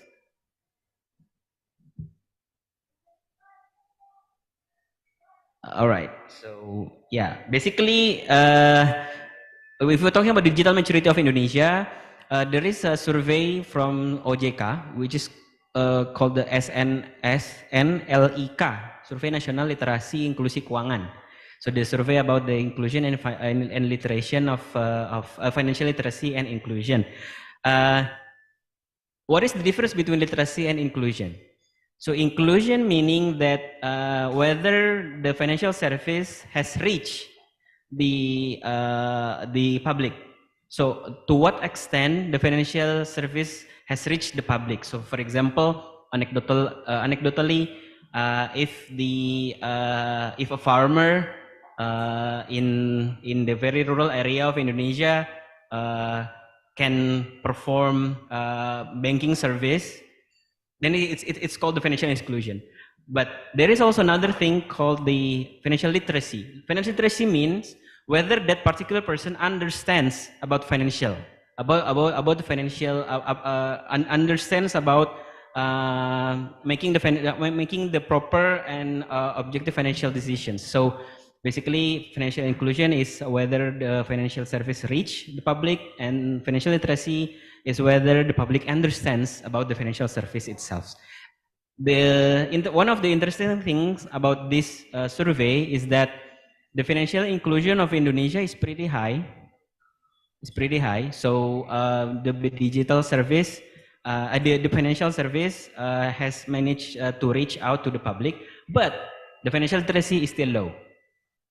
So imagine inclusion high, literacy low. So what happens in between? So what happens to those to those people who have mobile banking application in their phones, but they don't know, but they don't have sufficient wisdom to use it. So they are very prone, very susceptible to frauds, right? So if you mentioned about the from WhatsApp broadcast there is a undangan.apk. If you click it, then it will do something to your phone and then possibly to your mobile banking as well. So I think this needs to be addressed through to the improvement of the financial literacy.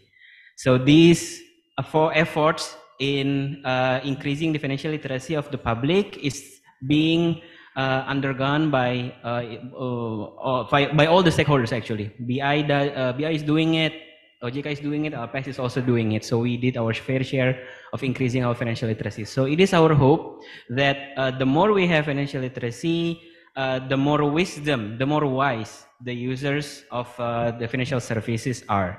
And then relating to your so I hope that addresses your first question. So your second question is whether LPS covers the loss of the deposits, which relates to that kind of case. Unfortunately, according to the law, LPS can only come in if the bank already fails. So there is a clear distinction of role between OJK and LPS. OJK, as long as the bank still lives, as long as the bank still operates, then the authority is OJK. But once the bank fails, then the bank will be transferred to the LPS. So what I mean by LPS repaying the deposits is that those deposits belong to the people who places their savings on the banks that fails. Okay, so if a bank fails, then the deposits in that bank are covered by the LPS, and then LPS will repay to the depositors. But if the bank still lives, then the authority still lies in OJK. So I think what I can suggest to those kind of cases, OJK, if I'm not mistaken, I think you need to look it up. OJK has some sort of help desk for the general public. If you encounter such situations, you can actually report it to the OJK through that. But I forgot the name. I'm sorry. I think you need to look it up. Yeah, right. I hope that's clear. And the last one, e-wallet. LPS, according to the law again, covers only the deposits in the banks, Pak. But so meaning that our GoPay is not covered by LPS. Yeah. So at this point, your saldo, your balance in GoPay OVO is not covered by LPS. LPS only covers the deposits in the bank. Okay, that's clear. Thank you, Pak.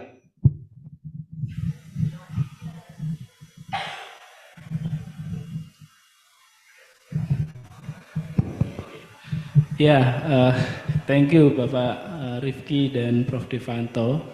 Unfortunately, because of the limitation in time, so we must be stop our discussion at this moment.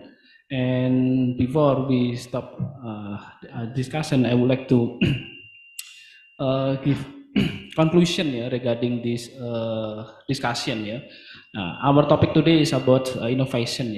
Based on the three presenters, we conclude that innovation, this is the important thing in this era. So we need to understand more about the innovation.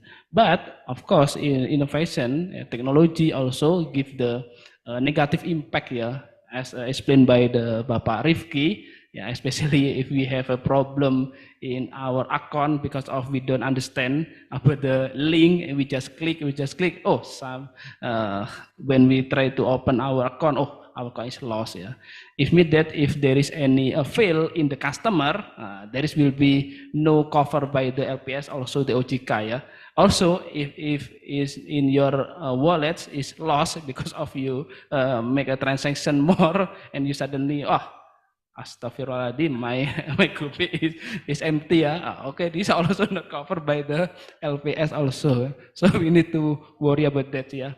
I think this is the last of our conclusion. Yeah, I will not conclude more because I think this is the presenters also give the explanation more detail regarding this topic. So I will give back to the moderator. To make. To MC, but before, please give the applause to our presenter. Thank you for Professor Rodrigo. Thank you for your coming. See you next time and bye. Goodbye. Yeah. Okay. Please, the MC. Thank you for the time and the presenter. You can go back to ours. Thank you very much to Professor Seto and all the panelists up here today, offline or online. Give a round of applause to everyone up here. Thank you so much.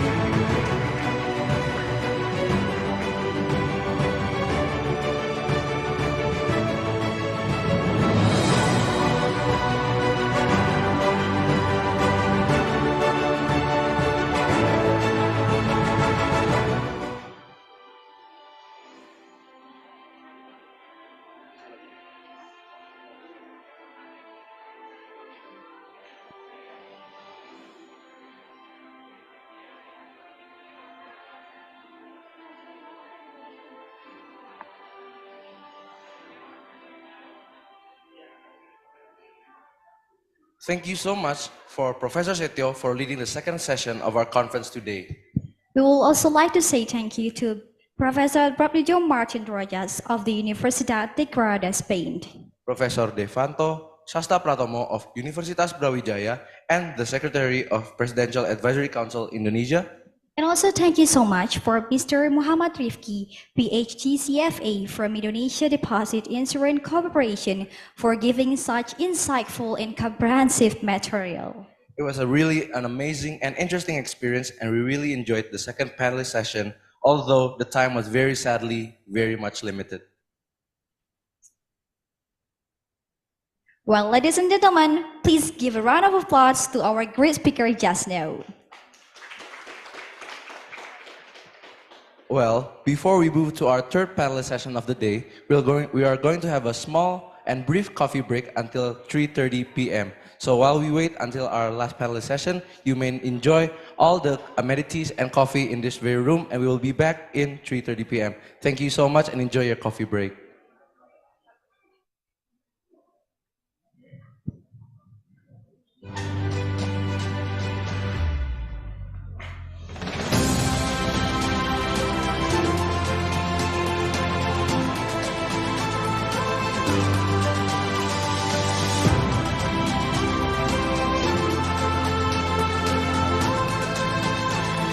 For everyone, please stay around this room because we will start the last panelization at 3:30 p.m. sharp. Thank you.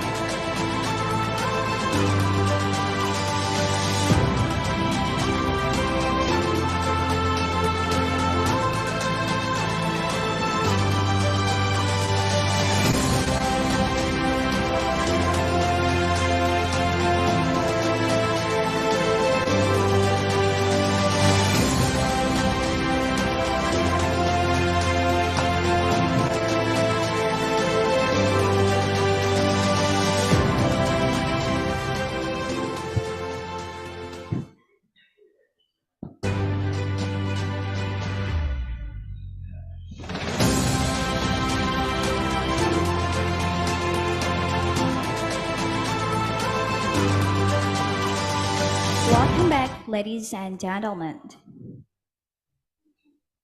We hope you had a refreshing coffee break, and now we are moving to the last panel session of the day, which is Innovative Solutions for Tackling Inequality, Harnessing the Power of Islamic Economics and Finance.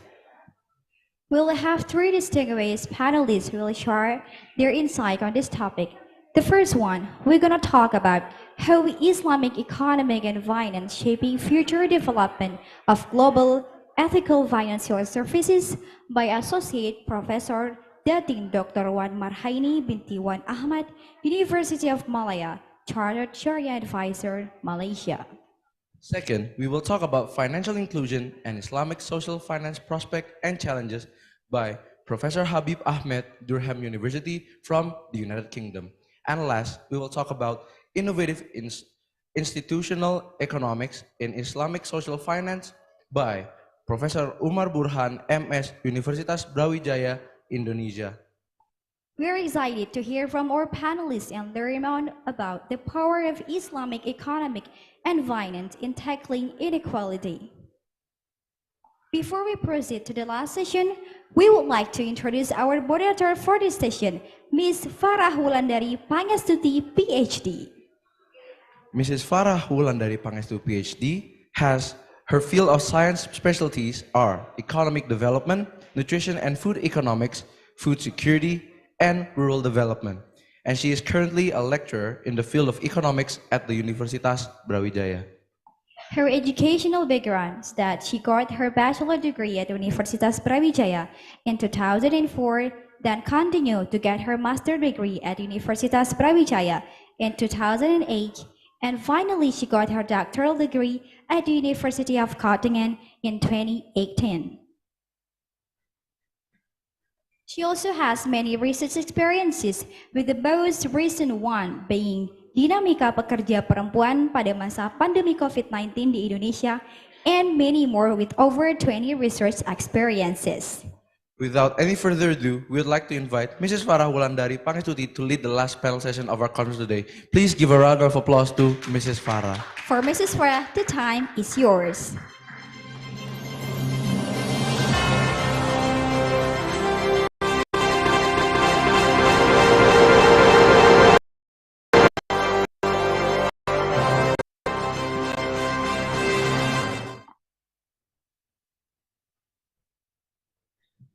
Bismillahirrahmanirrahim. Assalamualaikum warahmatullahi wabarakatuh. Good afternoon, everybody. Thank you for the nice introduction for me, for the MC. And I just want to sit here. Okay, although this is the last of our sessions today, I think I would like to invite all of you to stay enthusiastic and to stay energetic to involve to our discussion today. And we are honored to have three distinguished speakers here in our last session in today's seminar. First of all, I would like to invite Professor Umar Burhan to come to the stage because he comes to here in person.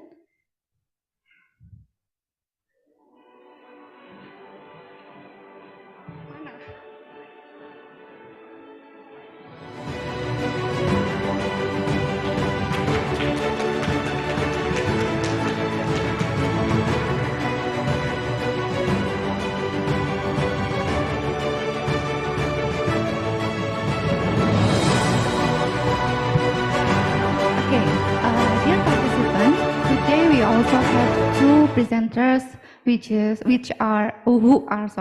who are joining with us online via Zoom platform. Professor Habib Ahmed from Durham University, and also Dr. Marhaini Ahmad from University Malaya. But first of all, I would like to introduce our speaker to you. Professor Umar Burhan is a professor in economics department at Brawijaya University. He is actually my lecturer in undergraduate and also graduate degree in here. And his expertise is in the field of Islamic economics. He has authored many journal articles, books, and also book chapters. And his research interests are Islamic economics and microeconomics. I think, yeah, I will invite Professor Umar Burhan first to present this presentation, and then I will invite also those two presenters that are also joining us for today's session. Yeah, I will. Yeah, before we begin, I would like to say hello to our distinguished presenters, Professor Habib Ahmed, I'm sorry. Yeah. Am I Assalamualaikum audible for warahmatullah. you, Professor? Assalamualaikum. Waalaikumsalam warahmatullahi wabarakatuh. Okay, so we also have today our presenter from the University of Malaya, Dr. Marhaini Ahmed. Assalamualaikum warahmatullahi wabarakatuh. Selamat sore Ya, semua. waalaikumsalam. Ya, selamat sore.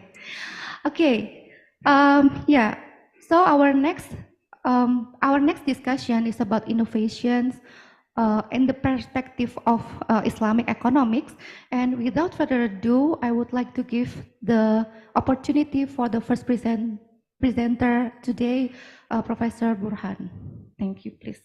And the stage is yours. Thank you.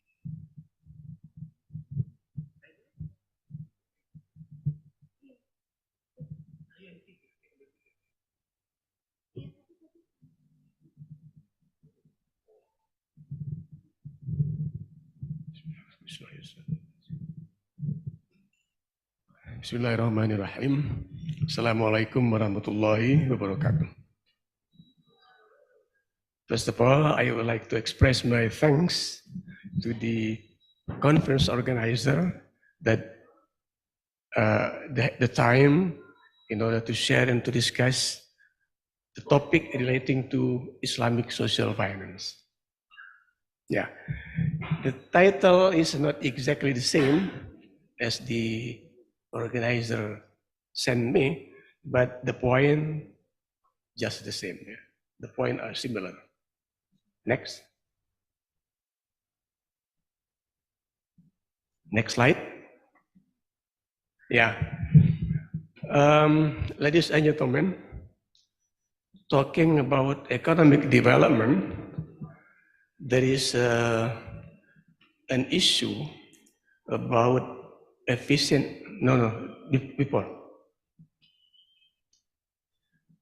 about efficiency and equity. Because frequently there is a trade-off between efficiency and equity. Let's take one simple example. Using the automatic and robotic machine and equipment will make that less labor, less worker. So it means that the using of automatic machine and equipment will increase unemployment. Because of this one, and then there will be a wider and wider gap between those who have much money or the haves and the have not. Okay, next. Next slide, yeah.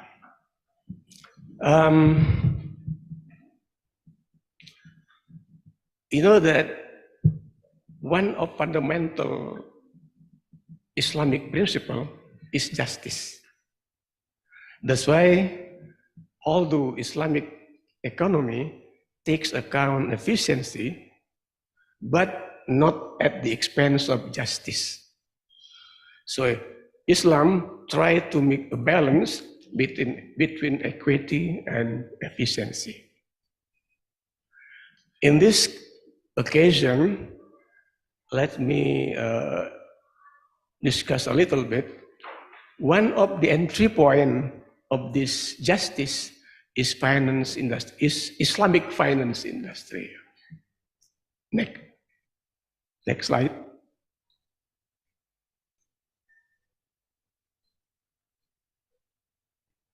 Yeah. Because the Islamic finance industry is relatively new, so there is a challenge, major challenge is how to preserve excellent services, because Islamic finance product try to penetrate the global finance industry who has been established.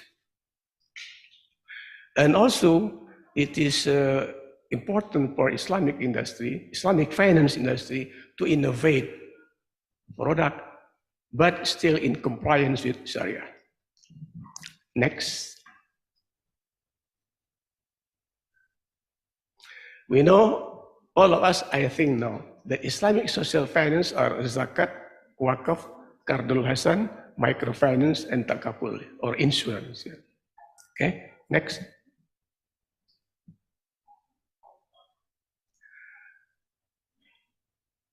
This is the case in Indonesia, a case study of zakat and wakaf in Indonesia. The potential of zakat in Indonesia is very large. It is, the estimate is equivalent to 20 billion US dollar per annum.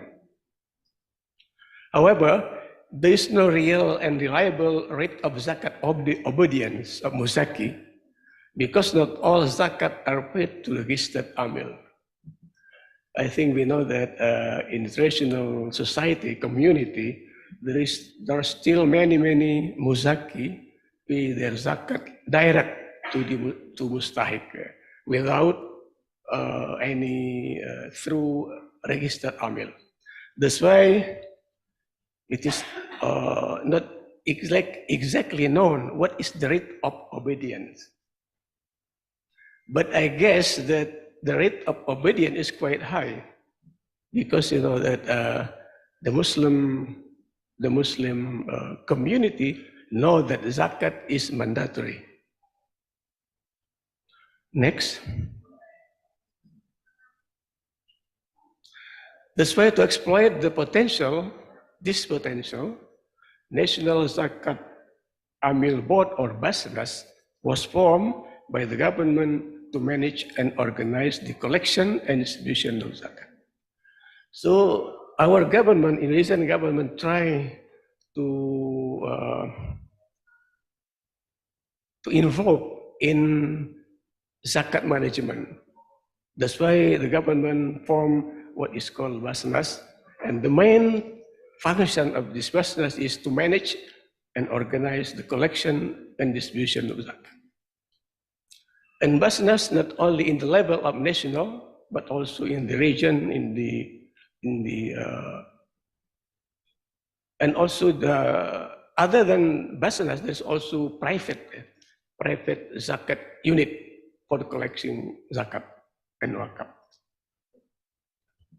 Next.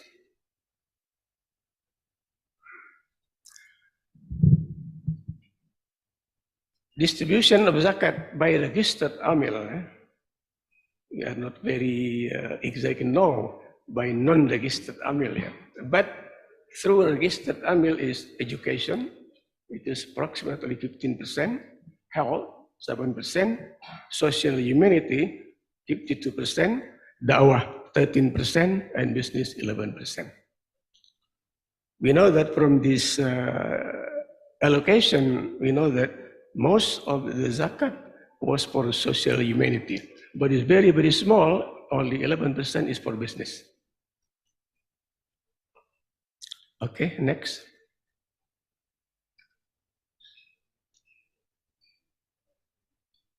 In order to encourage collecting zakat, infak, and sodako, Basnas also launched digital technology. And also Basnas developed information management system of zakat. It's called Simba. Okay, next.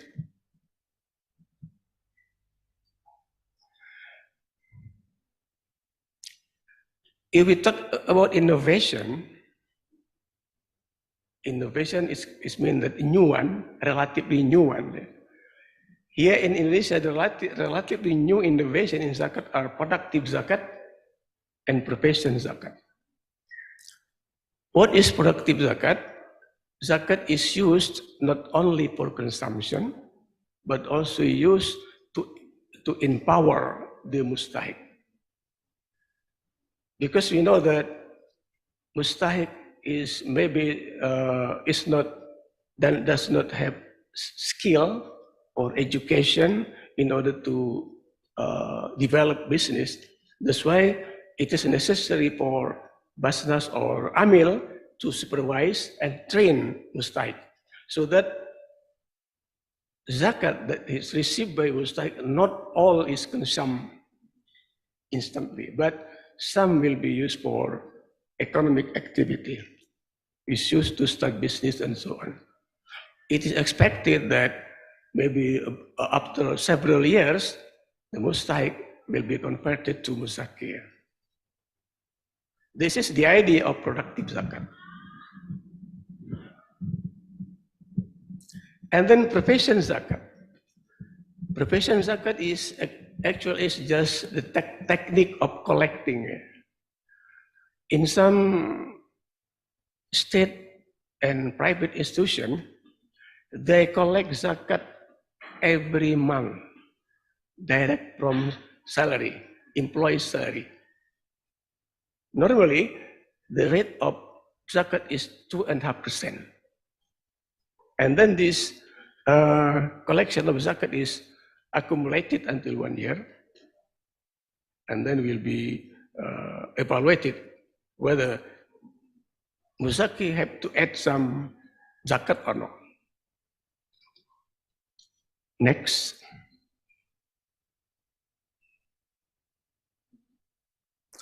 However, this innovation, I mean productive zakat and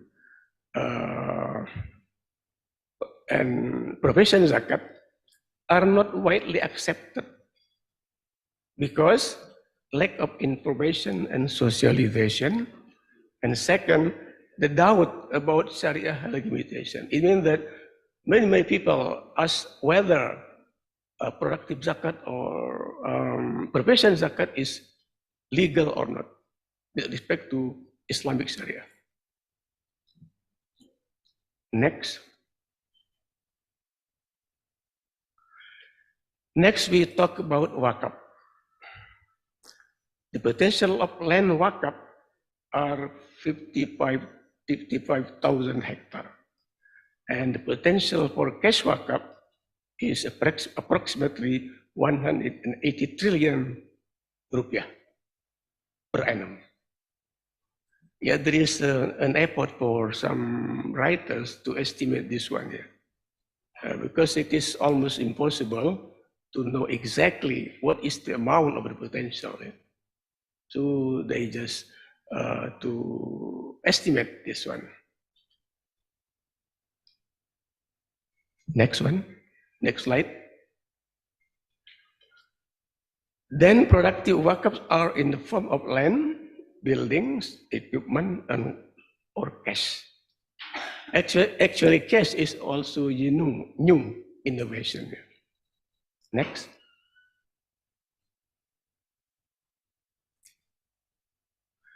And wakaf is used for education, healthcare, housing, and business. Next. Now, the relatively new innovation in wakaf are cash wakaf, link suku, insurance link wakaf. What is cash wakaf? Cash wakaf is wakaf but in the form in cash, not in asset, not in fixed asset. It is relatively new, but more and more is used collected from cash wakaf here. Why the idea come to make cash wakaf? Because cash wakaf is more flexible compared with fixed asset wakaf. Because if we want to make wakaf, we have to some quite high value of fixed asset, land, building, and so on. But cash wakaf, you can pay just small amount of money. Let's say $10, you can make cash wakaf just for $10. But it's impossible to buy asset with $10 for wakaf. So this small amount of cash wakaf is collected and then will be managed and used. What is cash wakaf link suku? So there is a suku or Islamic bond. Yeah, suku is Islamic bond. So income generated from this suku, some is used for cash wakaf. Yeah. So you know that suku generates some income, profit and loss sharing instead of interest. And this income, part of this income is allocated for wakaf, the cash wakaf linked suku. And the next one is insurance linked wakaf. What does it mean? It means that from wakaf, there is also an income. We give to rent the asset and then we get some income, and part of this income is used for takaful or Islamic insurance. Next one.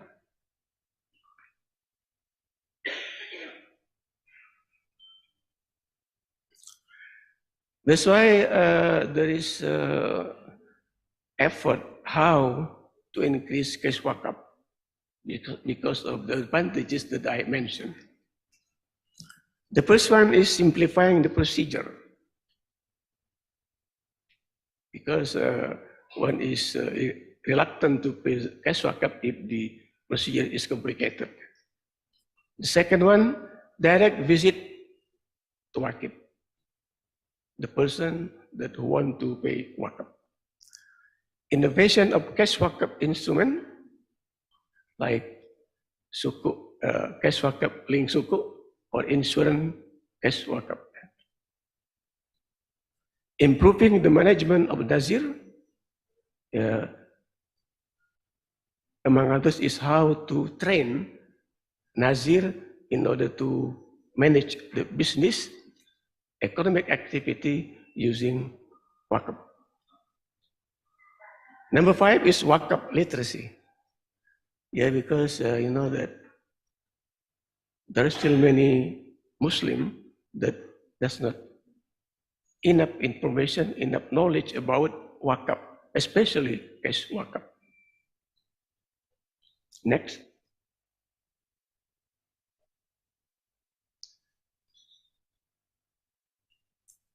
We believe that the unknown potential of wakaf is great, rather than the known potential of wakaf. That's why the realization of wakaf is small, is low, because the first one, low use of digital channel. Yeah. If we follow the progress of technology, digital technology, we have to use this digital channel in order to pay wakaf. Yeah. Like using mobile banking, ATM, and even in marketplace. Yeah. The second one, the lack of integration of national wakaf data. Okay, next. So to solve this problem, the low rate of wakaf, wakaf can be paid via various electronic banking and non-banking service, such as marketplaces. Second one, wakaf information system was developed by BYE. BYE is National Body of Wakaf, Indonesian Body of Wakaf. Next. The last slide is just some effort developed by Widya Stuti et al. I have read the journal. That's why to develop what is called integrated model of Islamic social finance. Yeah. So it is integrated between zakat and wakaf to coordinate, to integrate. And they're finding that integrated model is 12% is more efficient than the non-integrated model. Ladies and gentlemen, that's the end of my presentation. I hope that I know that it is not satisfied enough there, but at least give some additional information about Islamic social finance in order to make justice and equity in economic welfare. Okay, thank you very much. Assalamualaikum warahmatullahi wabarakatuh. Okay, Waalaikumsalam warahmatullahi wabarakatuh. Thank you very much for the insightful presentation. Now for the second presenter, Professor Habib Ahmed. Professor Habib Ahmed has an MA in Economics from the University of Chittagong. Professor Habib Ahmed is a professor from Durham University Business School in the UK. And he has authored more than 90 papers and publications, which include articles in international preferred journals, books, chapter in books, and other academic papers, monographs, and also reports. Some topics of his research include Islamic microfinance, legal and regulatory issues, risk management and corporate governance, and implications of Islamic law and economics, institution in organization. I would like to invite Professor Habib Ahmed to come to the virtual stage. Thank you very much. I'll just upload my slides and then. Okay, I should remind you that your time is 20 minutes for the presentation, and then, yeah, okay, thank you. And I will remind you if the time is approaching. Thank you. Okay, I think that will be good. First of all, I start by thanking the organizers, Dr. Indri, to invite me to make this presentation. Assalamu alaikum and good afternoon to all of you in Indonesia. I was asked to present my presentation on financial inclusion and Islamic social finance, prospects and challenges. The good thing about this presentation is that it follows what Professor Borhan has mentioned. So in some ways, there are some things which are covered by Professor Borhan. What I'm planning to do in my presentation is actually look at Islamic social finance instruments and how these can be used to provide financial services. So in my 20-minute session, I will first introduce you to some financial inclusion and financial gap information and concepts. Then the second part of my presentation will be on Islamic social finance, look at status, prospects, and challenges, and also have a few slides on the way forward. Now, when we talk about financial inclusion, we try to understand what it means. We can think it in terms of looking at the household sector and the business sector as the two key sectors in the economy. And these two sectors, they need financial products and different types of functions which financial institutions perform. So we can categorize these services or products into four key categories. One is mobilizing resources, asset management. So it gives opportunities for the economic agents in the economy to save. Then this money is then allocated by the financial sector into different sectors. So allocating capital and financing is the next function. And one of the key functions which the financial sector provides is managing risk in terms of insurance, for example. And of course, the other one is they help us in payments and transfer services.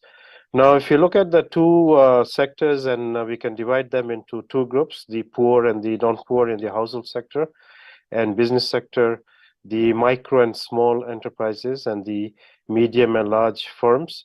The financial inclusion part is the part which is shown in red, where the financial sector as a whole is not able to provide financial services to these two groups, the poor in the household sector and micro and small enterprises in the business sector. So when we're looking at financial inclusion, we are basically looking at financial services to provided to the poorer household in terms of savings and investment products, consumption loans and other financing for the household sector, poorer household sector, insurance against negative shocks, and payment services. Similarly, for the micro and small enterprises, they should also have saving opportunities and financing for fixed capital and working capital, insurance against negative shocks, and also payment services. Now, if you look at the latest data by World Bank Findex, we see that the blue one is the overall status for financial institution account for different regions. Now, it is interesting to see that the Middle East and especially the Arab world, their financial inclusion when measured in terms of financial institution account is the lowest. Actually, it's even lower than the sub-Saharan Africa. The amber color in the middle, it shows the account held by the poorest 40%, and the gray shows the account held by the richest 60%. So the key thing is we see that in the Arab world, the financial inclusion seems to be the worst, and one of the reasons of this may be due to religious and cultural reasons, which I'll talk about in the next slide. Similarly, when we look at the money borrowed from a financial institution or nowadays a mobile money account, again, we see that the Arab world and the Middle East performs the worst. Even as I said, it performs worse than sub-Saharan Africa. Now, I have some data for Indonesia. I just wanted to emphasize that micro, small, and medium enterprises constitute a very important sector in the economy. And this is taken from an ILO report, which shows the number of different types of firms in Indonesia, what is the share in the GDP, and also what is the employment contribution by this sector. So we see that 99.99% of the total firms in the country belong to micro, small, and medium enterprises, and they contribute 57% to the GDP and contribute to 97% of the employment. Now, this is very important because if this sector is not financed, then you're basically not financing a very important part of the economy. Now, this is again taken from World Bank and IFC report. It's a bit outdated, but I think it gives us an idea in terms of the financing gap of the micro, small, and medium enterprise financing. For the developing countries, 128 developing countries, they estimate in 2017 that the financing gap was $5.2 trillion annually. And for Indonesia, the same report shows that the financing gap in 2017, which the micro, small, and medium enterprises face, was 165 billion or close to 166 billion $, which during that time was 19% of the GDP. So the financing gap is significant, and this indicates that there is a very important role which the financial sector and the social sector can contribute to. Now, in terms of why there's a financing gap, we can look at the economics of microfinancing. There are two reasons given in the literature why the poorer sections of the population and micro and small enterprises are not financed. The first is on the supply side involuntarily. That means the financial institutions want financing, but the financial institutions do not provide this financing. And this is due to different reasons. There's acute asymmetric information problem, which basically increases the risk. So the banks, for example, or financial institutions, they cannot assess the risk of the firms. And then you have a lack of acceptable collateral, high transaction costs, for example. And then, of course, there are also this financial exclusion due to voluntary reasons. I mean, even if financial institutions or even if the financial services are available, some of the households and also the firms, they may not go and get the financing because, for example, it is contrary to their religious convictions.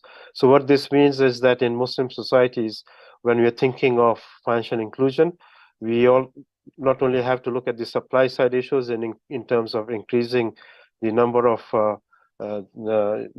increasing the services to the poorer sections and the micro and small enterprises, but also they should be Sharia compliant so that the households and the firms which are not availing financial due to religious reasons can get them. Now, in terms of approaches of inclusive finance, we can think in terms of commercial and social. Commercial approaches would include economic motives, so you're trying to serve a market and make money out of it. And of course, because we're talking of the poor and micro enterprises, there may be some social reasons to provide services also, and this would be to create social impact. Of course, we will see that you can have combinations of commercial and social. You can have models of inclusive finance, where you're combining both commercial and social aspects. Now, one of the key things in providing financing to the poorer sections of the population relates to the fairness and affordability. Now, the way the conventional financial system is structured, the pricing model basically is based on risks. So the higher the risk, the higher the costs of financing. So what that means is the richer you are, the lower the cost of financing, and this is in some ways not equitable. So the poor, they pay what we call a poverty premium on financial products, which is in some ways not fair. And I've just given you some latest data from UK, where they found that because of COVID and also after the Ukraine war, the cost of the overall costs have increased. 5.7 million families among the poorest 40% had around 14.2 billion pounds of debt, which translates to 2,500 on the average per family. And the annual cost of this debt is close to 3.9 billion, or 680 per household, which actually translates to on the average of 27.2%, which is a very, as you see, very high rate. Now, you may ask why it is so high, because when you're poor, as I said, you cannot get financing from banks, so you go for alternative sources. And unfortunately, a lot of these alternative sources charge very high interest rates. So there is a need to provide fair and affordable financial services to the poor. And this brings us to the next part of our topic. I hope I can finish it within the time given. Now, when we look at social finance, we have to define what social finance is. If you look at this scale here, on the right side, we have the traditional investing, which is purely for profit. And on the left side, we have traditional philanthropy, donations and other things, which is purely for social purposes. And then in the middle, we have this range. So the social finance will include traditional philanthropy, investing for impact. So you have like a waqf, which is basically investing for impact. And then you have investing with impact. That means there is a combination of commercial and social objectives. And then, of course, we have the SRI. Now, when we look at the Islamic finance, social finance, we can actually define them as zakah and sadaqah belonging to the traditional philanthropy and investing for impact. And of course, waqf also falls under that category. And then we have Islamic microfinance, impact financing, social and green financing. So all of these elements would constitute Islamic social finance. Now, the key problem is that since the topic of my presentation is inclusive finance, we see that unfortunately the Islamic microfinance is a very small part of the total microfinance provisions. Is less than 1% of the total microfinance provision globally. Now, that means that we have to think in terms of zakah. Now, here I'll go very quickly because Professor Burhan has covered some of the things which I want to cover, but I'll just give you some perspectives. Zakah potential globally is estimated to be close to $3 billion annually. And if you think of this size, it's a huge amount. The total development assistance which was given out by OECD member countries in 2021 was $179 billion. So that's a huge amount. The other issue about using zakah for financial inclusion purposes is that we can only use it for specific heads, which includes the poor, the needy, and the indebted. So in some ways, we can use zakah as a social finance because as the poor and the needy and also those who are indebted, they can benefit from it. Condition of zakah is, of course, that ownership must be transferred to the recipient, the issue about tamlik. And this implies that we have to come up with innovative ways in which zakah can be used for example, microfinancing. You cannot use it for microfinancing in terms of recycling the funds. You have to integrate the zakah with microfinancing, coming up with innovative models which can create impact on the poor. Now, in terms of the current status, the impact is marginal in terms of Islamic social finance. And partly this is due to lack of sound management. In some countries like Indonesia, I think the government have taken initiatives to create or increase the impact of social finance. But in a lot of other countries, this is not the case. Waqf potential, again, there are various estimates. Global waqf can be up to $1 trillion.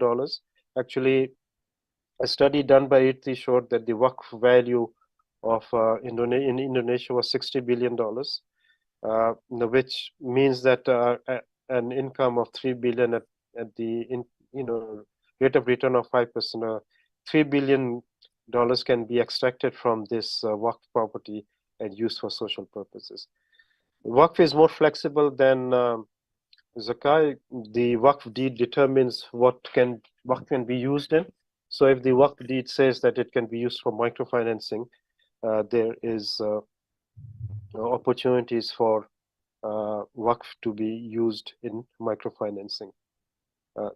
Now, the other Islamic social finance instrument is Qard Hasan. I think sometimes we forget Qard Hasan, but Qard Hasan, I think, is a very important financing instrument. Qard Hasan has been mentioned a lot of times in the Quran.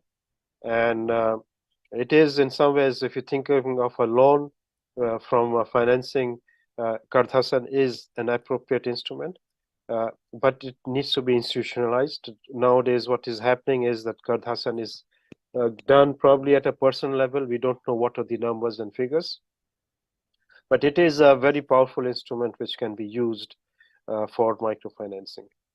So there are different models suggested in the literature about how to use these Islamic financial instruments for microfinancing and financial inclusion. Some of those were covered by Professor Burhan. So I'll just mention them. For example, cash waqf can be used for microfinancing. Then you can have microfinance institutions based on awqaf and zakat. And then you have the linkage models where the returns of WACF are given to microfinance institutions as capital to do business. The issue, the last two slides, the issue about achieving the potentials of Islamic social finance. As we saw, the potentials in terms of collections are huge. And if these are collected and used, it can create a huge social impact. But they are not realized because of different reasons. I've identified here some: lack of institutionalization, governance and management issues, misappropriation and misuse.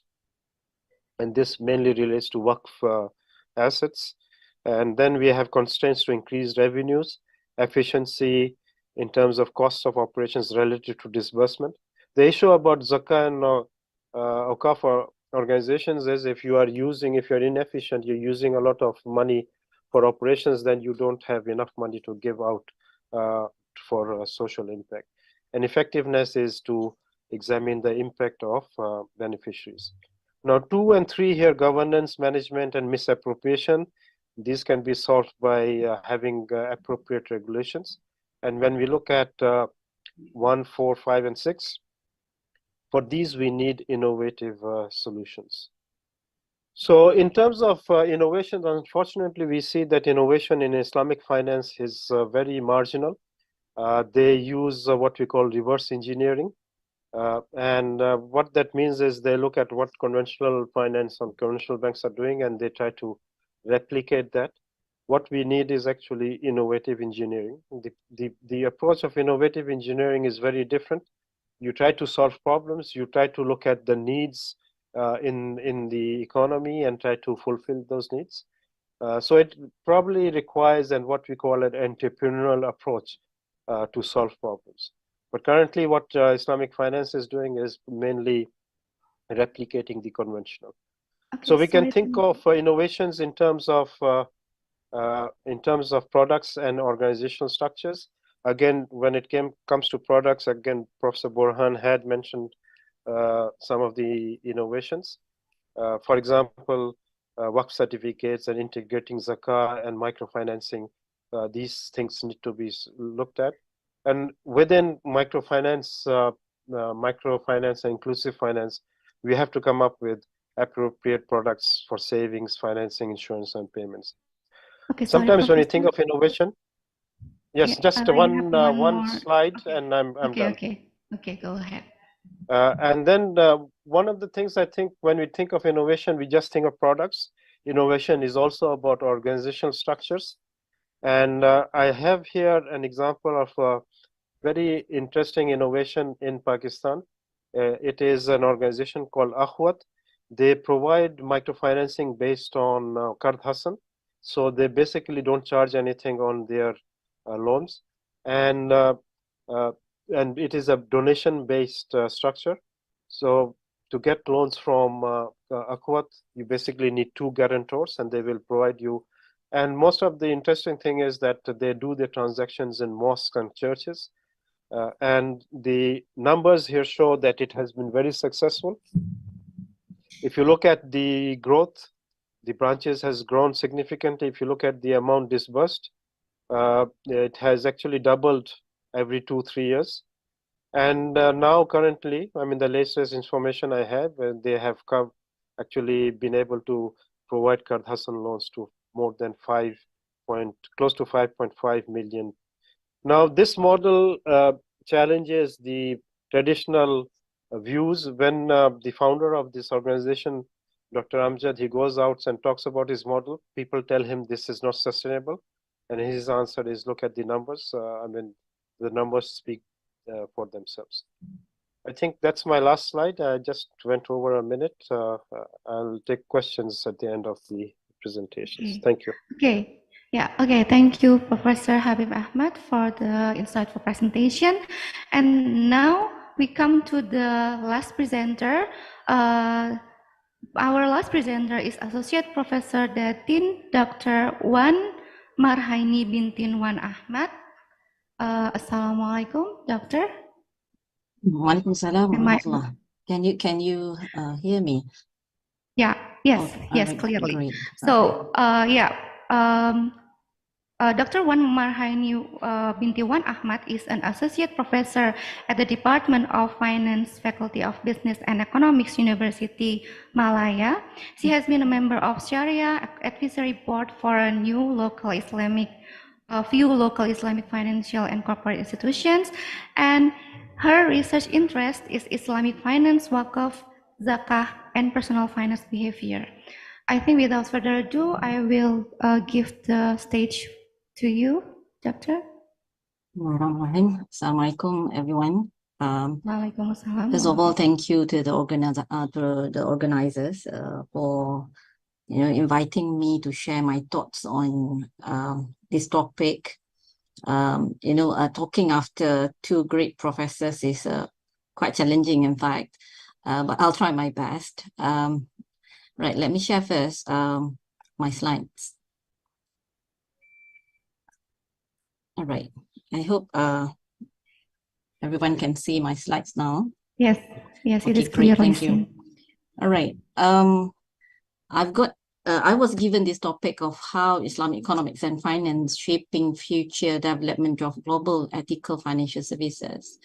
Right, it is a challenging topic because you sort of like you have to predict how our Islamic economics and finance can help with the development of global ethical financial services. Predictions involving solid things are hard enough already, and predictions involving unconscious behavior for me shall be harder, in fact, but I'll try my best. And the thing is, when I look at it, how best to predict how Islamic ethics basically are going to shape future global ethical financial services, how best is to look at it is to predict is to look at how our Islamic ethical value has slowly been becoming evident in the Islamic financial industry, and in the case of Malaysia, especially as a dual banking system, a country that adopt a dual financial system, you can see that some of what we are doing, our ethical value, the Islamic ethical value, slowly has been gaining, recognition by the counterpart, which is the conventional financial industry. But before that, let me first introduce to you a little bit about, what is actually Islamic ethics, all right? Now, of course, when we are talking about Islamic ethics, because we know that our religion are basically the knowledge for our religions is derived from or basically starts with the Arabic language. So ethics in Arabic is commonly referred to as akhlaq or adab, all right? Now, both terms actually carry the same meaning, as they refer to human actions that are based on Islamic moral philosophy. Adab is the actual conduct which reflects this moral philosophy, whereas akhlaq, which is in plural, are the qualities and characteristics of the soul which unconsciously inspire this adab, meaning akhlaq is the qualities that are inside us, and when we have this akhlaq, then in our mannerism, which is our actual conduct, which is adab in this case, it will appear in our adab. So when we are talking about, being ethical in commercial contracts, right? Adab is the actions of following the terms and conditions as agreed. So when we look, and akhlaq itself is the underlying quality. So if you follow the terms and conditions as agreed with your counterparty, then the underlying quality here is honesty, which make the contracting party observe the terms. This is akhlaq, right? And of course, being ethical in economic activities are where we adopt moral values that are present internally when making economic decisions. And when we are talking about Islamic economic system, being an economic system that are based on moral values, then in every bit of our Islamic economic decisions, our akhlaq is already internalized in it. behind all the principle, in fact.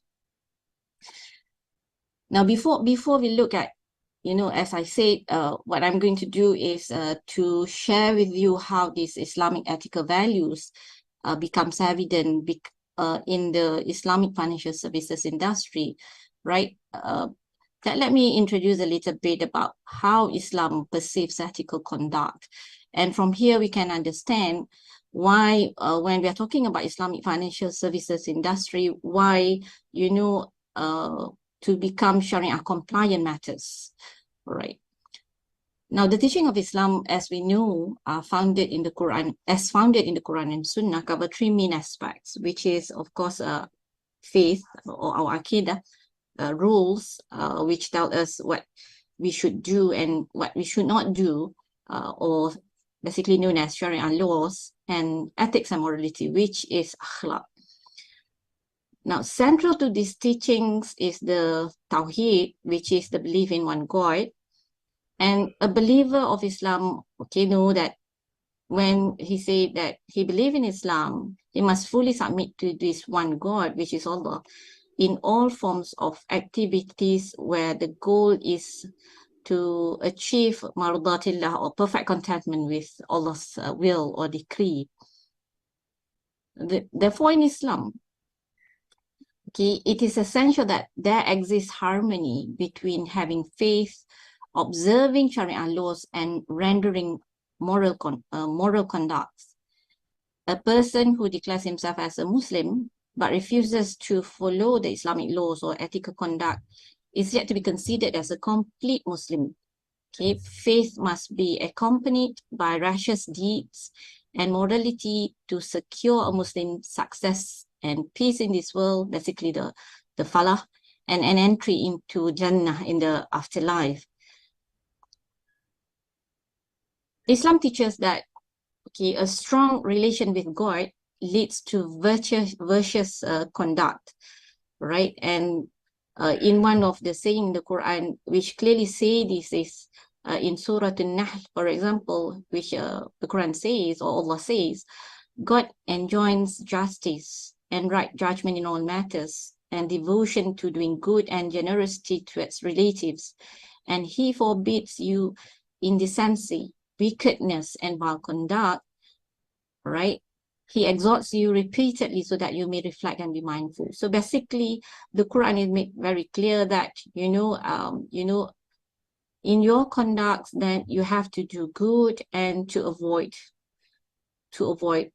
not the vile conducts, for example.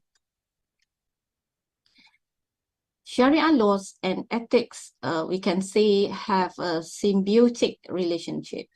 When a disciple of Islam commits to Sharia laws, it shall compel him also to be ethical, because both, are sort of like ingrained in each other. When you comply to the laws, and automatically you are already actually being ethical, because internalized in the laws are already the akhlaq element, right? Now, so the code for living in Sharia laws, which guide Muslims as what we should do and we should not do, has already been fully framed with ethical values. And these laws, right, that guide us, how we should interact with Allah, with God, with our own self, and with other people's, are full of moral instructions. So I've listed over here a few comments from the Quran and the Sunnah, which contain our Islamic ethical values, right? So everywhere in the Quran and Sunnah, such commands for Muslims to not only do good, but also to forbid evil actions are, you can find it easily everywhere in the Quran. So it's no wonder that Imam al-Ghazali posited that Islamic teachings teach the soul to behave well, do what is good, and guard against vices. Islamic ethics is the assimilation of ethics and morality in both faith and conduct. Meaning to say, if you have a strong faith and fully observe the Sharia laws, your conduct shall reflect this Islamic ethics and morality already. So in the Islamic financial services industry, all right, this Islamic ethical value, which are initially, as I've said just now, initially in the Islamic teachings, all right. So the Islamic ethical value, which are there in our Islamic religious teachings, have been embedded in the Islamic financial institution services, products, and operations.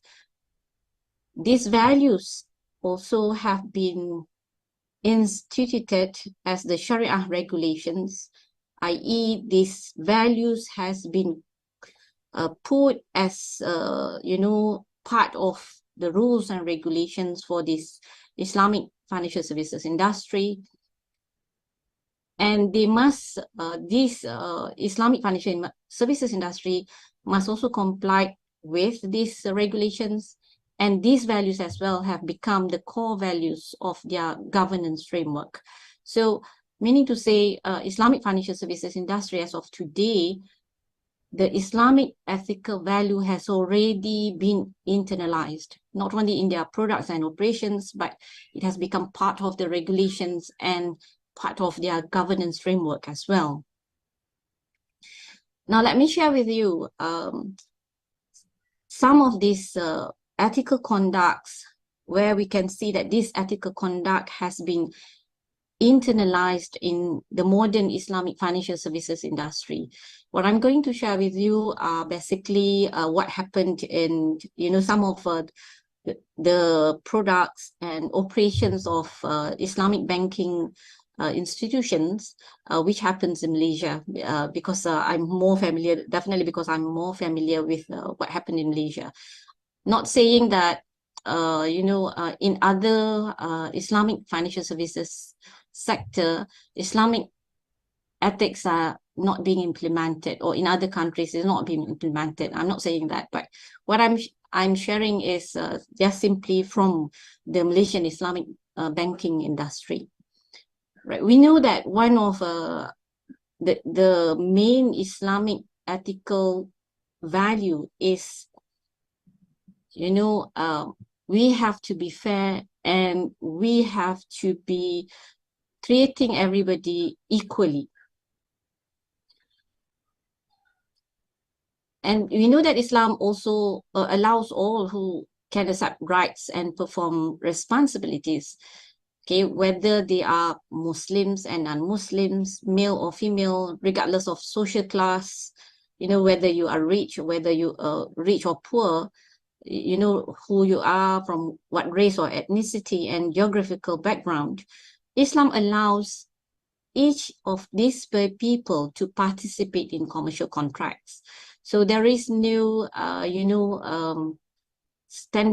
double standards or social, different social class. Say, if you are poor, you cannot have an access to open an Islamic banking account, for example.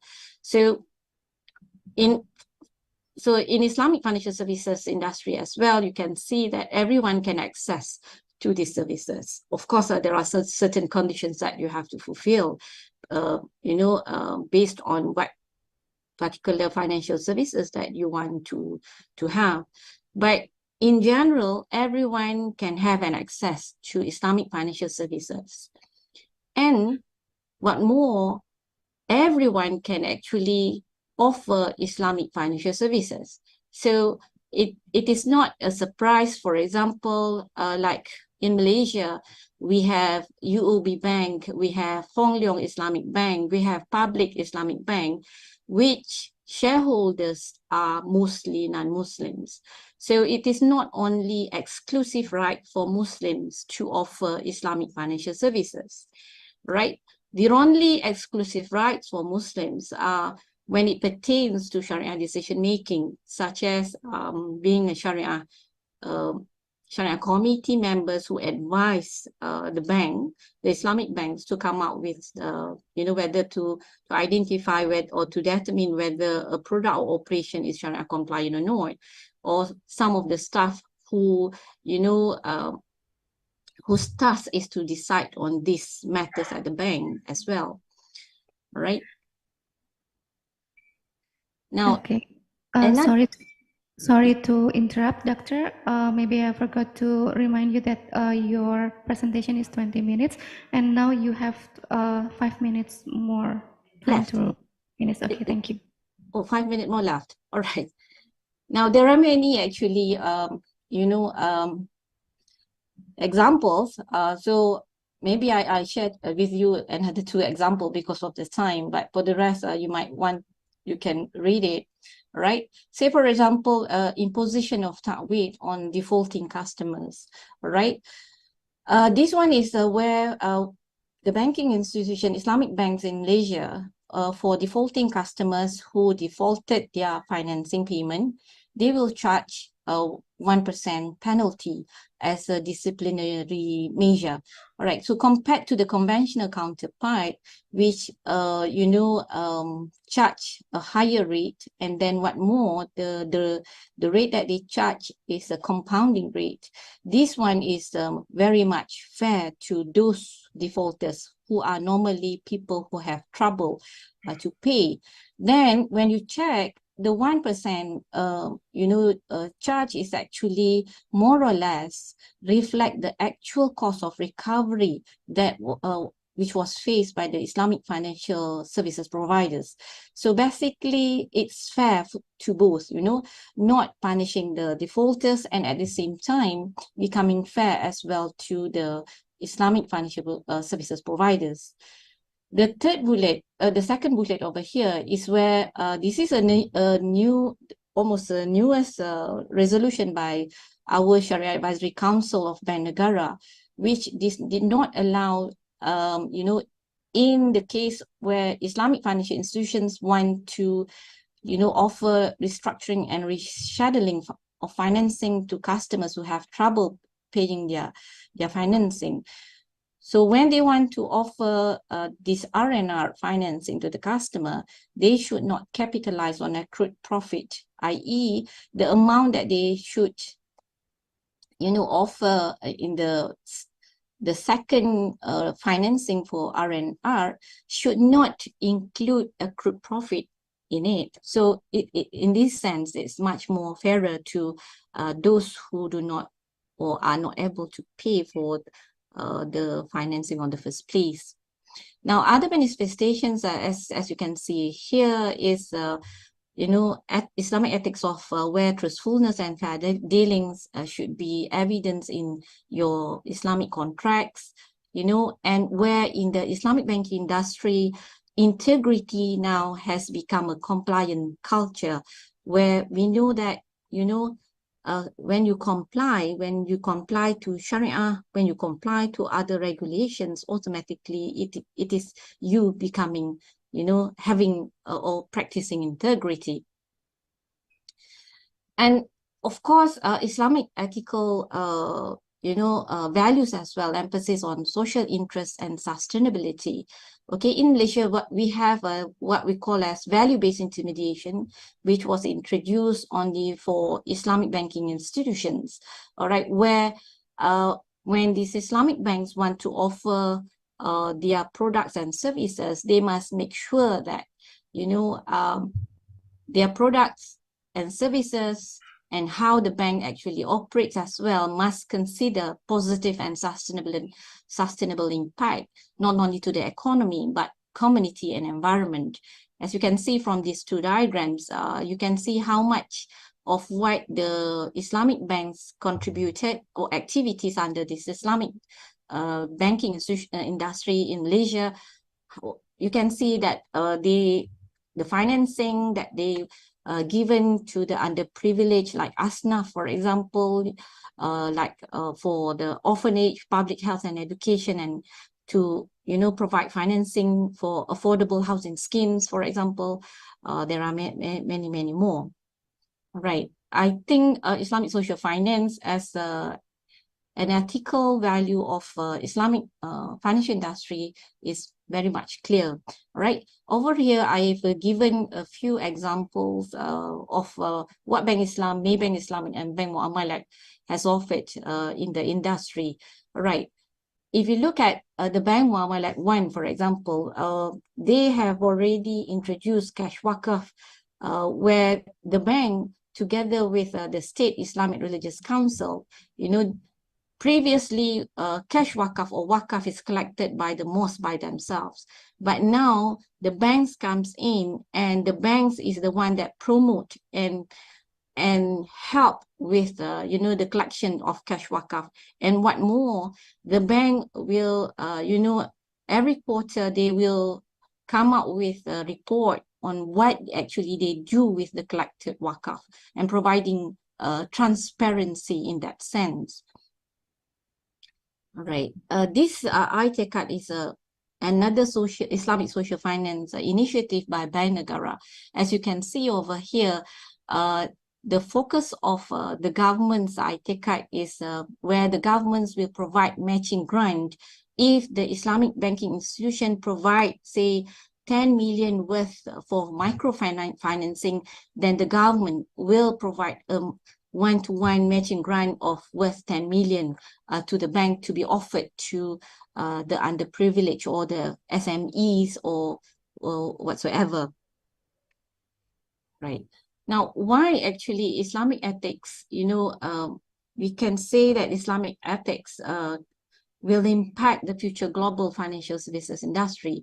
It is not a surprise, actually, because Islamic ethical values are actually universal values, and universal values where, in Islamic financial industry, this universal value has been internalized in their commercial activities. So, when people interact, when people participate with the Islamic financial industry, they can see that these ethical values, are in the products and operations. And that, of course, will be very, very attractive. And if, especially in a double banking financial setup, if one side is doing it, then the other side, of course, if one side is doing something very good, and the society is perceptive towards it, then the other party will scramble to offer the same thing as well. All right. And of course, Islamic ethical values, all right, always recognize the benevolence towards the public rather than self-interest. And as I've shown to you all just now, there are many we can see that in many examples already how Islamic financial services industry, does not concentrate on making money only, but they have incorporated values in their commercial activities. Right. Now, I have to share this because this is, a guidance just fresh from the oven. Actually, this morning, Securities Commission Malaysia introduced the first Maqasid Syariah guidance in our Islamic capital market. And if you look at the guidance, the aspirations under this guidance, you will look at all of these are, Islamic ethical values, all right? And these Islamic ethical values shall guide how our Islamic capital market, will function in the coming future.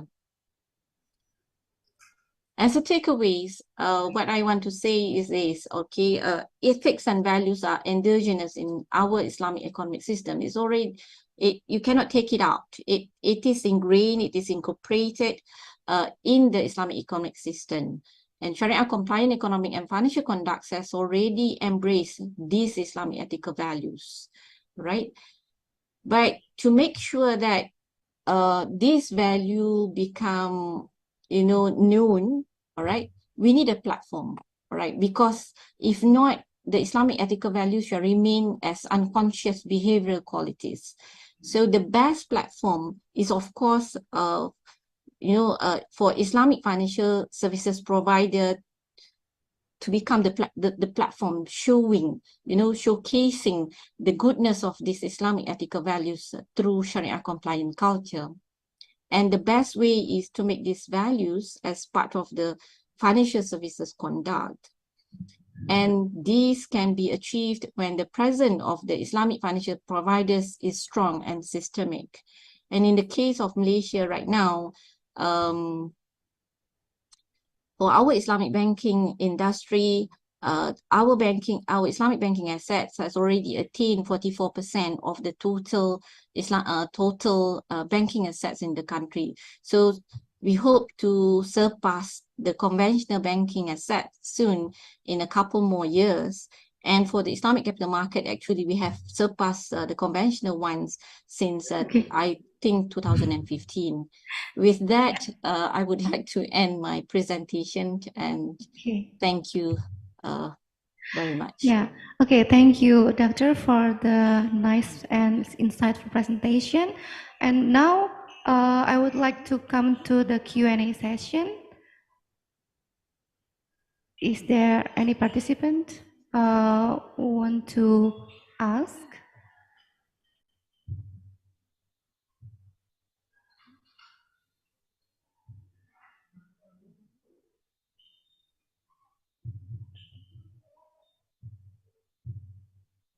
Okay. Is there any?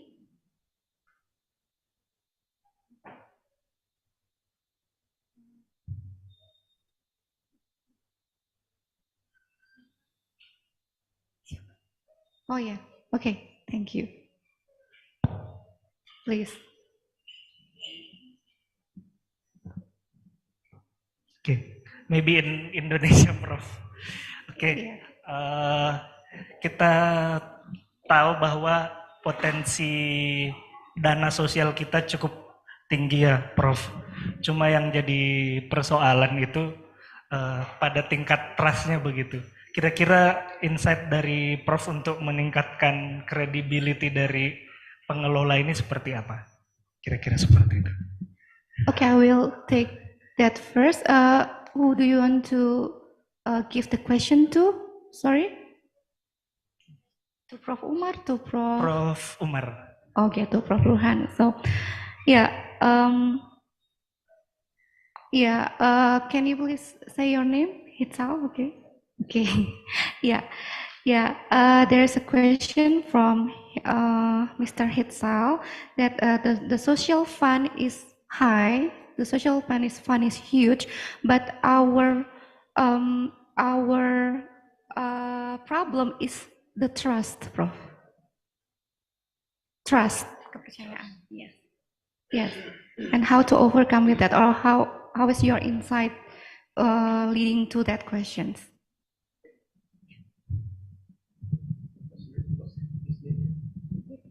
Hitzal, Mr. Hitzal.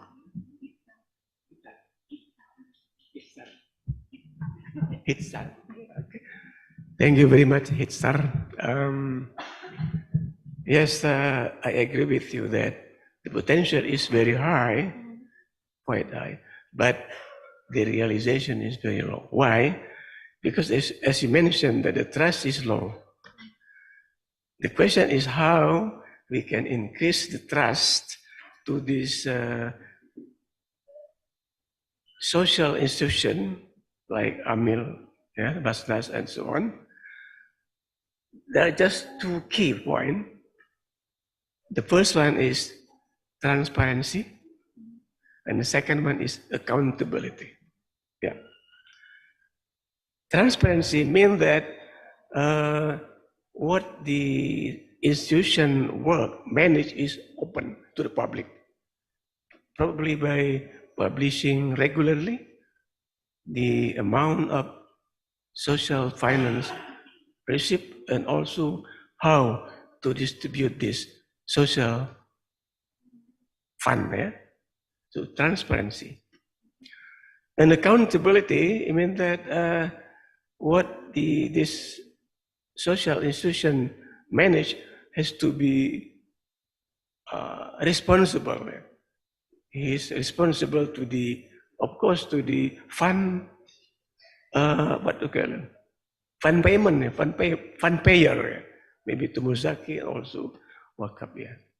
I think that's all only two key in order to increase the trust to this institution. Yeah. Of course, the technique of transparency and accountability, yeah, varies from institution to institution. Yeah. But I think with the present digital technology, this is easier compared to in the past when we have not familiar with IT, information technology. For example, in the past, people in the village area maybe don't know what is the price, market price of commodities in the market. But right now, I think they know by smartphone, by Facebook, and so on.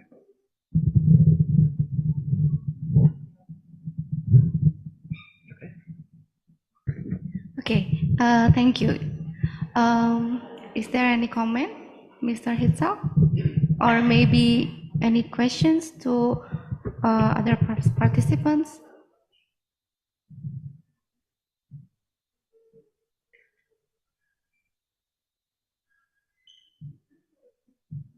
Okay. Actually, our topic here today is related, yeah. So, from Professor Habib Ahmed, we know that financial inclusion, and also the social dimension of the Islamic social dimension is also important. And also from Dr. Marhaini, we also know that the ethic is the value that internalized to our Islamic economic system. So I think if the ethic here is implemented, that there is no trust issue. But I think, yeah, this is kind of in a theory, but in reality, yeah, I think it is different.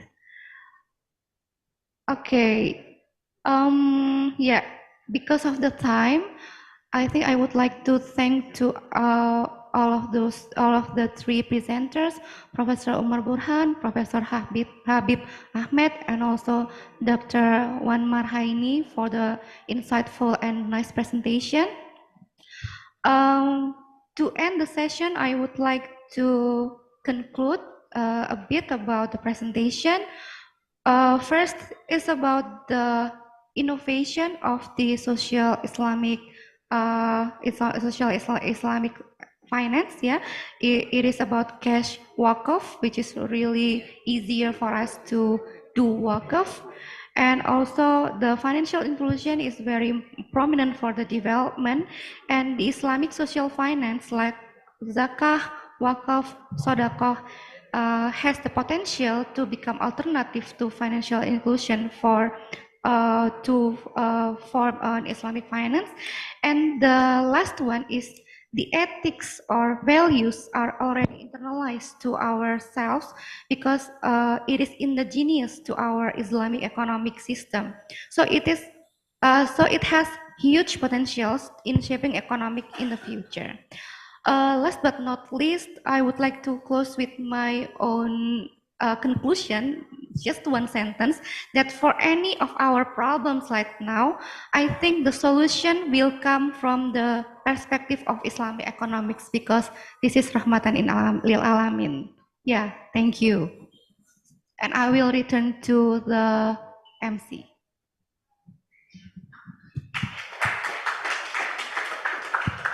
Thank you so much, Mrs. Farah, for leading the last sessions of our conference today. For the presenters, and also Mrs. Farah, you may have a seat.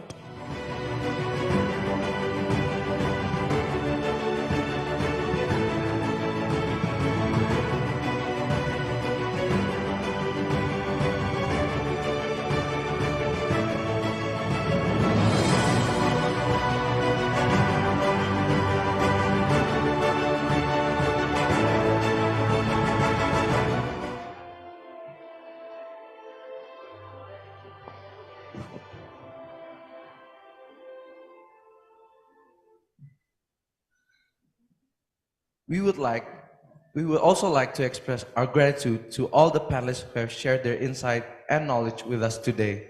Associate Professor Datin Dr. Wan Marhaini binti Wan Ahmad of University of Malaya and Chartered Sharia Advisor Malaysia.